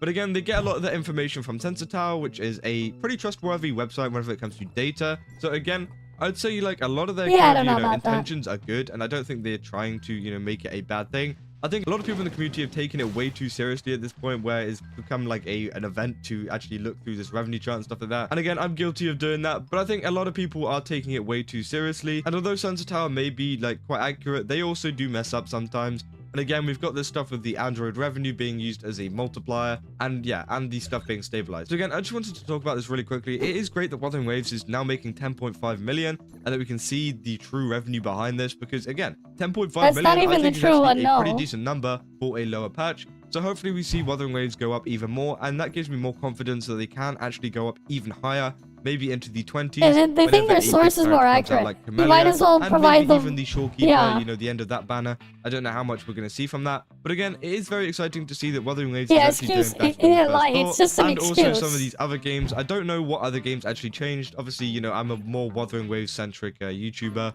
or, you know, content creator or whatever. So I'm going to be paying attention to that more, but I'm sure there's a couple more that changed in like slightly. I'm pretty sure Zealous Zero maybe had a little bit of a boost there. I think going up by like 1 million or something like that. But again, I think it's very, very small changes, and it is weird how Wuthering Waves had such a drastic one, because again, that is a lot of money to be missing out on, 4 million. So again, we're going to have to keep an eye on this. I'll definitely, you know, correct a lot of stuff in future Gacha revenue charts if people get things wrong. Because again, there's a lot of videos out now because people, obviously, you know, this is totally fine from the content creator's perspective. I would do this if I had the, you know, the amount of effort to do this. You know, people upload a video literally, you know, an hour once it's been out or whatever, and then they get the wrong revenue, which again, I definitely think people should wait off, but you know, you can't really do that whenever people are fighting over who can get there first. But overall, I think that's a pretty crazy thing. I just wanted to bring to light a lot of the stuff that was in the frequently asked questions of the Gacha revenue chart, so that people would stop, you know, kind of taking this so seriously and, you know, kind of fighting over all of this stuff, because people have fallen out over this before,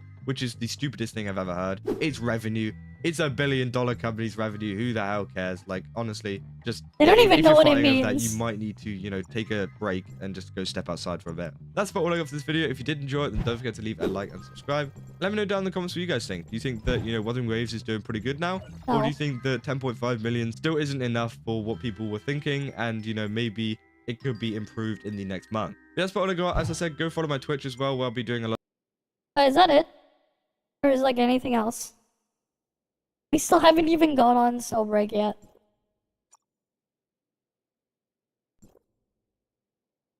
Oh, let me go level this thing up.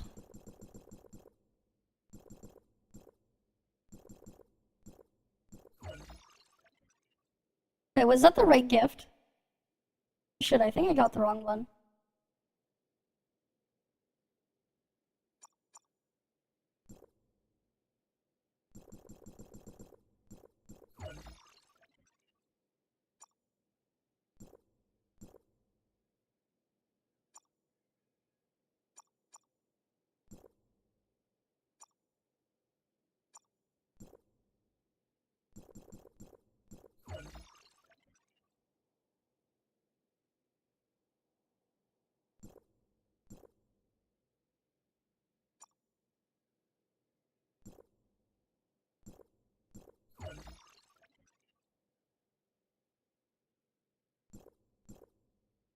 Alright, we need to get 40.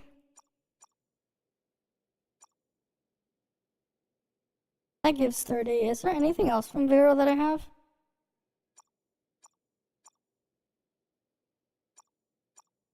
I'll give one of those, and then... Yeah, you're really amazed how ignorant they are. Yeah, of course. Yeah, they're the ones who make the freaking thing. Right? If they really didn't care, then they wouldn't be making those videos and stuff. By the time you actually put the time in to make a video, right? Put in the time, work, and effort to do that, you've already proven you at least somewhat care. You've already shown that you somewhat care by the time you do that.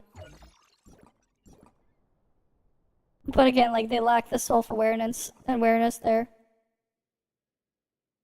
Imagine being aware.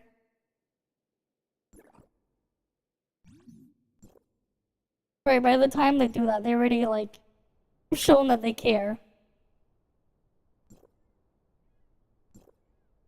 What do we got here?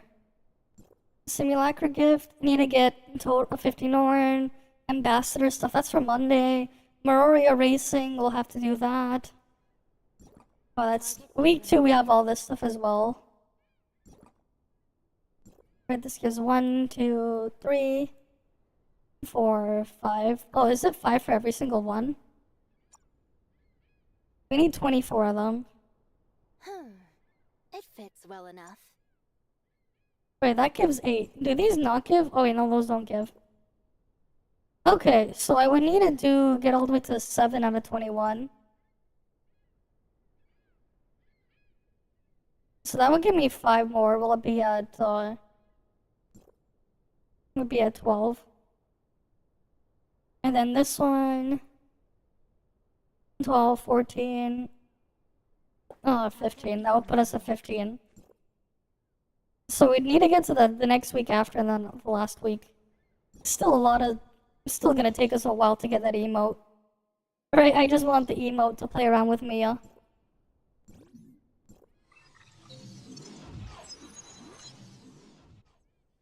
I'm just gonna park my accounts in the thing. In the network. Awaiting command.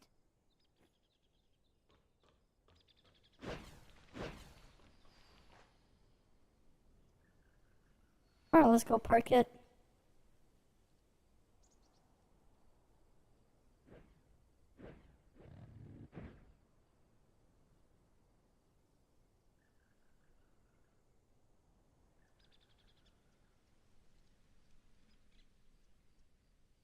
Let's hire the ToF Mini.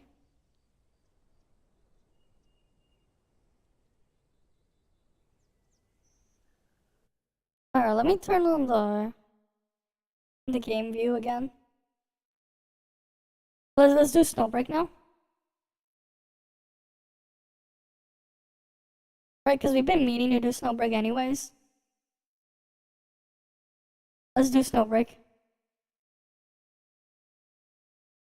Like, I already did my dailies, so that's whatever. We don't need to think about that.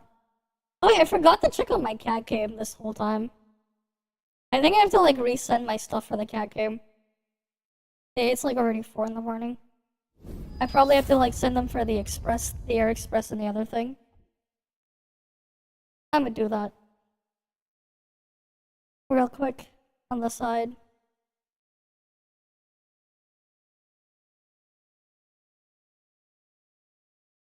Oh yeah, I get to see the nice intro with Katya. もう起きたの？残念。何がって当ててみて。もし。Oh crap, yeah, all my stuff is full.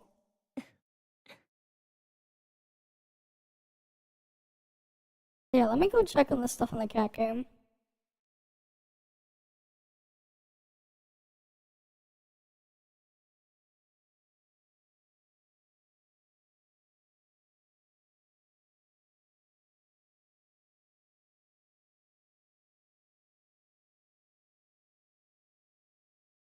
Alright, let's get some background music playing. Right, we still need to do this stuff, right? There's like a daily here.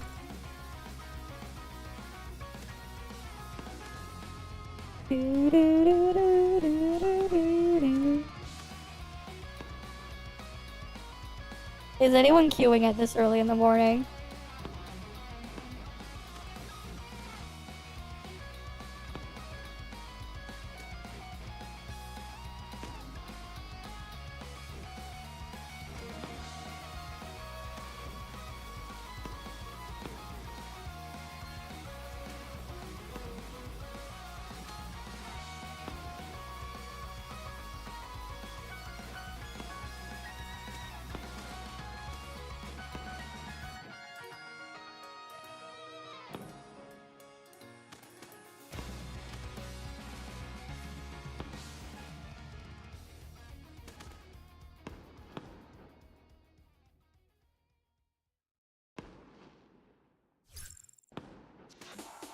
Alright, now we just wait for it to match.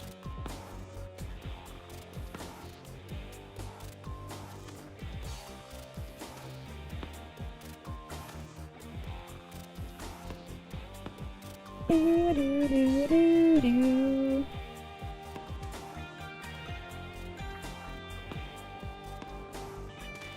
There we go, we got a match.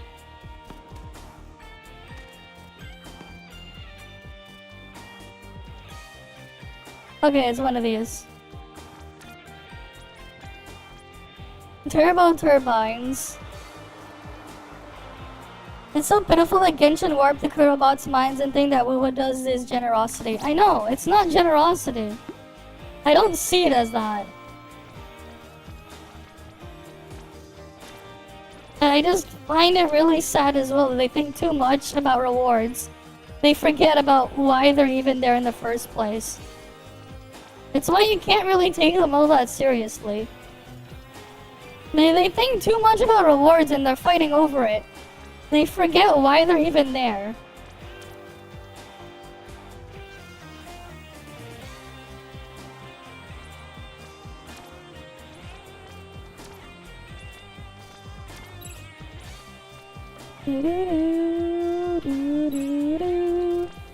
Right, that's why they're the only ones really involved in this drama shit. It's just them. You don't see it from any other game. You just see it with Wuwa and Wuwa trying to PvP the other shit. You don't see it anywhere else. And like nobody really cared this much about those charts until that point. Like it's just a new thing.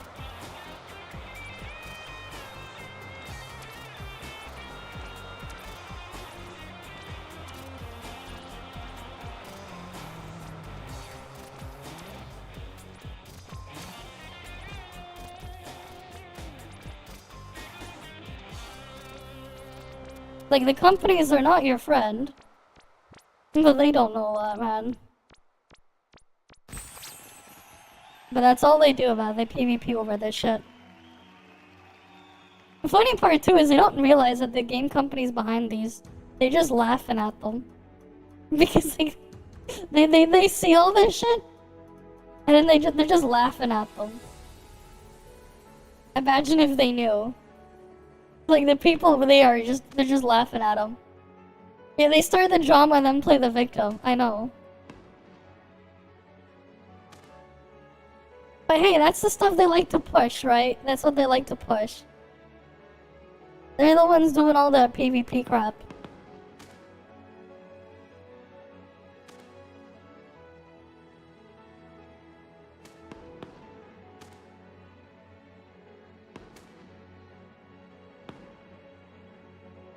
Well, like, yeah, it's like, what do you expect?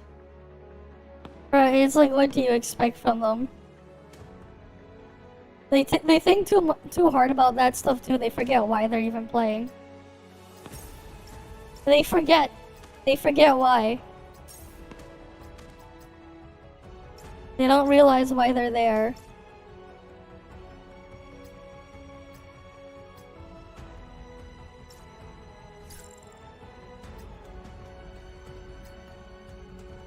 Here, let's do it. When do we get... Oh, that's in 3 days. So that's on Tuesday, right? We get this on Tuesday. Shadow Raid mode on Tuesday, nice.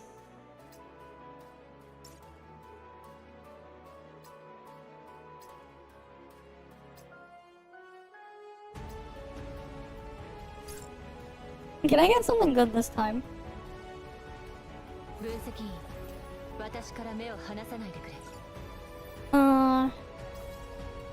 Let's see. Let's see what we got.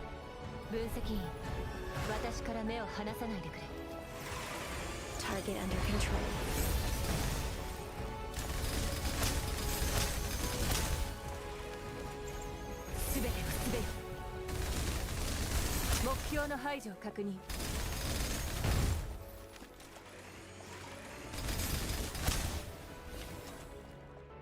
I don't know. I actually don't know, man. I don't know if they actually enjoy their game. They spend so much time chilling, they don't even play their thing. I mean, then again, there's like nothing to play. They have no content.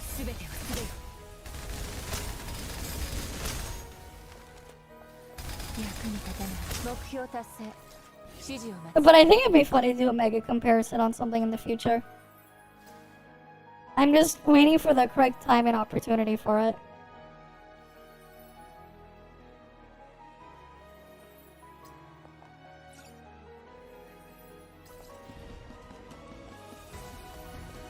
But yeah, Infinity Nikki tomorrow, not tomorrow, Monday night. We're gonna be doing a lot there. Target under control. Cause I do wanna like actually see what the hell the game has.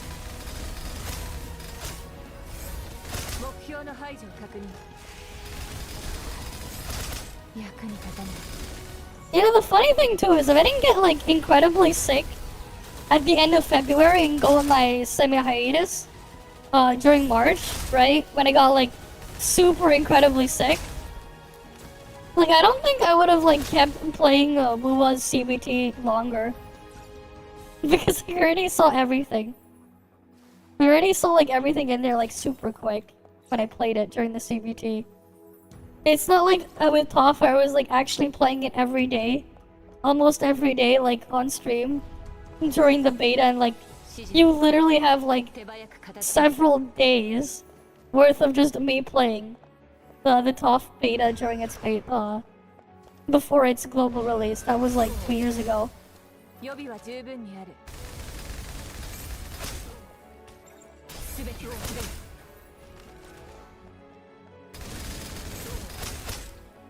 Despite it being like scuffed in all that time gate stuff. Despite all that.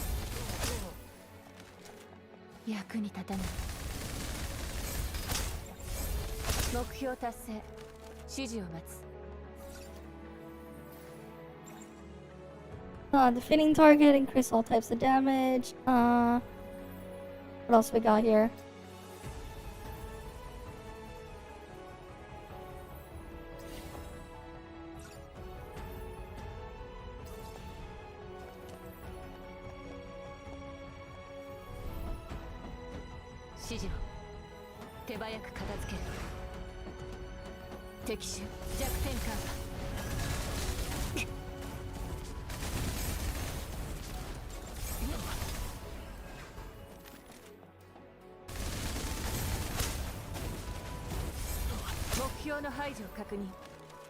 But yeah.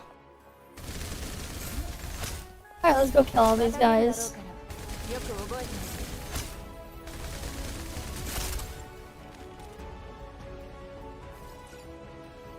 Ballistic damage, we'll take this one. Yeah, we'll do RNG. Time to gamble for the room. And we get the useless one. I should have just taken the treasure. The treasure room. I was hoping for the shop.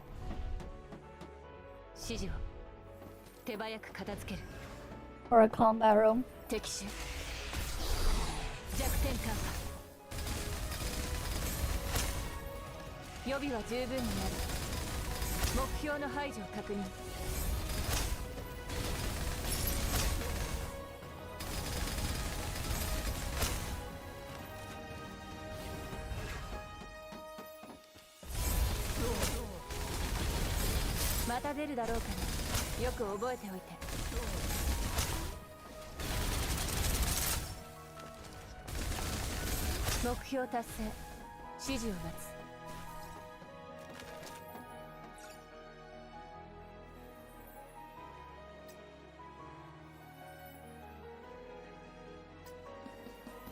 Let's see, when defeating a target, yeah, I'll just take that one.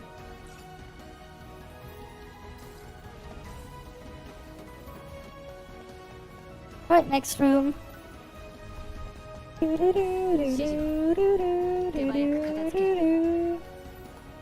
I get here? Oh, it's this thing.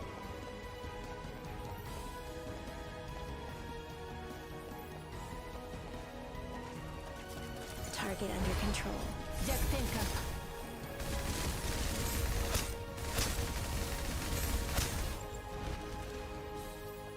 役に立たない。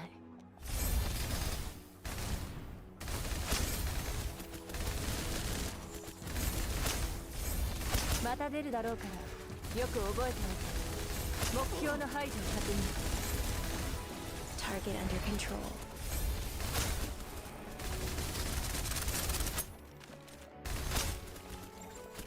Target under control. すべてをすべて。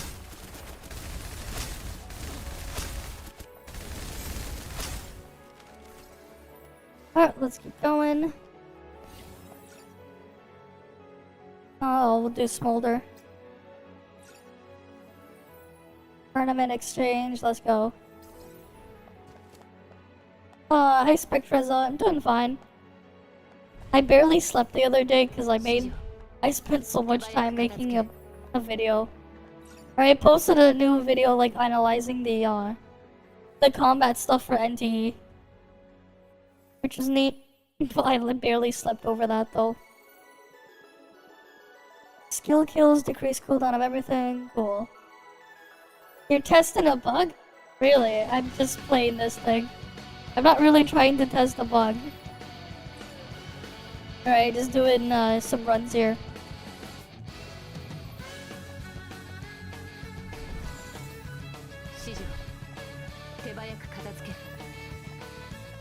Alright, let's eliminate all the enemies. Ooh, what's the bug? I'm curious though. I'm curious. You mentioned bug, I get my curiosity is spiked.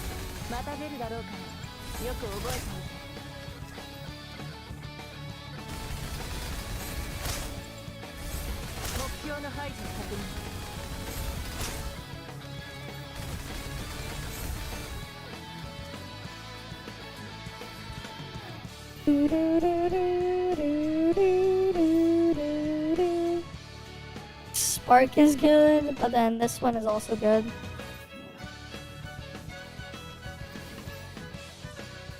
I need the health loss one for more damage. You're trying to build a team, take a build team into co-op and swap them out. Wait, the fuck? How?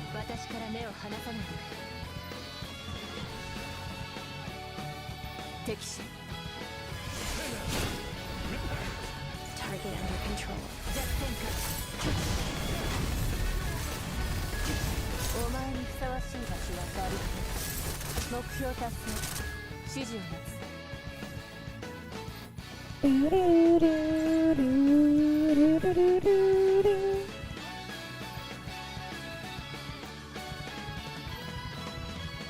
Yeah, I'm just gonna take the health loss every second now.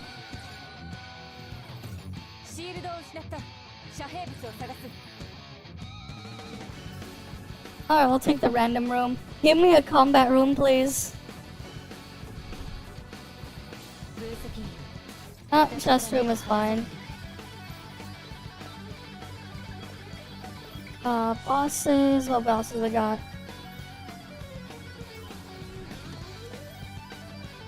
Yeah, this one's fine.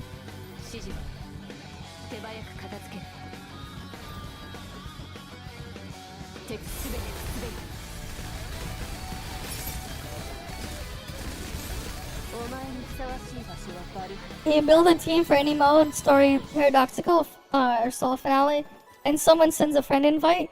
Accepting it will glitch it out. Really? Interesting. That's actually crazy. And neat. That's really neat.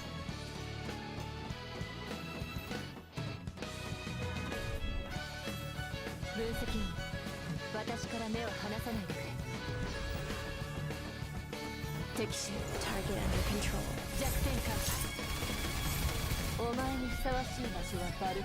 Changing operative won't show on screen. You'll be able to use it. Interesting.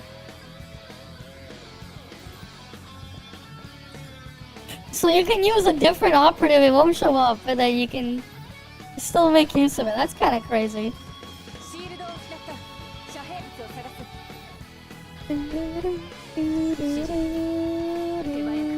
This RNG for rooms suck.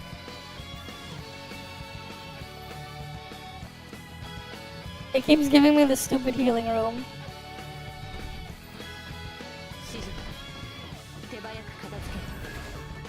It doesn't work for the host? Yeah, because you have to get invited, right? The host can't get invited. They're already in a room. Target under control.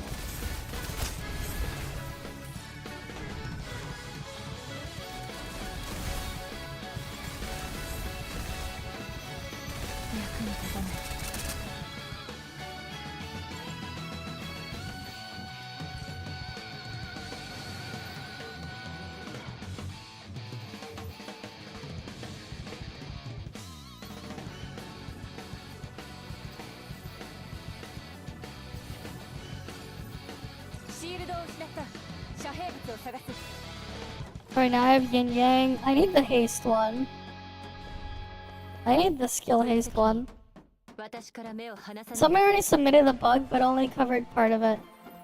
I see. Target under control. I mean, it's a fun bug.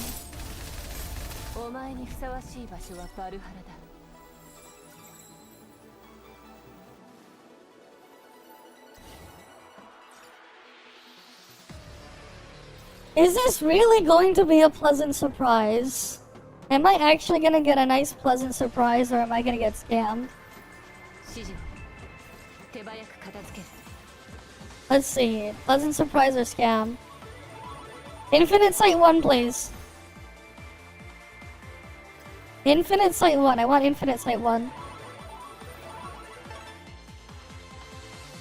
I don't need that buff. That's useless. God damn it, I don't need an EMP generator. I need Infinite Sight 1.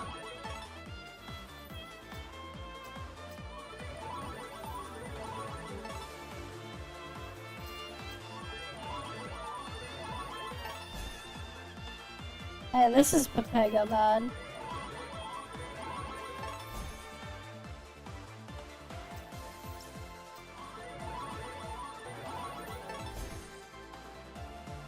I don't even hit weak spots. Another useless EMP generator. I want Infinite Sight 1.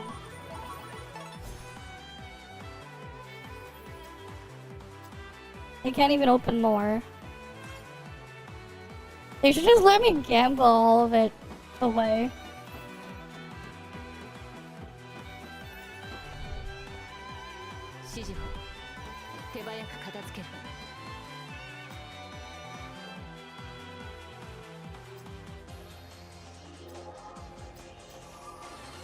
For sure.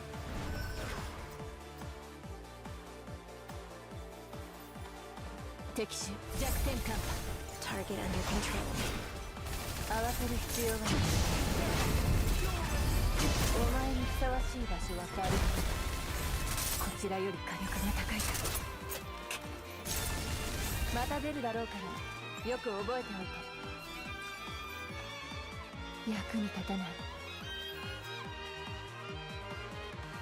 Oh no, don't want that.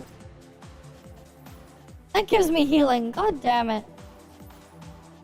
I'll just take this to get to another pool though. I don't need the healing. I really don't need that healing.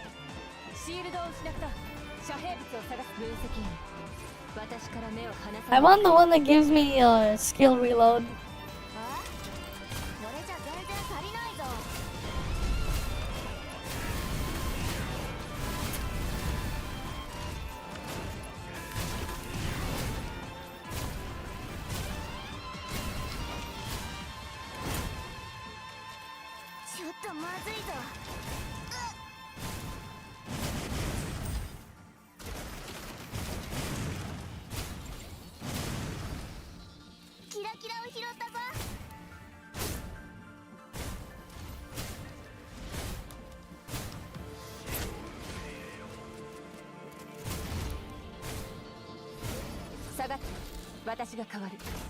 Target under control.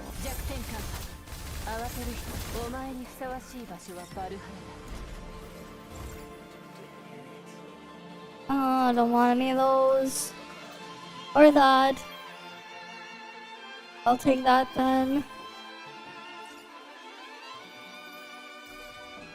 Ornament exchange.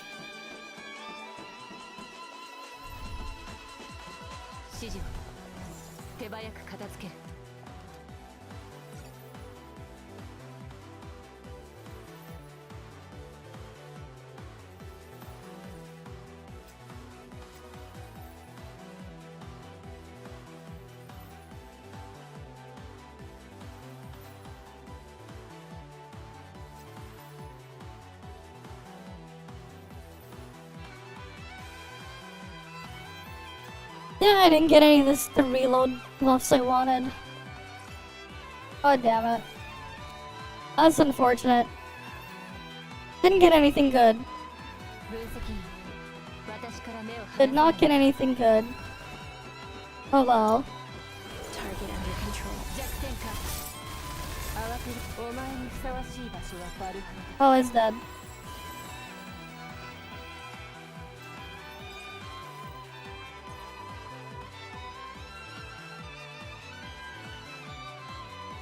Game just refuses to give me the buffs I'd like to see.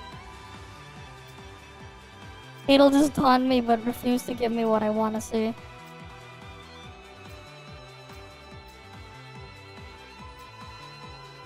Oh, the next one gives me more ammo capacity and then... Okay, neat. You can eventually get that buff maxed out.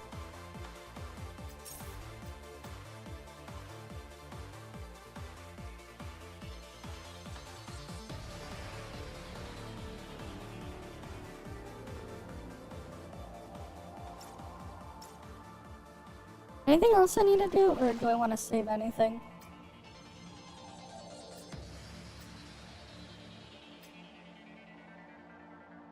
Oh, I think we're fine on that front.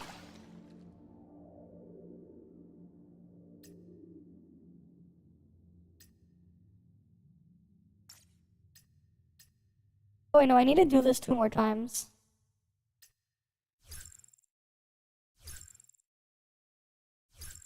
Alright, let's do this.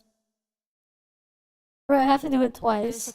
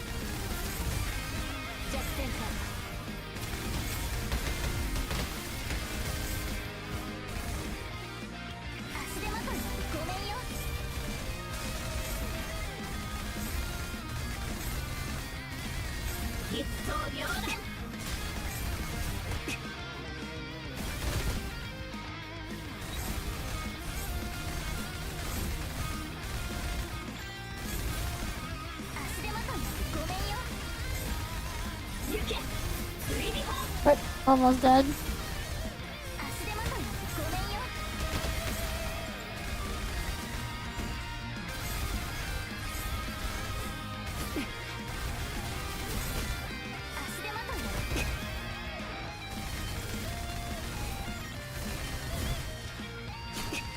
What the hell? He gets bugged out if he's in the corner? He freaking bugs out if he's at the corner. Life Finny combo is still better? I don't know. I just prefer using the Life Finny combo.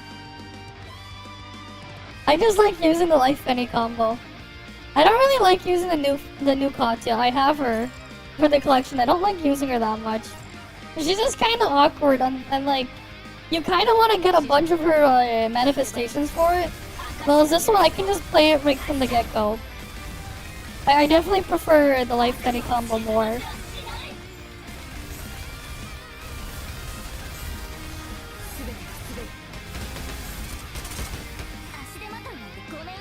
Right, like in the end, it depends on your preferences. The game itself is easy enough anyways.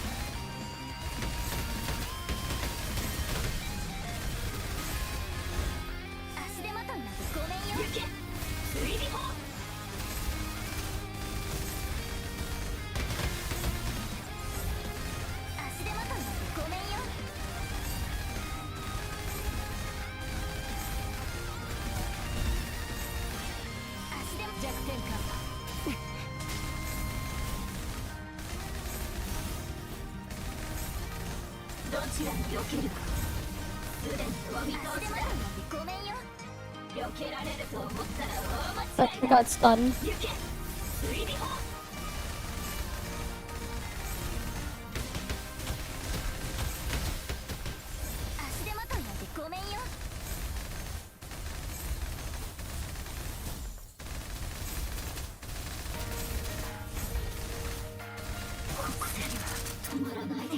Yeah. New Finny 5-star weapon is a huge DPS boost. Yeah, you didn't want to pull it before, but seeing how much difference, I know. It's just a really good weapon. It really is. It just is a good weapon. Right. With me, I just pull on everything and collect everything. I don't care too much, because the game is easy enough. But also, I'm just in a different position where the game they just give me everything I need. So I've never really had to go and ask for anything. Because, like, I don't really have to. I'm in a position where, like, the only thing I grab in this game are just outfits. Right, I just go play and collect the outfits and have fun with that. Mind you, yeah, I'm in a more privileged position than other people. As you can see here, but... you know, you don't see me like acting like those people PvP and begging for awards. Because I don't. I'm like, yeah, cool, I have all I need. Let me move on to the next thing. Right? This is funny, man. This is funny.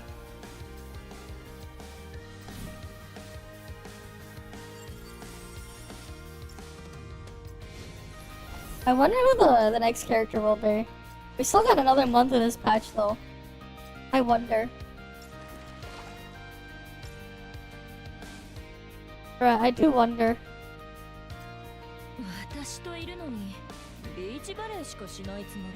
Too bad no beach volleyball game. They need to make the beach volleyball game in here like ToF does. Yeah, the free everything, the free battle pass, free digicash, always nice. Always, always nice. Right, always nice. Did we get a new reactive video?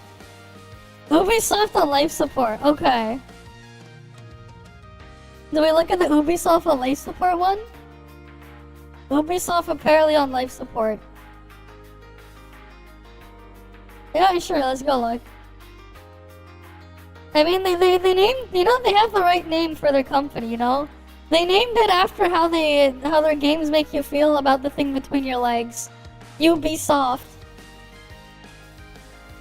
Hello guys and gals, me Mudahar, and I know a few days ago I made a video where I titled it Ubisoft is like literally dying out. And I wasn't joking. I decided to look deeper into the actual problem, and lo and behold, ladies and gentlemen, without a shadow of a doubt, Ubisoft as a company is quite literally on its way out. Now, I normally don't show like these stock prices because, to be honest with you, things fluctuate all the time.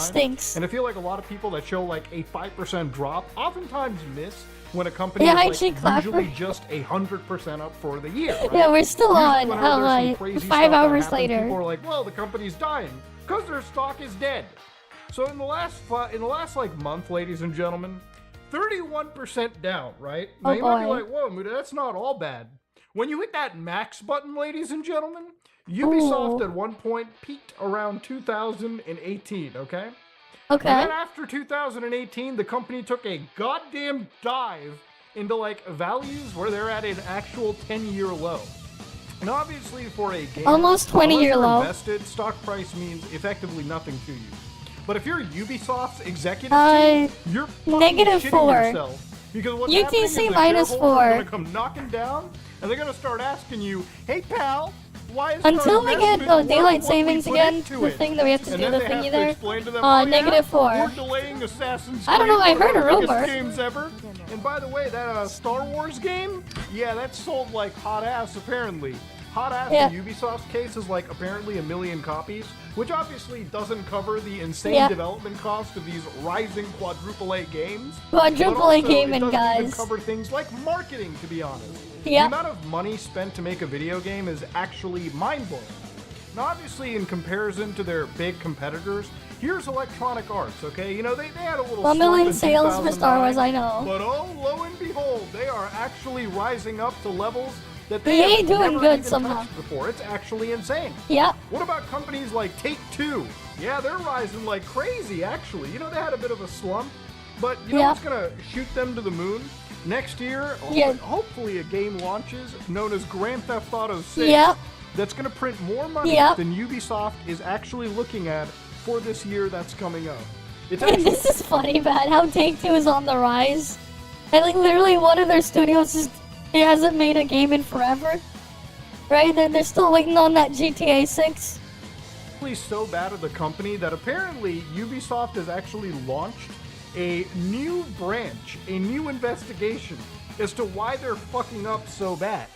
So I'm gonna just cut the cord over here and I'm gonna go over why I personally think Ubisoft as a company is actually dying. So to give you a quick idea, I love video games from Ubisoft. Okay. You know, I'm somebody that loves the Assassin's Creed franchise. Like, I've covered it extensively. I've played nearly every mainline game. You know, it's one of those franchises where I've put so much of my time into that I pretty much play every new release, you know, when I reasonably can. Nowadays, for the last couple releases, I pretty much just pick these games up as soon as they hit the sale after launch, which is usually in 1 month at this point, and I just play the game right there and then. So obviously, you know, with these Assassin's Creed titles, if you played the most recent ones, they've upgraded from actually being in a city, Yeah. which, you know, when they were making games like Assassin's Creed Unity, Syndicate, those games took place in like Paris and London respectively, and they were really good renders for the time. We're talking about graphics that still hold up to this day. The amount of NPCs on screen alone actually still blow my mind. Yeah, Like, this still looks there's a lot good. of good stuff associated with those specific Ubisoft games. Okay. But let's go on a little forward to games nowadays. Those All same right. games apparently are now just running countries. So with Assassin's Creed, Okay, running countries. you play in Egypt, which is a fan favorite. I enjoy it. I thought it Okay. was a pretty decent game. Then they released Assassin's Creed Odyssey, which took place in Greece, and obviously All right, it was Greece. a pretty decent game as well too.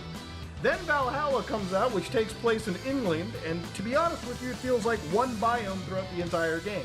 Oh. So this is a website known as How Long to Beat, and if you look at their actual explanation, 61, Assassin's okay. Creed Valhalla takes 61 hours to beat through the main story. And they're not wrong. It does actually take 61 hours to beat the main campaign for this title. Okay. But there's a lot of games, Mutahar, that take that much time to beat too. I mean, apparently the new Yakuza game, which I still haven't finished, takes that much time as well. Games that are typically RPGs kind of have a 60-hour runtime. That's almost like a sweet spot. That Except is the true, only yeah. difference with Assassin's Creed Valhalla is most of that game time, 30% of this hour mark, is actually enjoyable. Everything else is effectively just trudging slop that you have to go through to get your character skill rating high enough to finish level-gated content. There we go. That's the problem with some of these, yeah. That's the freaking Ubisoft turned their game into. They have to turn it into slop like that to trudge into. To stall you for time instead, because they couldn't actually make content. For most of the side stuff that's available in Assassin's Creed Valhalla, players will acknowledge that their side quests literally last like 5 minutes at the most. Usually the game has them teetered across throughout the world, and they're just world events that take, again, 5 minutes to complete. There's no traditional side quest that I would really write home about. There's not much in this game that anybody should really be bothering to play. Okay. And it's one of those textbook examples of like a Ubisoft open world, right? When we talk about Ubisoft open worlds, we literally talk about, you know, opening up the map screen and just effectively seeing multiple points on a map. That tower to climb, so you can hit the synchronize button and see everything around you. Which is what Ubisoft is doing at their company while they're investigating why they're so bad. Or occasionally you'll find like a few landmarks to do a collectathon on, like grab 30 of these artifacts, and maybe you get a cosmetic or a special like 5-second cutscene that probably doesn't matter in the grand scheme of things. Yep. These are all aspects of Ubisoft games that are just annoying to play. It's content for the sake of content, and not content that meaningfully engages a player in a manner that is reminiscent of older Ubisoft games. There was a time when this style of gameplay was absolutely something that everyone wanted to copy. You know, if you fire up Assassin's Creed 2, I guarantee you, if you give it a chance, you'll probably end up no-lifing that game all the way through. Okay. It's because the content in that game, while being an open world, is meaningful, it's engaging, and it's stuff that isn't necessarily going to make you sit past playing the game for 25, 30 hours. In the time span it takes to finish Assassin's Creed Valhalla once, you can realistically play through like 2/3 of the Ezio trilogy and enjoy more of your time playing an Xbox 360 game than a current day quadruple A PlayStation 5 Xbox Series X release. Yeah. So alright, that's my Assassin's Creed spiel right there. And obviously Assassin's Creed is really important for Ubisoft, which is why they're delaying Shadows.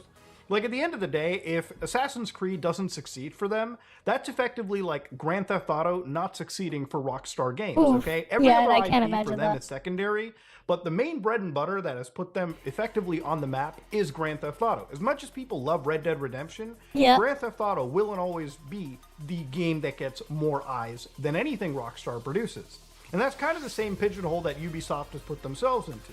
Assassin's Creed is what draws in the honey, but obviously every other game they release, you know, kind of takes the second banana to it. So the other big thing that I realized why Ubisoft's kind of failing is their incessant reliance on shit like live service games. Now this is Skull and Bones, Oh, and if that you're looking at one. the Steam charts to it, guys, 191 players. I didn't even realize this was still a thing. I thought that you list this. 191 people playing, damn. Quadruple A game. That's just sad. This is sad. Playing 40 minutes ago. And you might be like, but Muda, it's a quadruple A game. Yes, Ubisoft, I shit you not, considers this game to be quadruple fucking Quadruple A, Now, damn. what is a quadruple A game, ladies and gentlemen? I couldn't begin to tell you. Apparently, a quadruple A game probably just refers to the amount of money they have to spend.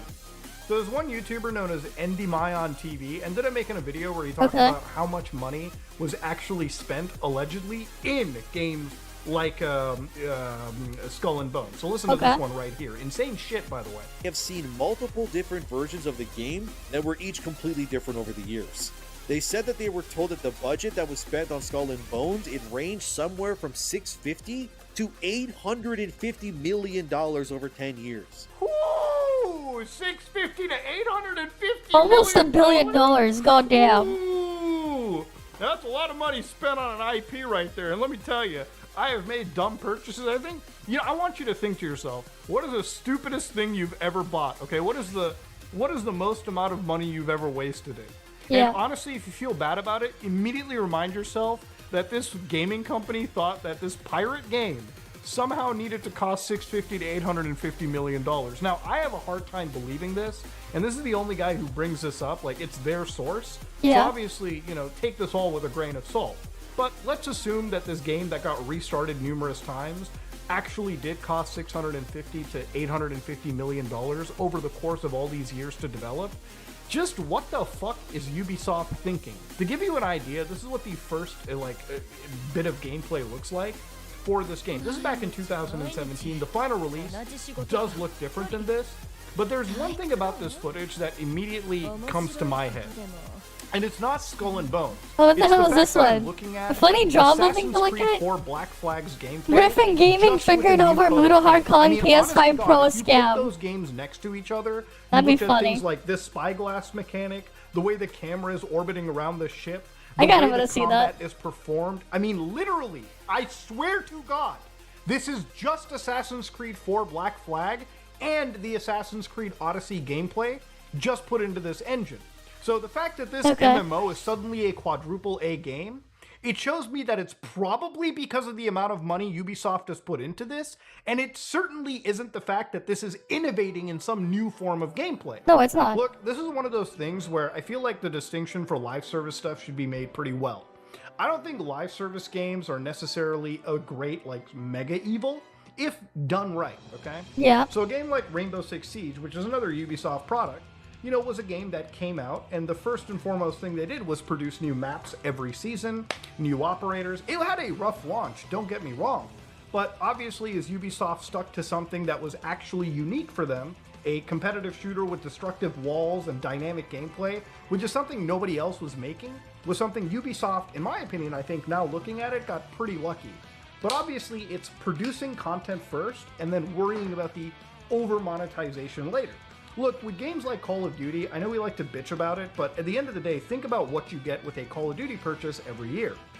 You get a campaign, you get a co-op mode, sometimes it's zombies, sometimes it's special operations, whatever. And then you get a full multiplayer suite with full game modes, maps, weapons. Things change every year.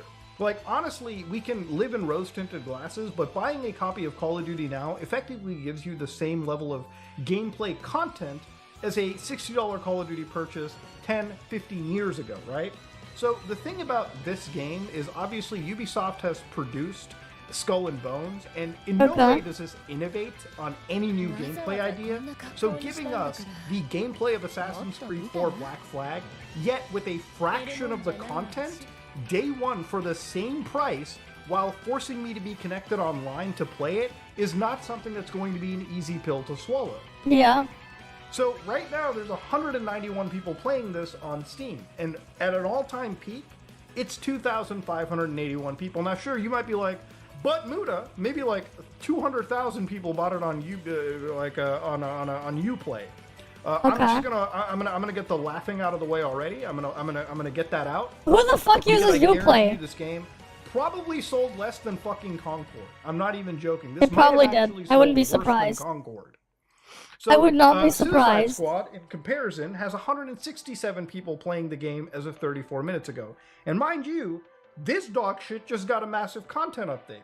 Again, the problem with these live service games is producing the same game that we've already seen for 10 years. Yep. Like, there's nothing in these looter games that I haven't seen being done in games like Borderlands, which run offline, locally. Yep. There's nothing I've seen in, like, Skull and Bones that even rivals the gameplay of Assassin's Creed 4 Black Flag. And that shit runs locally on a Nintendo Switch nowadays. Yeah. So it's insane to see this kind of stuff happen. And Ubisoft is suddenly playing this shocked game where they're like, whoa, I can't believe people aren't enjoying the $70 game. I wonder that is some why. live service early access slop we threw up that obviously people don't feel is worth their time and money. So even beyond all of it, the other big failure that they have going for them is a game known as X-Defiant. So right now, according to Tom Henderson, X-Defiant is on borrowed time as the player numbers actually decline rapidly. So that's never something you want to hear if you're a game developer or a publisher. But this is a game that exceeded 1 million players in the first 2.5 hours it ever released. So it's actually a record for them, and it was pretty hype. But nowadays, if you actually look at the amount of people playing this on something like Twitch, it's got 3.1 thousand viewers. Now, Twitch viewers are not a direct correlation to people playing a video game. Exactly. But generally speaking, when this game has lost so much of its luster, I refuse to believe that there's an actual player base that Ubisoft can sustain a massive AAA free-to-play game off of. But if you look at the actual gameplay for this, what's important is it's nothing different than Call of Duty. Like, at the end of the day, looking at this footage reminds me of a video game I would see as a joke in, like, Grand Theft Auto 5, like, in the single player, like Jimmy playing Righteous Slaughter. Or this is like Righteous the Slaughter, game that you would see boy. from like the Metal Gear Solid 4 cutscene where they're talking about propaganda pieces. Nothing in this game is necessarily something that I would consider myself to be excited about, right? And the thing is, Ubisoft believes this is going to stand up and basically be a good competitor in a sea of games where a lot of good stuff, a lot of stuff that people are interested in is all free to play. What stops somebody from just downloading Call of Duty and playing Warzone for free when it's a genuinely better product than what X-Defiant has provided? And that's just my opinion. We can agree to disagree. Now, obviously, with this game as well, too, what's interesting to look at it is, guys, they're obviously pricing the hell out of it, too. So, for instance, if you look at the actual cosmetics to this, none of them look great, but all of the actual cosmetics are around 1,000 X coins. How much is 1,000 X coins? Like $10 US. So immediately Ubisoft thinks that we're going to be spending like $10 to buy skins for a game that literally just launched. And it wasn't just like skins. You had the community at the release of this game telling us that, guys, $40 bundles just are not it.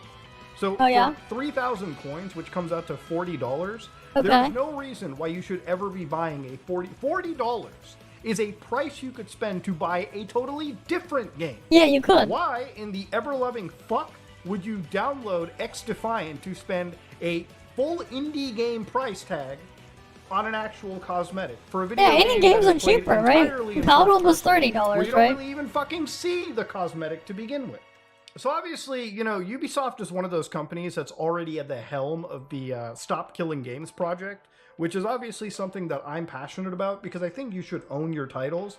And even if you look at things like Ubisoft, like people who work in the company, when they're saying stuff like one of the things we saw in that gamers are used to, a bit like DVD, having and owning their games. That's the consumer shift that needs to happen. They got comfortable not owning their CD collections or DVDs.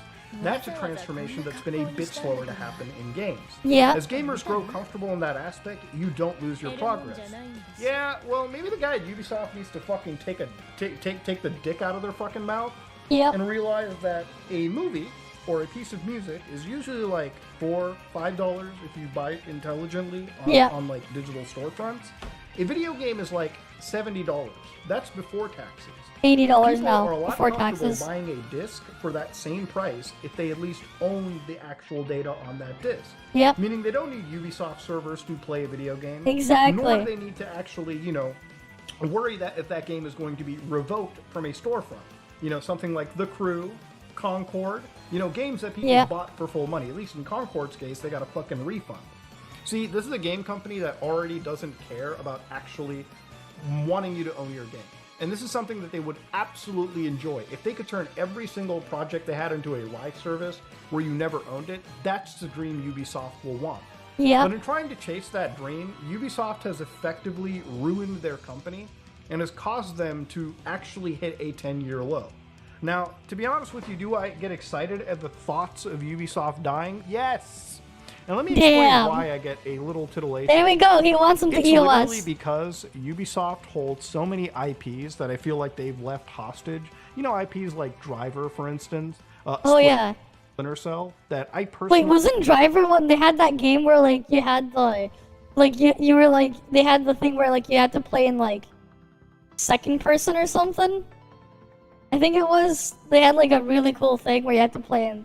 Like, not even, like, first person. Not the first person or third person, but they had, like, a different one. It was, like, really weird.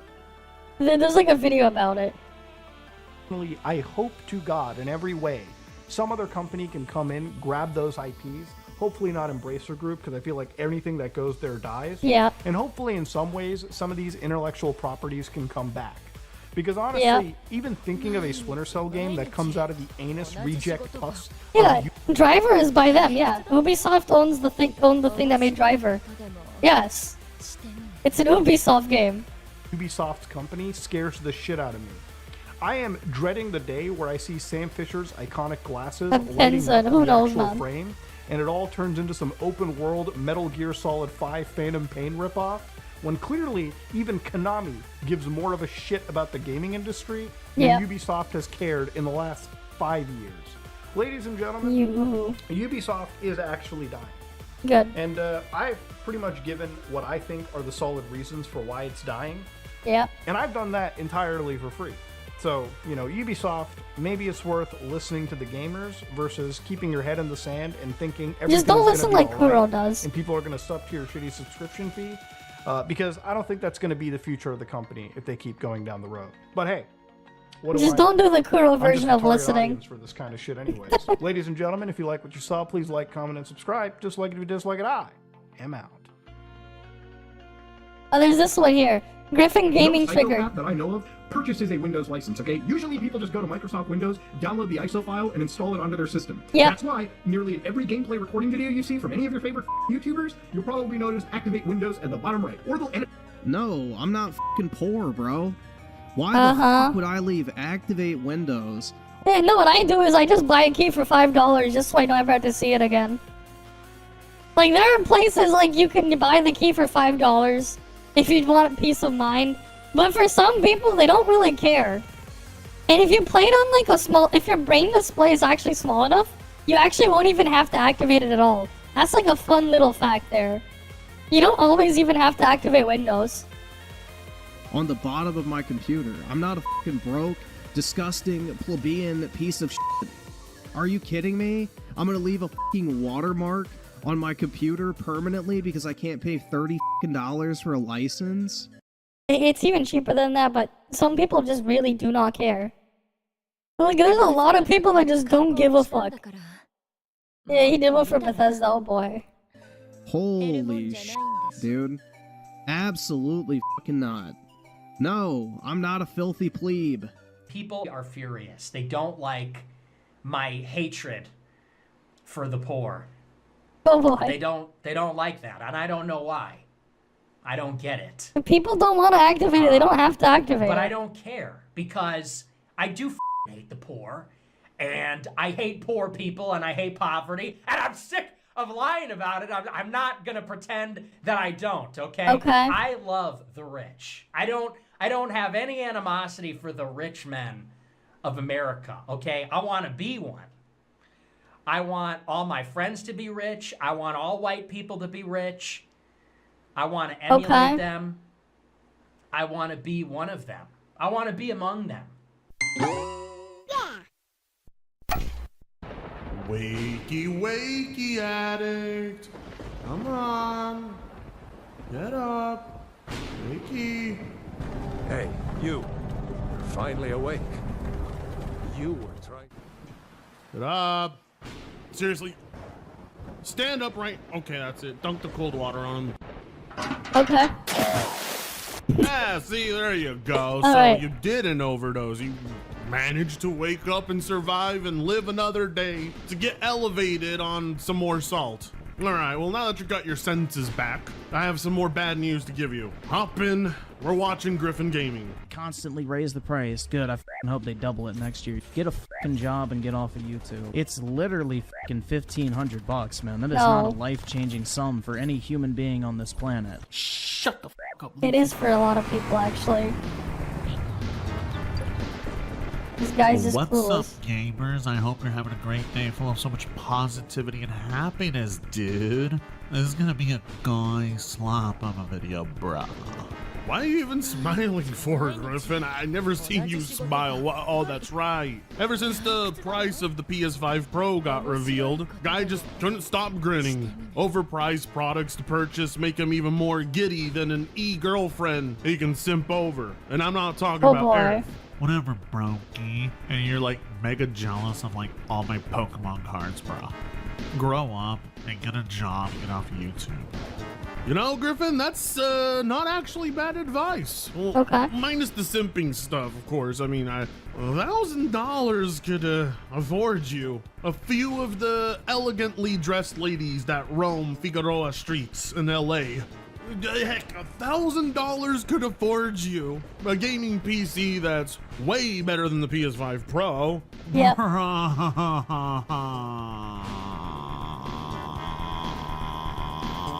Well, I'm assuming with the way you're reacting, you disagree. So take it away, Griffin. Give us your thoughts. Apparently, the PS5 is a scam, guys. Yes. It is. It's an absolute scam. If you buy it, you're gonna get a box of bricks. You heard it here first, apparently. You're gonna try and debunk Mutahar? Oh boy. This is going to be a shit show. Especially because Griffin doesn't have facts on his side.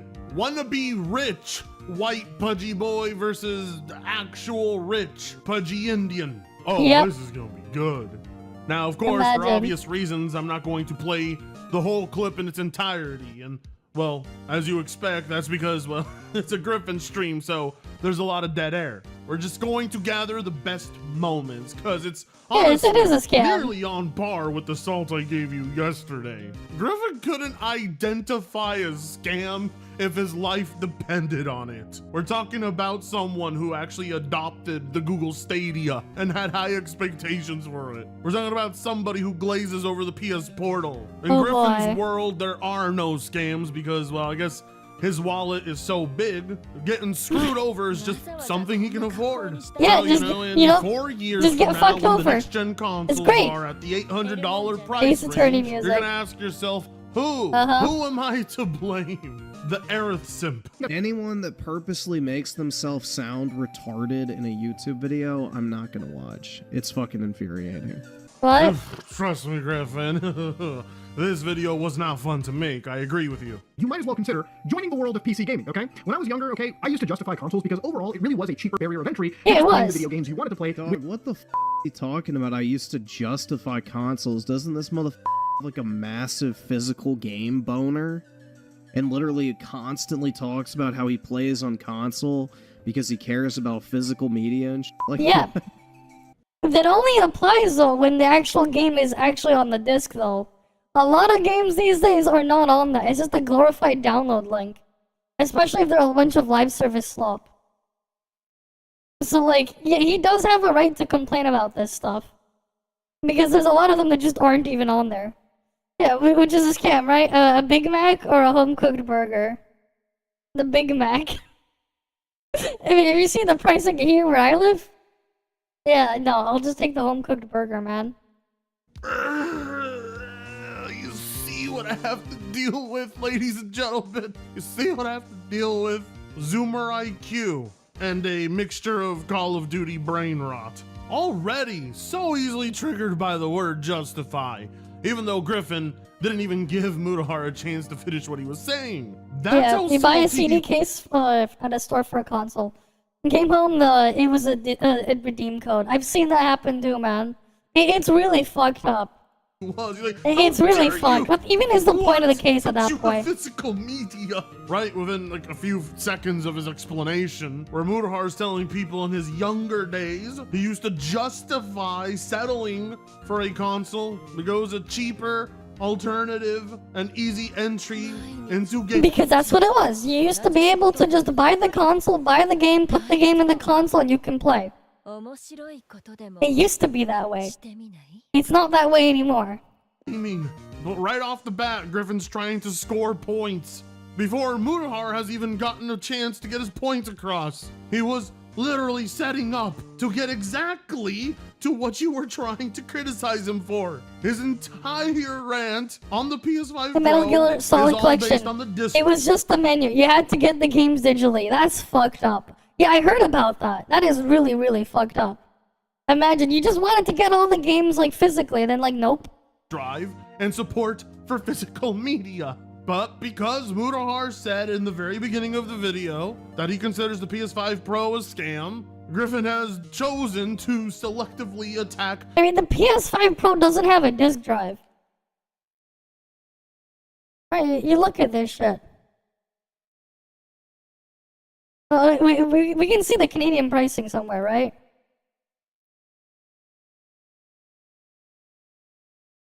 Where is it? Can it play? It can play. Oh, wait. Where's my? What about physical ones? What's this small disclaimer here? The feature only select PS5 games have been enhanced. 3D audio and TV thing is set up separately. Right, a portion SSD reserved for system software. There's a small number of PS4 games that are not compatible. You can go for the list. A compatible router is required to access wireless internet. In addition, there's some stuff there that don't matter. Wi-Fi 6, not even Wi-Fi 7, imagine. And they don't talk about the fact that there's no disk drive here. Where's the disk drive? Let's say I go bought a game with a physical copy of a game with a disc. I don't know what the hell people play on consoles these days. But let's say I wanted to go and buy a game that was physical and I needed to put a disc in here. Where's my fucking disk drive? Where the fuck do I put the disc? Yeah, Mutahar has the right to complain because like they're actively just killing physical media with this shit. They're normalizing it on the console. And like, I can't trust any of the console's digital storefronts. We've seen how they've handled things. Yeah, how much is it in Canada? Do we have the pricing for Canada? Pre-order now. Let's go look at, fuck it, let's look at Best Buy. How much is it here? $960 before tax. There's also the electronic fee thing, that's 40 cents. Right, this is before tax, by the way. This is before tax. This is 960 Canadian dollars before taxes. Taxes in my area is 13%. Right, so, you know, we'll just do 960. We don't have a disk drive, mind you. Right, times 1.13. This is $1,084. 1,084. Yeah, that's how much it costs in my country. Let's say PS5 disc. How much is a disc drive for PS5? Right, because you're gonna need to get one. Oh, they don't. That's just the cable. They don't even sell that one here.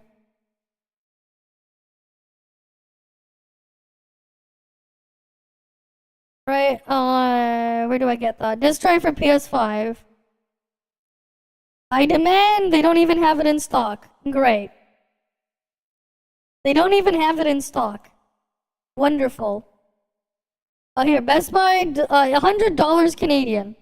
Okay, wait. So we're at $1060, right? Let's say I wanna, okay, let's say I also wanna play a game online. Let's say realistically, I'm going to use the console for like 4 or 5 years. Right? Let's say realistically, I'm gonna use it for 4 or 5 years. Right? Realistically. How much is PSN? Subscriptions. Learn more, because you need this to play online. And we're just gonna look at the cheaper tier, right? How much is this? Alright, Essential I think is the one, right? $95 a year. So, let's say for 5 years, right? 4 or 5 years? How long do people play on their console, right? Let's say 5 years. Okay, we're at 1535 now. Let's add the 13%. We're almost at $2,000. I don't even have a single game yet. I don't even have a single game yet. We're at 1734.55. We don't even have a single game.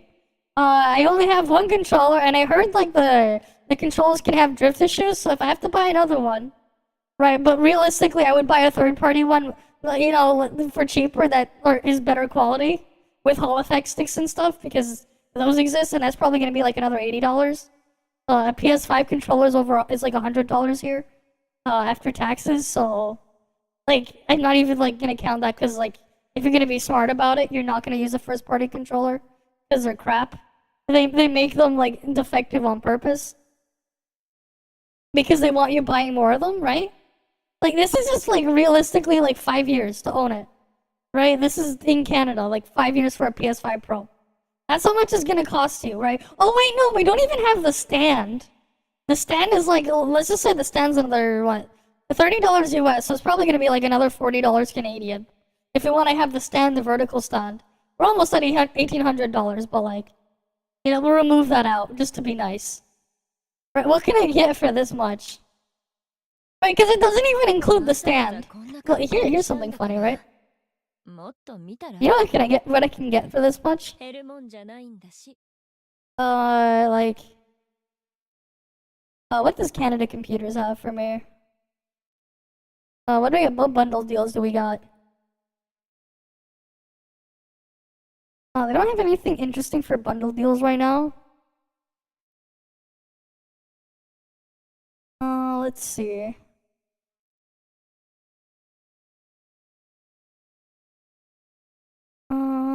They don't have anything interesting for bundle deals, wait.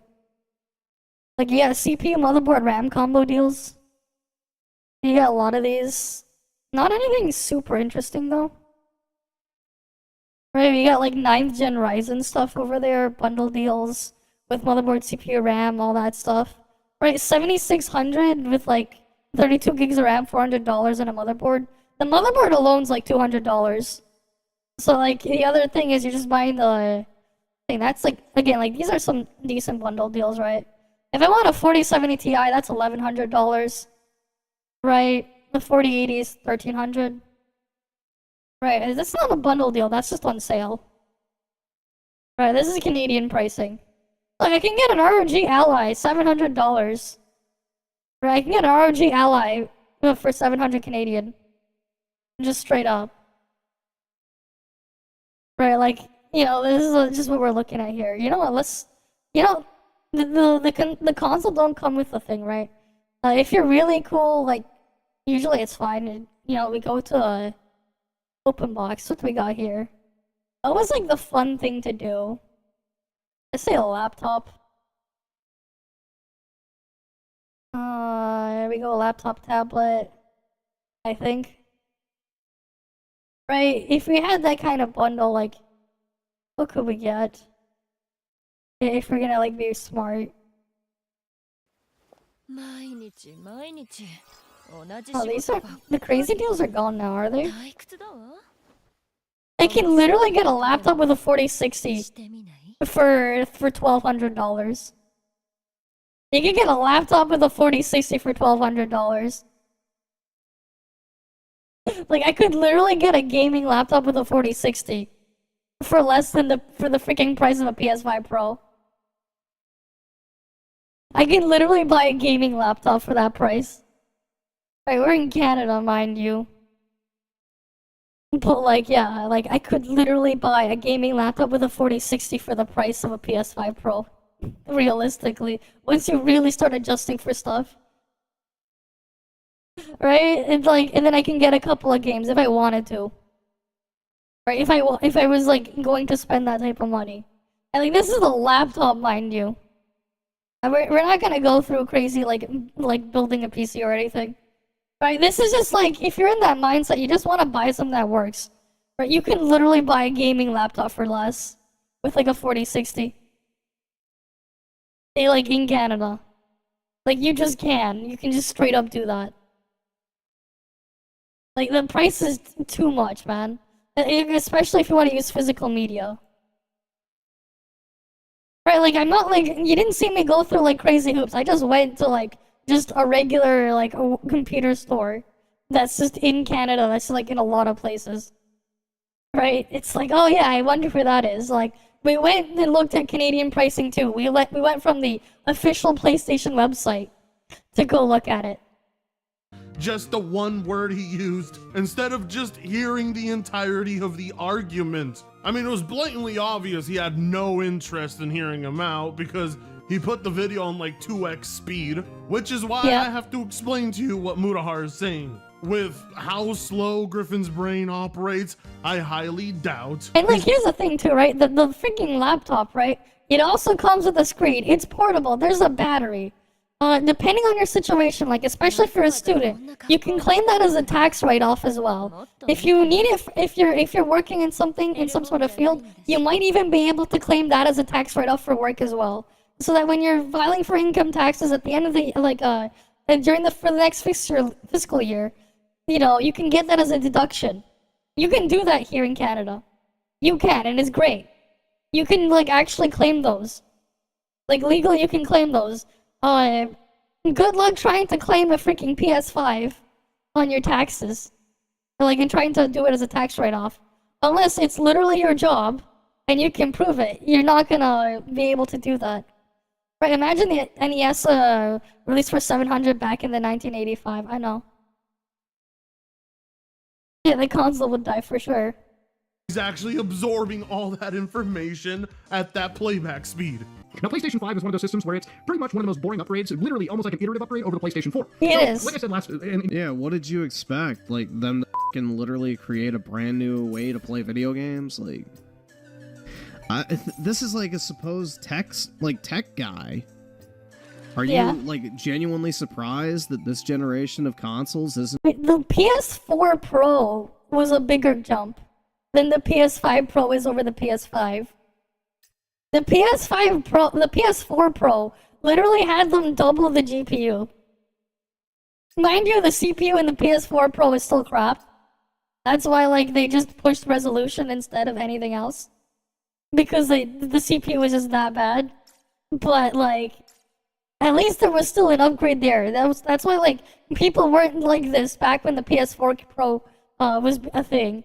Same thing with the Xbox One X. Not the series, the One X. People weren't going that crazy over it. Like this. Isn't a That's huge why. upgrade? Like, anyone with a basic understanding of There's a huge technology could have difference. told you that. I don't know. So... It is a video, like, yeah, does this guy watch the video that fast? Does he also skip? Maybe. You understand that, Griffin, and yet you're still willing to pay $800 for the same refurbished console with the Pro sticker slapped on the box?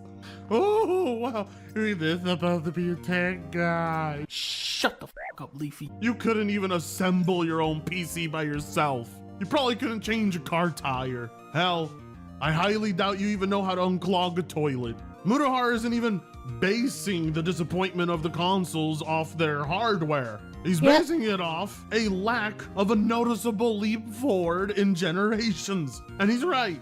That's because the majority of these current games are made up of last-gen games. And what is solely I can out for download the Infinity PS5 is Mickey now. not exactly blowing Let's anyone's go. mind. Most of it looks like it could still run on a PS4. In yesterday's video. What did you buy the PS5 thinking it was? Gee, I don't know, Griffin. Maybe he bought the PS5 thinking it was, I don't know, a next-gen console? Yeah, that's the thing, dude. He's complaining about the fucking PS4 and PS5 just being a spec bump, but then says, oh, I don't care about graphics, I care about games. Wait, what the fuck? Where's the piece? Why am I getting iOS? You ain't funny. That's not Why true. the hell am I getting iOS download? Where's the PC download? Yeah, the consistency's not really on point here. Where's the PC download? I feel like most people complaining about this shit just are forcing themselves to complain about it. Like, you quite... I'm checking through the Infinity Nikki thing. I'm like, okay, let me show you. Where is my PC download? I signed up for PC. So let me log in. Verify access? Why am I given iOS? I'm like, where's my PC client? I'm so confused. The game data is shared, so wait, where's the PC download? I see verify access, where's the PC download? I am like super confused. I am like actually confused, because like I want to play this on stream. Open in Discord, I'm in the server. How much do you have to download? How do I download the PC one?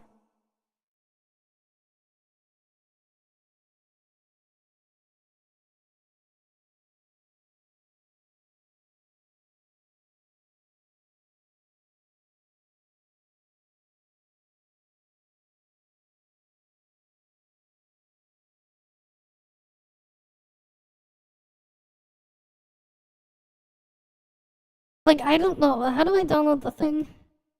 Where do I get the PC one? I'm like really confused.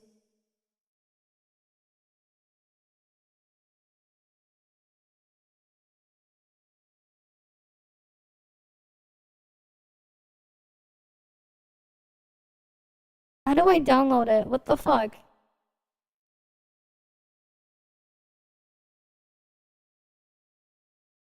Okay. I have to contact them now then. Wait, where do I do that? Where do I do that?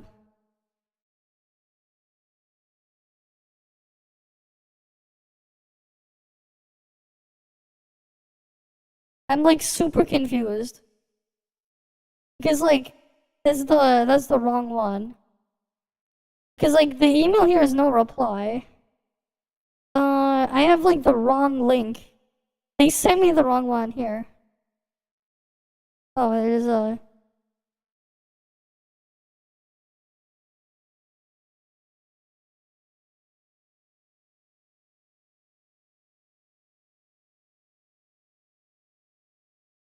I signed up for the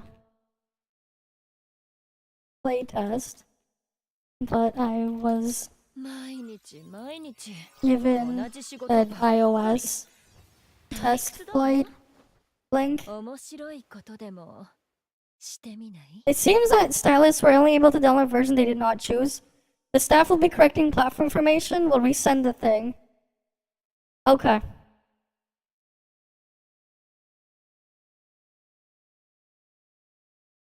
Yeah, because like I do plan on showing this thing. I want to make sure I have the actual client so we can play it on Monday night. He thinks the pre-owned NES game is a price at $2,000 a good deal. It's not, man. That's not. Of course not. I literally just don't have to buy this thing. I don't get the rage, personally. Like, this is like getting mad at Apple for releasing a new phone. Or fucking Nvidia for releasing a new GPU. Or Toyota releasing a new car. Like, yeah, it's not gonna fucking reinvent the entire industry. It's a fucking iterative upgrade. If you want to buy it, you can, but nothing's forcing you to go out and buy a brand new car every single year. Nobody's forcing you to go buy a new phone every single year. It's there for people who want it, and it's not there for people who don't. Like, I don't know, man. It's just really stupid. Griffin doesn't understand the rage of prices on things going up. Of Yeah. course not. Griffin will buy anything Yeah, at he'll any buy price anything, point. I The guess. dude has the nerve to call people consumers while consuming himself. Diminishing Yep. returns for more money is not good. And Exactly. It's coming from Mudahar, who can afford anything he wants. And And Mudahar can afford what he wants. It's still a bad deal. yet, even though he understands that, unlike Griffin Zoomer ass, he realizes purchasing such a device incentivizes Sony to prepare the next console.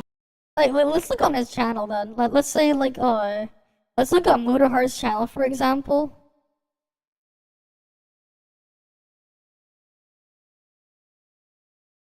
Right, some ordinary gamers, right? Hello, guys. Okay, the PS5 Pro's a scam. If we go by like the amount of money I make from my analytics and the amount of money he would get out of this, the amount of views here, if it scaled the same way, right, from his one video there about the PS5 Pro being a scam, is literally more than enough for him to buy the PS5 Pro from the ad revenue on that video. This video here is enough for him to just buy a PS5 Pro from the ad revenue. You can literally just go and buy a PS5 Pro from the ad revenue from this one video. He would be able to just to buy a PS5 Pro. Just barely, but he'd be able to afford one with the ad revenue from this one video. He would be. Right, like if assuming it scaled the same way it does for me for him. Like if it was by those numbers and I got that many times more views, you could literally go and buy a PS5 Pro with that money and he still calls it a scam. He actually has the money. Yeah, does he understand that Moodohar has a higher IQ than he does? Yeah. He understands computers way better. Oh, for sure, he probably does.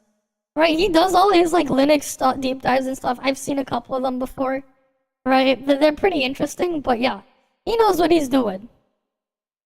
Generation to be at a ridiculous price point, because you have to think to yourself, if the PS5 Pro itself, all together with disk drive and stand included, is $800, how much is the PS6 going to be? And also, oh boy, how much is the PS6 gonna be if they if they're like, oh yeah, you know what, we can get away with pricing the PS5 like this, the PS5 Pro this way.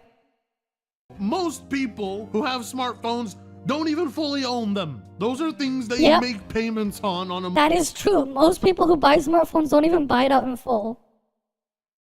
That is true. I've seen that happen so many times. Like, especially you walk into like even a grocery store these days. Like you'll see ads to like go get like a phone on a contract plan for like 3 years or something. Like I've seen that like all the time.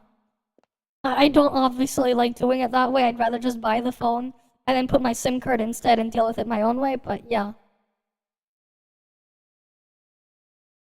Right?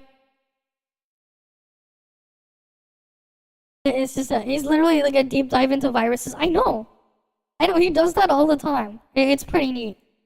Monthly plan alongside cars, $1,000 like the great on a background piece of noise hardware, if you're doing that's something. a big investment, And then Moodohar's especially if videos it's in a the console background. gaming unit whose entire purpose is to undermine the price of entry. $700 consoles are not going to lead to anything good. People have very valid concerns and very valid complaints. Hell, I'm a PC gamer, and the GPUs are also suffering the same exact experience. Exactly, and we hate I it. can afford them. It just baffles me that in this overinflated market, it's not the people jacking up the prices that Griffin complains about. It's the people who are upset about the price. That makes no sense. Who in their right mind advocates and defends for things to just get more expensive with less value?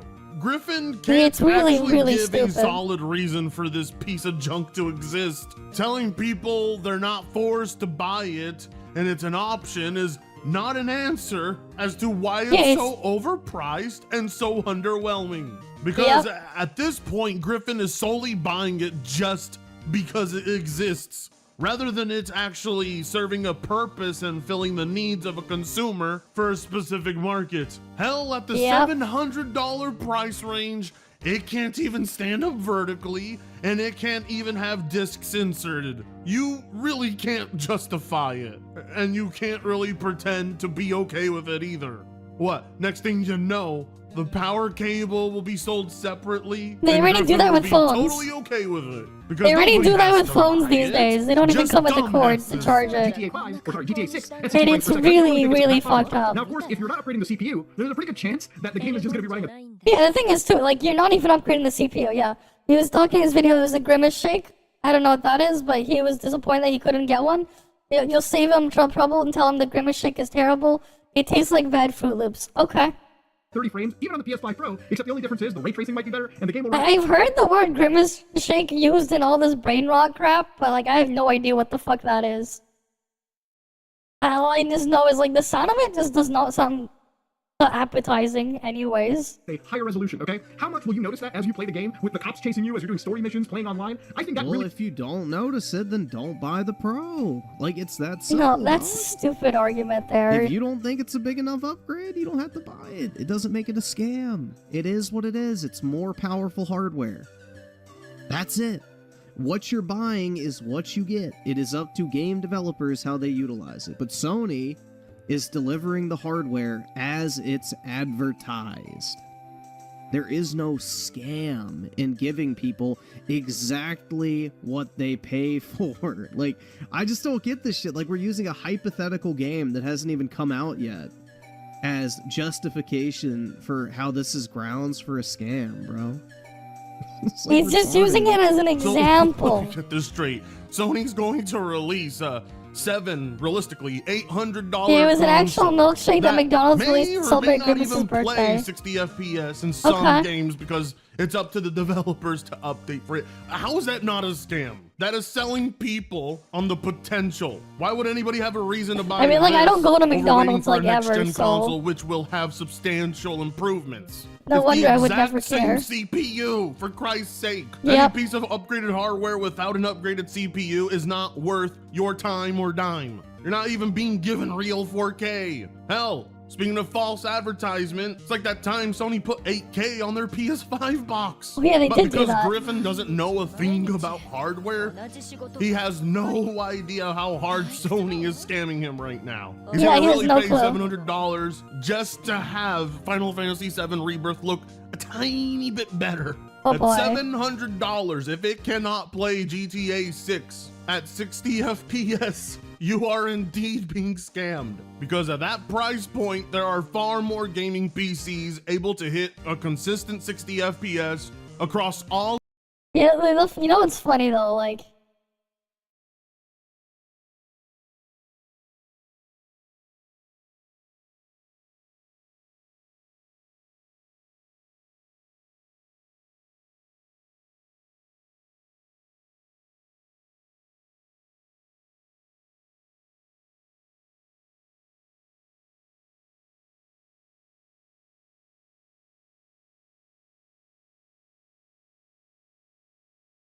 including any games nor paying for online, it costs the same as a bunch of gaming laptops at my local Canada computers with an RTX 4060. Because, like, it does. We already saw that. Like, I already showed you guys, like, yeah, I can buy a freaking laptop with a 4060 for the freaking price of a PS5 Pro with the freaking disk drive. Yeah, they said it was berry flavored and it didn't really taste like berries. Poor version of the Fruit Loops cereal. Okay. Games unlike this console, because at $700 expectations are far higher, and well, if the base PS5 couldn't meet them, what makes you think a Pro model is going to do any better? Some people just don't buy it is their way of saying, shut up, I like it, leave it alone. Even though the console isn't even in Griffin's hands and he's already defending it like it is. I figured with PC gaming, with PC stuff, you probably want to be at least a bit higher than consoles, okay? Just in terms of memory. I decided for storage, I wanted to match what the PlayStation 5 was bringing. I gave it 2 terabytes for $117. When it came to the video card, I decided the best approximation was... but that's not the same quality of SSD, but whatever. I mean... What do you mean, same quality? This is a Gen 4 drive. It is, like, a similar tier. This is literally a Gen 4 drive. What do you want him to do? Buy a Gen 5 SSD? Like, that's like gonna be way better than anything you can put in a PS5 Pro. If you bought a Gen 5 drive. Because the freaking slot on the PS4 Pro isn't even Gen 5. So it wouldn't even work at Gen 5 speeds. I mean, you know, if you want an actual PS5 compatible, like, 2 terabyte SSD... This is actually one of those. This is a PS5 compatible Gen 2 SSD. Like, or not Gen 2, like NVMe drive. This is an actual compatible drive. You can tell right here with the freaking naming right here. You can even tell. This is PCI Express 4.0 by 4. So it's gonna use 4 lanes of that. It's right here. To the same spec, it's closer to like $160-ish. This is literally the same spec. And no, you can get them for a lot less than 160. You're looking, like, once you get to that territory for that, you're getting close to Gen 5 SSD pricing. Normally. No. What is it? Like, if that was, like, if you're talking Canadian dollars, right? Like what? CA.PC part picker. Let's go look at SSDs here. It's really easy. You go choose storage. You want an M.2 drive. We'll do M.2 PCI Express 4.0. Let's say we want to go by... we're gonna raise the cache so we at least... We'll have something nicer. At least we'll have a DRAM cache. We'll raise it to 1 GB of cache. So we can have a DRAM cache. Low price. 1 TB 980 Pro with a heatsink. Right, this is like, we got like 980, 990 Pros here. Right, if you want 2 TB, this is Canadian dollars. 240 for 2 TB, 990 Pro. Right, we're looking at Canadian dollars here, mind you. Right, but like, you don't even, the thing is, the spec on the PS5 SSD doesn't even need a DRAM cache. If we remove the need of a DRAM cache, right, and let's say we want to go for, let's say 1 TB or higher. Right? Well, that's $70. Right, if you don't need a DRAM cache, they're like $70 for 1 TB already. Like, we're already like that low. Like, let's say we want 2 TB. No, we'll go by price per gigabyte. What's highest price per gigabyte? What gives us the most for storage? We got this Lexar 2 TB drive. This is PS5 Pro compatible. 120 Canadian dollars. This is Canadian dollars. Right, you convert that to American dollars, that's less than 100 US. Probably. Yeah, $88, $90 US. Like, this is just like actual normal pricing here. Like, SSDs aren't that expensive. Like, they are not that expensive. Right, like, they're not that expensive. Right, and I made sure to filter it by PCI Express by 4.0. The reality is, you don't even need an SSD that fast for most people's use cases. Like, the thing is, you're not actually going to be reading and writing at that speed directly for the most part while playing these games. They don't even load that much data. And the thing is as well, if you're looking at DRAM-less SSDs, you're better off getting a Gen 3 drive with a DRAM cache than a Gen 4 drive in some cases for those types, for like just playing games on them. Just because of the DRAM cache. Like the performance isn't always like that, as basic as simple as you think. Especially because like the actual maximum speed you see advertised on that, it's only during like peak until the cache fills up. After that point, the SSDs will actually slow down a lot. They're not always going to be running at that full advertised speed. That's not quite how they work. They're only going to do that like until the cache fills up. Then they slow down to a much slower speed. What do you mean it's not the same quality level of SSD or whatever you said? It's quite literally an SSD that's compatible with the PS5. Are you a moron, Griffin? Don't answer that. You can't answer it.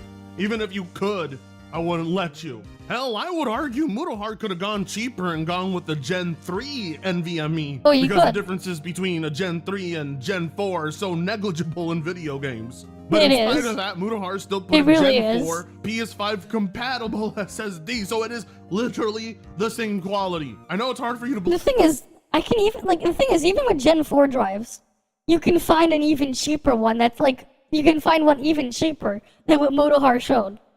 Like, you can find one much cheaper. And this is normally Like, it's not even hard to filter that out. Like, oh look, you just click on the thing. PCI 4.0 by 4, because the slot is by 4.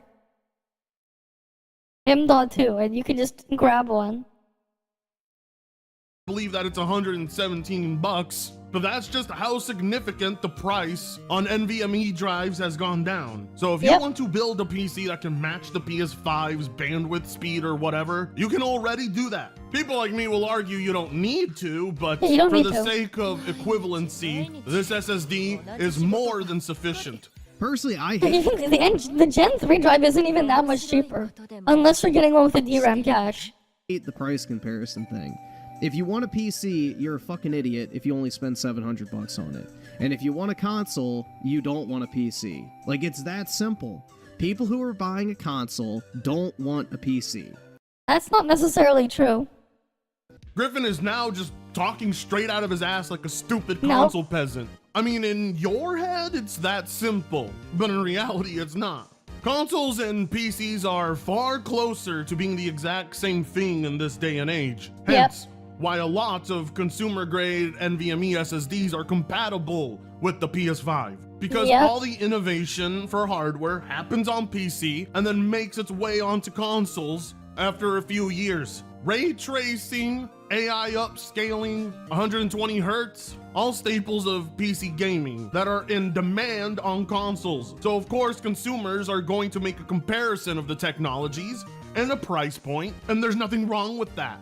That makes those customers smart ones who are doing their research. Now, yes, of course, the majority are not going to do this, but oftentimes the best way to even know what kind of hardware is in the console is to do this. Compare it to a gaming PC equivalent. Yeah, that's not right at all. Console's going to be the same as PC. People don't want to do it because it requires learning. You wouldn't use it, People who are buying a PC, fair enough. Why the fuck are you trying to match console performance?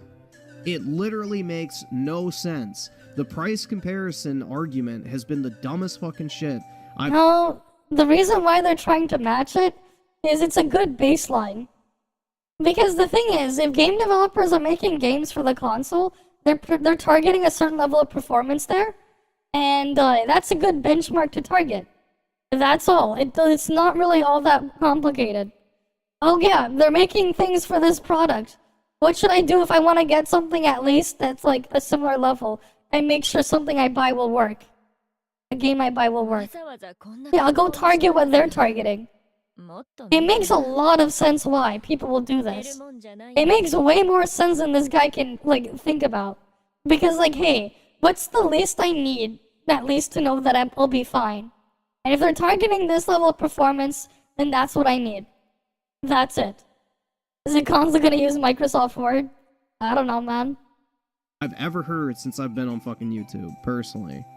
Because, Griffin, a PC at that price point can do far more than the console. Oh yeah, they definitely could, in terms of like, you know, mods or things like that. I mean, in terms of playing games. You get Xbox games, PlayStation games, PC games, and you can emulate all the Nintendo games you want. A $700 console cannot do that. That alone adds just far more value. People want an equivalent where they don't have to pay for online or pay more for games, and this alternative is not bad.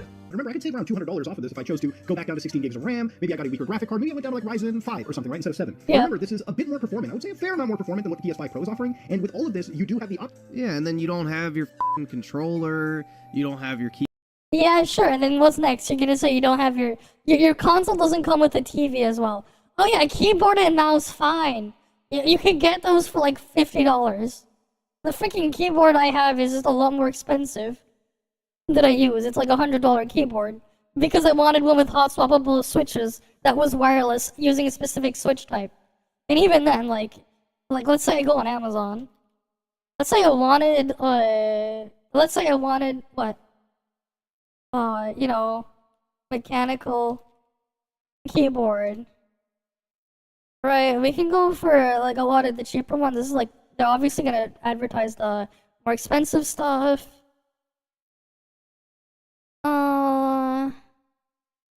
Right, there's like stuff at like $40. This one's wireless too, or this, no, never mind, that one's wired.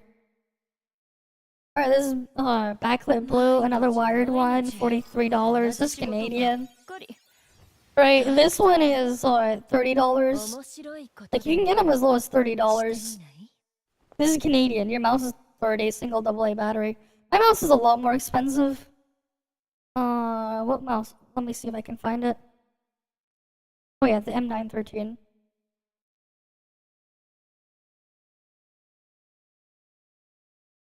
Do they even have it in stock? Which one's this one? Yeah, that's not that much cheaper. Well, I guess they don't have it in stock. God damn it, I need to get a new one. Cause like, I like the mouse that I use.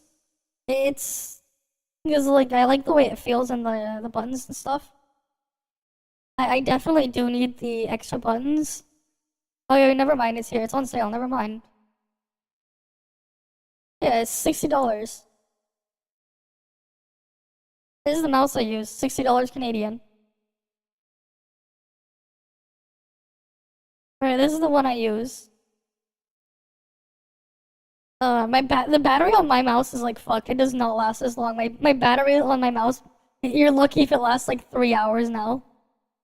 But like, I've been using the same mouse for a couple of years. It's a nice mouse though. As a matter of fact, you think most people would play games on a PC because of benchmark performance? I mean, if you have the ability to, right? Why not? That is the case in Asian countries these days. Especially China. But like, this is the mouse I use. It's wireless, and it has the extra buttons. Right, I actually use all these buttons regularly. Like, I actually do. It's so hard for me to switch to a mouse and use it like daily without these extra buttons now, just because of how reliant I've become on them. Keyboard and mouse, you gotta buy all that shit, so I don't know, dude. But like, at the same time, it's like, people can buy cheaper stuff too. You can say that with a console too. You can buy a cheaper controller if you wanted. People like really, cause like, they're like, oh, but I can buy a keyboard and mouse for $10, dude. It's like, yeah, and you'll get a piece of shit. You'll get like, that's the thing. I just don't understand the point of this. Yes, let me build an absolute piece of garbage computer to compare to a console. What? Except it's not a piece of garbage computer that he's building. It's not. That's the fucking point. Bro, why would you want a piece of garbage? He's not getting a piece of garbage. It's so fucking stupid. That's not what Mutahar is getting. Oh my god, I thought PC was the premier gaming fair platform, enough. and now we're, scavenging through the fucking trash to save as many pennies as possible. Like, it's. I mean, just you can if you dude. want. Why the are you even building the PC if you're like that desperate to save like $10 here, 10 cents here? Like, it's just sad. But that's not what they're doing. What the hell happened to Griffin? Is this what playing on PlayStation does to your brain? Are you serious? Unless you're spending top dollar, Griffin doesn't think it's worth your time, which is stupid. Most people's introduction to PC gaming is not at the high end. Yeah, most people don't. Is. He never built his own PC. He never actually researched the price of things. He just opened his wallet and said, we're good. And that is why he doesn't understand a goddamn thing. That controller, ooh, you put the controller, bruh. The mouse and keyboard. Like, no, if I was to go buy a console, I'm gonna throw the freaking controller it comes with away and just use a different controller because the freaking controllers are crap. A mouse and keyboard, then a controller combo. Well, for some people, they wouldn't even use the included one. What? Because they don't like it. And it's more than sufficient, and you can always buy a better keyboard and mouse. You can even, like, if you're gonna go, like, cope with one, you can even get one, like, for free. Or you can, like, you can find, electronic recycling places. You can get, like, older keyboard and mice for free, if you're really that desperate. But at the same time, you can also just reuse from older machines you have. It's not like you have to buy a new one every single time. It's not like the consoles where they're like, no, you have to buy a brand new game controller for the brand new console every time you make a new one. Because fuck you. We want to scam you for more money. later. I mean, like, he's Yeah. bringing up all these points, and yet for some reason he won't ever mention, hey, Griffin, don't you need a fancy 4K TV? True. With 120 hertz support and Oh, yeah. HDR to really get the most out of your console? No, of Yeah. course he won't include that. He won't include He the won't cost of include it, yeah. online or subscription fees or how much more games are. But he'll stop you and remind you, hey, remember, you have to buy mouse and keyboard. The most console peasant-ass f***ing argument. Yeah. I know dudes with $4,000 gaming PCs and $20 mouse and keyboards playing on a wired controller from If they want to play that way, why not? Like they can play how they want. Walmart, which is what makes PC gaming great. I mean, You can use what be you want. flexible on the You parts can do what you want. and the peripherals. Griffin, meanwhile, is out here buying goddamn $300 mouse and keyboards intended for pro plays, and he plays like a goddamn toddler. Yeah. So if you're somebody that wants to, I don't know, be a content creator in the video game space, it might be better for you to buy this system setup versus just going out of your way to buy a Yeah, singular if you gaming wanted to console make you can content, play you have games to. on, but maybe not be able to produce content with the same level of quality that you would expect with a PC. Now, You can't produce content on a console with just a console. How the fuck are you gonna like record and edit other stuff on there? You can't. in factor in an operating system. Yes, because everyone who plays video games is a content creator.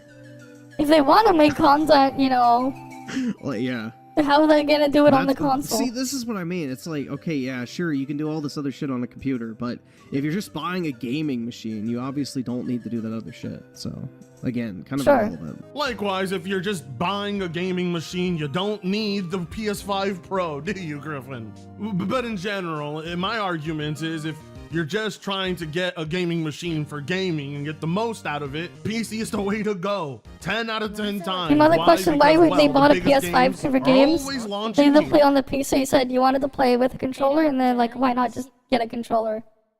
Yeah, And exactly, there's just more get a games, controller. And they're cheaper. Yes, you can build this gaming PC, and it will help build whatever online career you're pursuing, sure. But if you're buying it solely for the gaming, you are going to have far more to play than the consoles. No psychopath that I know of purchases a Windows license, okay? Usually people just go to Microsoft Windows, download Yeah. the ISO file, and install it onto their system. That's why nearly in every gameplay recording video you see from any of your favorite fucking YouTubers, you'll probably notice activate Windows at the bottom right. Or they'll edit. No. Yeah, most people just don't care. They really do not care about activating Windows.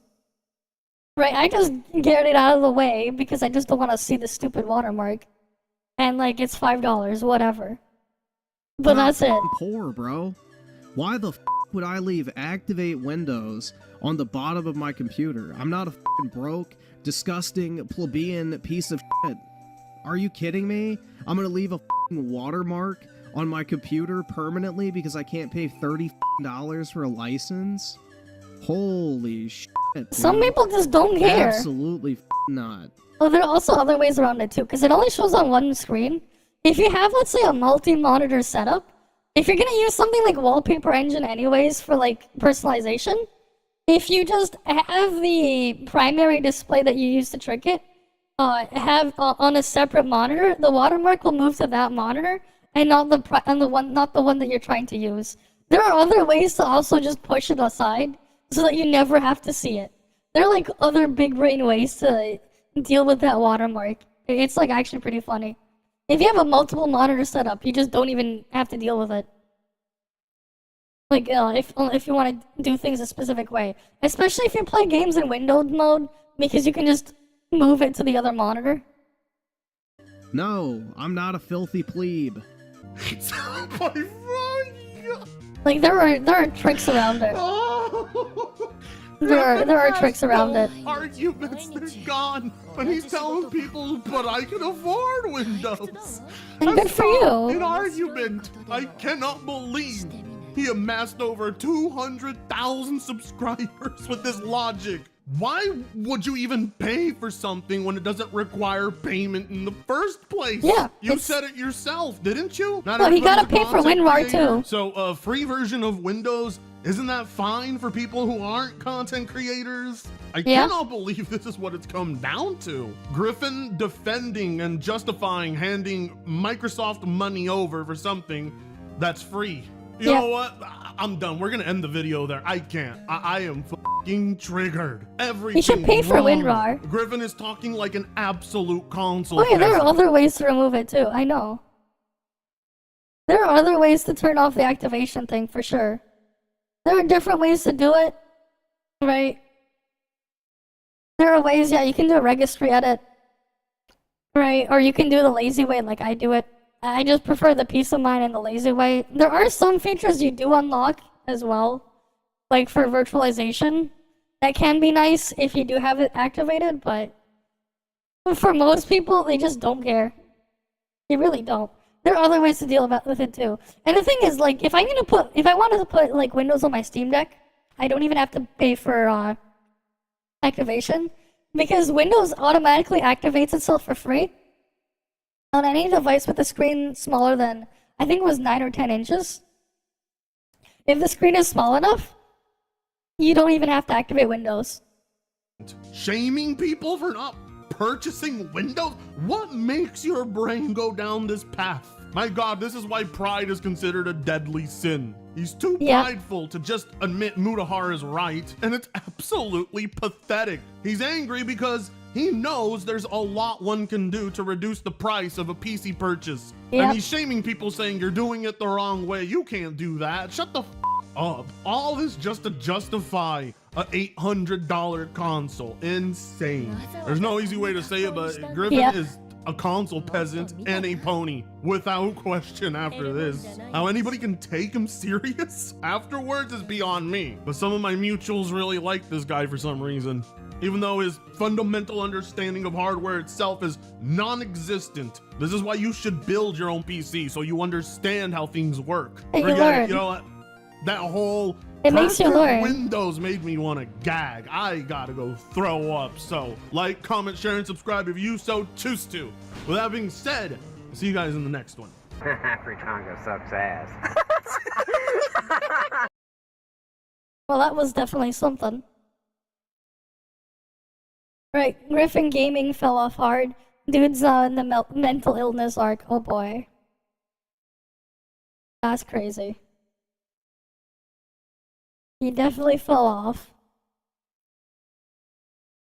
But yeah, like, that's just the pricing there.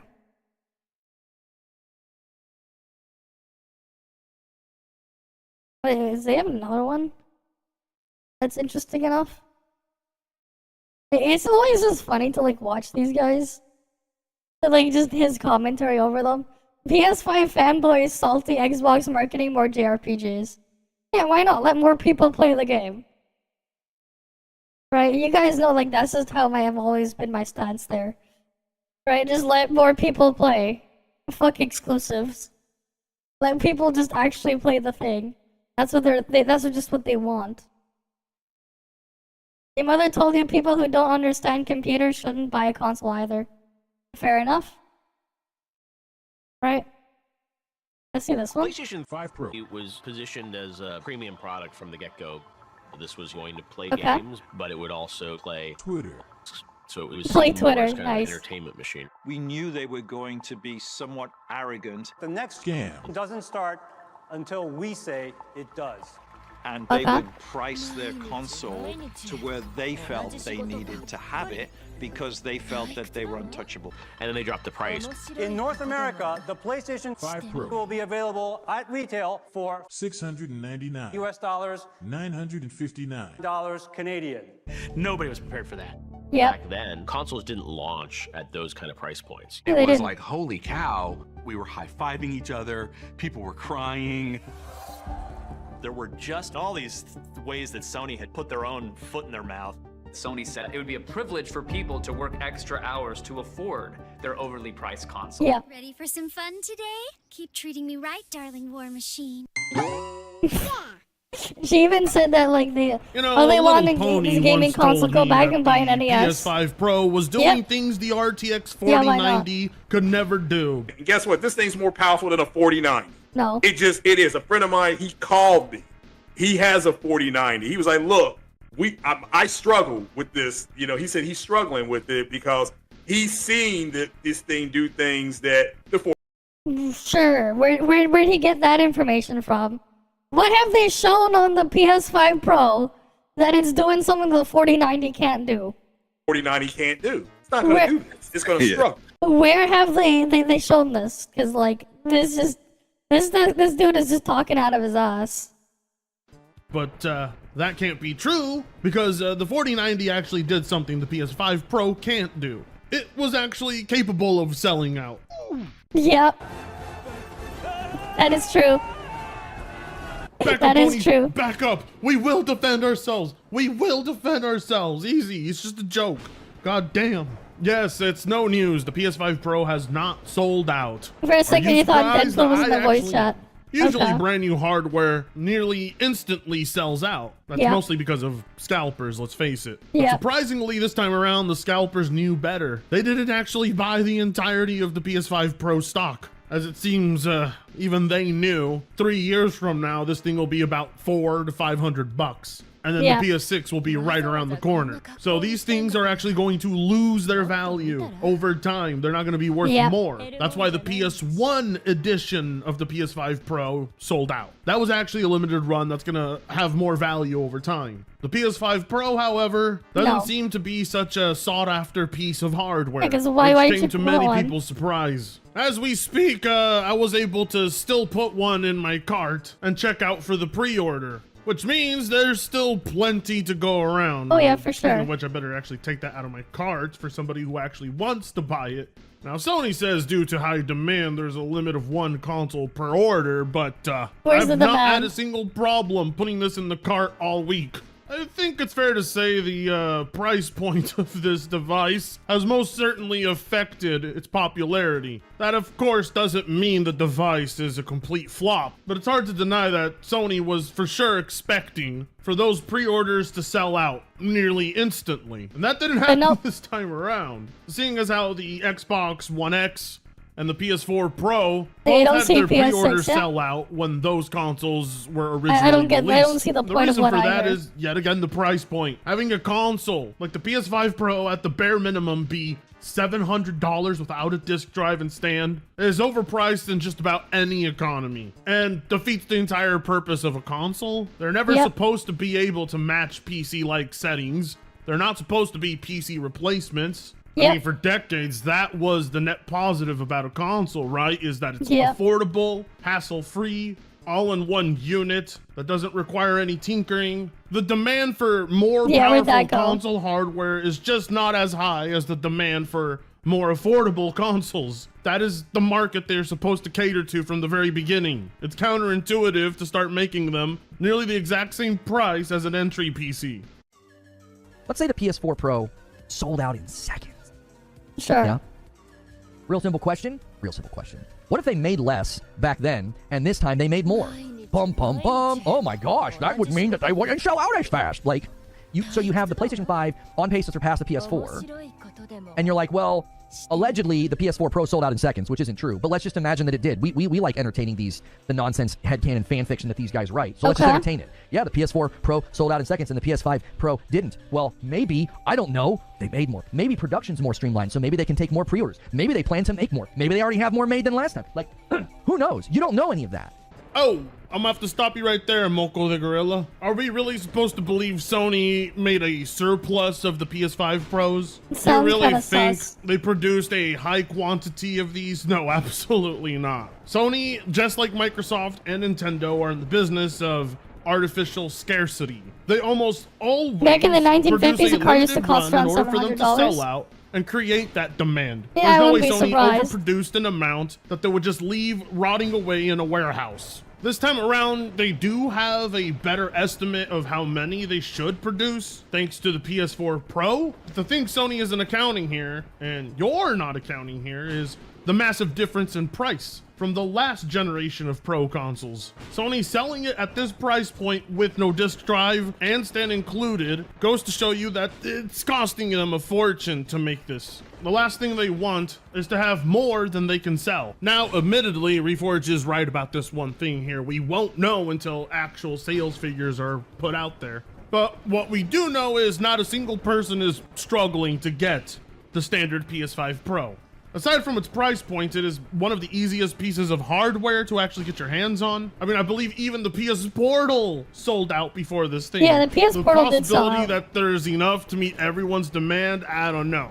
Perhaps it will sell out on Black Friday, but for now, all we do know is the current amount Sony has in stock has not been sold out. there are still plenty of Hey, it's a pre-orders to go joke. around. And I think the reason for that is Sony made the mistake of putting out the really sexy PS1 version of the Pro model out. That is actually the console that's being demanded right now, not the bland standard PS5 Pro. So we know what's sold out and we know what isn't, and it's not the vanilla PS5 Pro. I mean, it really just feels like you're jumping to every defense you got possible, when in reality, this should actually make you happy, because if this isn't selling out soon, then Sony's going to have to drop the price.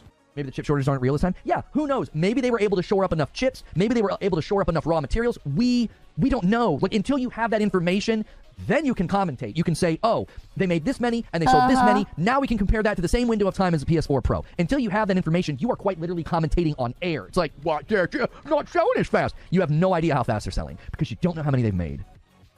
So you're quite literally projecting negativity onto the absence of information. That's not how you do investigative anything. That's not how you do reporting. That's not even really how you should do commentary, because it's fan fiction. It's like, let's just say it did sell less. Let's commentate once we know that. Okay. Well, people aren't allowed to speculate now? Yeah, I guess really? I guess we can't speculate. Commentators, journalists, news reporters, they're not allowed to No speculation allowed, no. speculation to something? I mean, for Christ's sake, this dude's running to the defense of the PS5 Pro harder than Nib does on Twitter. That guy has more posts defending the PS5 Pro than there are units of it sold. Absolutely ridiculous. After all of that boasting about how it is worth the value and how it's a good piece of hardware for its price, they don't even have scalpers scalping them out. That Imagine should say not something. even the scalpers. We can look at that and go, that's interesting. And that's it. Nothing wrong with it. But please, I mean, go ahead. If you want to let your inner fanboy out, be my guest. It's some quality-ass entertainment. Like another fanboy many of you have grown fond of on this channel. But before we get to him, first, we gotta talk about how Phil Spencer has actually been working his ass off to bring in more Japanese developers onto the Xbox platform. Yep. After almost a decade of people complaining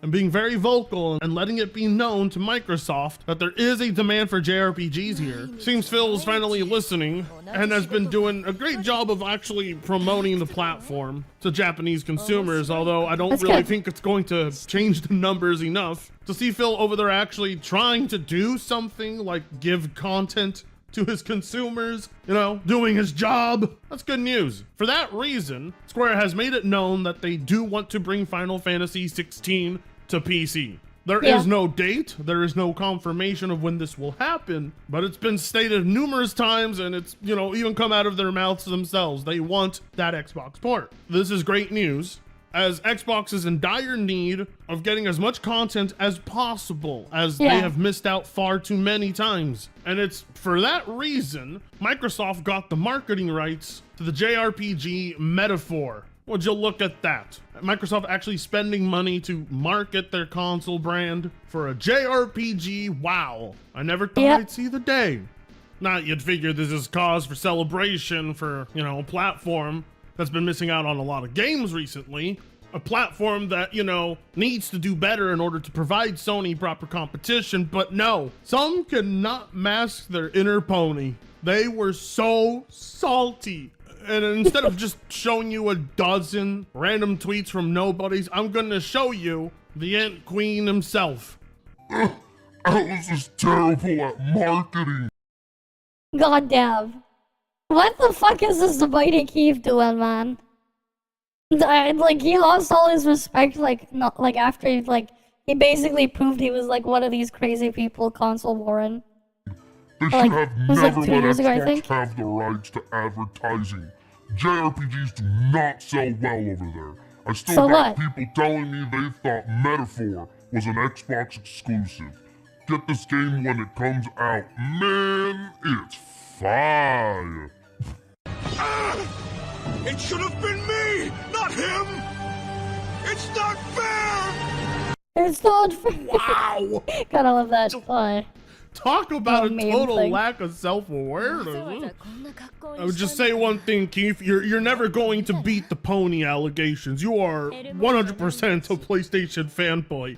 Unbelievable. This is why when these guys tell you they want Microsoft to have games to compete with Sony, it's not true. They want a world with no Microsoft. I mean, come on. They don't want Microsoft buying studios or publishing games. Now they don't even want Microsoft getting marketing rights to anything. How hilarious is it? The double standards within this tweet alone blew my goddamn mind. I was sitting on the toilet reading it this morning like, does he not realize what he's stating by posting this? And he's essentially saying Microsoft should not be allowed to get marketing rights for JRPGs, just Sony. Why? Just because Sony, people think this is gonna be an Xbox exclusive.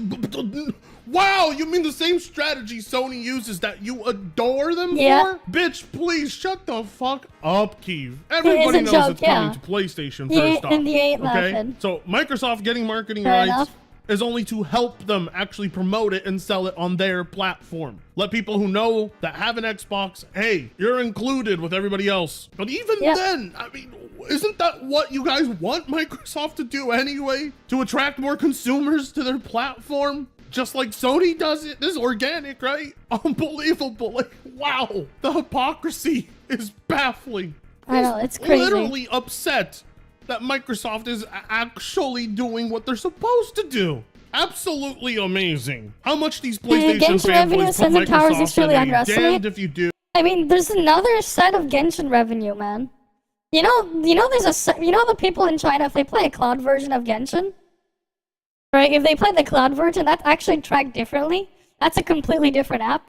It is the same thing for Tower Fantasy Cloud in China, because that's also a thing. And there's a couple other things. They don't actually track the cloud versions of stuff as well. And they make a lot more than the regular mobile versions of the thing. Because there's a lot of people that have phones where, like, you can load a web browser and play a game through that. Because, like, it's online only anyways. And, like, they actually make more money for the cloud stuff because the cloud version is paid. You can't play it free to play the cloud versions of these types of things. Yeah, PC, PlayStation, other up top inside collabs or social media ads. And they make a lot more than people realize. Their freaking ads that they spend for Hoyo spends is insane. You literally cannot escape them. Right? Like, you just cannot. It is insane. Like, people don't know, man. Like, the real shit that goes on is a lot crazier than people may realize. Damned if you don't. It's just everywhere. There's nothing Microsoft can do to ever win these guys over. I mean, just take a look at this tweet of how enthusiastic he is. Silent Hill 2 was a PlayStation exclusive. Look how giddy that makes him. No problems with the marketing rights, but God forbid Microsoft convinced people Metaphor is only for their console. Shitting on Genshin, basically giving Genshin free ads. Yep, you exactly. are not allowed. Just good old Sony. No shame from this guy. I mean, wow. I really wholeheartedly wish I had never come across Mighty Keef's Twitter. I didn't have a problem with him on YouTube. I was like, okay, whatever. But his Twitter, oh my God, did it ruin his image. This dude is unapologetically a PlayStation fanboy. One of the hardcore ones. But he absolutely hates it if you remind him. I mean, just check out his reaction. Yeah, for me, it's like, I'm just not gonna play it, man. I don't like it, I'm not gonna play it. That's it. Stating the obvious that historically, PlayStation has been the home to JRPGs more often than Xbox. So allowing Xbox to handle marketing is not wise in my opinion. Xbox fanboys mad for me stating the truth. No! You dingus! Oh my God, everybody knows the game is coming out on both platforms. It's just that the heavy marketing was needed to remind people it exists on Xbox. And you are arguing that Microsoft should not have the right to do that. Do you not see why people would call you a pony, but you want to pin it on Xbox fanboys? I'm a PC only gamer and I'm looking at you like a fucking idiot right now. The home JRPG, like, bro. That's exactly what Microsoft is trying to compete against. Yeah, they're trying to make it a thing. These JRPGs also come to their platform. You only say historically because that's how you want to keep things. You don't actually want Microsoft to do better. You don't actually want the Xbox brand to market itself more towards JRPG fans. Fair enough. That's just sad. That's pathetic. Don't blame them for being bad. Blame if it's convinced the people around you that it is an Xbox exclusive, wouldn't that mean Microsoft is actually doing good marketing? Oh my god. I question Mighty Keef's intelligence every single time he tweets. I don't know how it's possible to blow up and be that big with a head that empty. His other Dude was YouTubers just idiotic, salty. yeah, Xbox for sure. got the marketing rights. I mean, it is what it is, man. It is what it is. I'm going to make a funny, like, 4-way, like, open world comparison video, I think I'll do. Right, especially because, like, what I can do is, like, I can record the gameplay for each of them at 1080p, and then what I can probably do, what I'll do... Actually, no, this will be big brain. What I can probably do would be a fun video, I think, is, like, I'll look at various different aspects, right? We can do a 4K video, right? Because I can just upload a 4K, make 4K videos. They'll be a pain in the ass to edit. I'm not going to be happy with editing it. I can put, like, okay. We'll just say Genshin Impact left, Kuro on the right. We can put Tower Fantasy down here, and I'll put Infinity Nikki in the bottom corner. Right, 1080p for each of them, and I'll upload it as a 4K video. Because 4K resolution is 4 times 1080p. And just have 4 streams there, and do different comparisons for each section. I'll make a video on that, you know? Check Tectone stream, wait, what? And then, like, we could do something like that. Where's this? Where?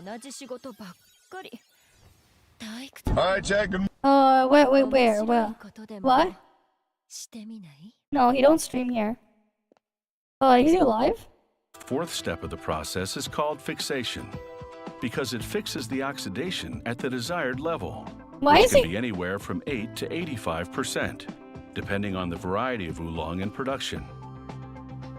This is the most critical part because it determines the Why is he watching how it's made? This one? A hottest anime take? How Genshin Impact manipulated everyone? What? Which one? Which one do we want? Check out any posts related to Genshin. Oh yeah, for sure. Genshin are the ones that give him the real ones, like 62, 86,000. Right, the revenue drama is 80,000. Another different game is only 54, 42. Yeah, like, you can kind of see, like, he doesn't get anywhere near as much views on this other stuff. Calling Natlan a failure, that spikes up to 80,000. Right, HSR 88,000. The crash outs 82,000. Oh boy. Genshin artifact stuff 100,000. Oh look at Wuwa, man. It's only 46. Oh look, Honkai Star Rail 77,000. Yeah, I know. Like, oh, Genshin 5.0 reaction 140,000. Almost 150,000. Alright, Genshin again 80,000, man. Right, unless it's like this is freaking Mr. Beast drama writing. Yeah. I'm not surprised. I'm really not surprised. And promoted the game for their platform, and to convince some people he knows that it might only be on that console. And I just don't see how that could ever be a cause for concern. It's never a cause for concern if something is exclusive for PlayStation. It's never seen as problematic if Sony has convinced people something is exclusive when it's not. Because, you know, marketing is only genius and done right if it's in Sony's hands, apparently. Even though his reaction has clearly shown Microsoft's strategy hit effectively. It's just another severe case of the double standards that every single hardcore PlayStation fanboy suffers. To pretend that they're demanding Microsoft do better, and well, the minute Microsoft does better, all of a sudden it's a problem. All of a sudden, Microsoft is being anti-competitive. Jesus Christ, 13,000 likes. And to think this is their focus in the middle of a global PSN outage. Oh my god. I wonder how they're gonna spin that one into it being Microsoft's fault too. There's just no end to it with these guys. Anyways, check out the second channel for Tank Griffs. We are close to 4,000 subs. Help us make it happen. The content there is worth your time. Like, comment, share, and subscribe if you so choose to. To hell with it. I'm out of here. See you in the next one. Fritongo sucks ass. Yeah, like, it is what it is, man. Why is everyone wrong with the PS5 Pro? Because they're really just using it to test the grounds. to see how much they can charge for a PS6. Right, they're gonna like charge more for a PS6 eventually when that comes out. Right, that's just what's like is just gonna happen. But these guys can be clueless if they want. That's their own problem. But yeah.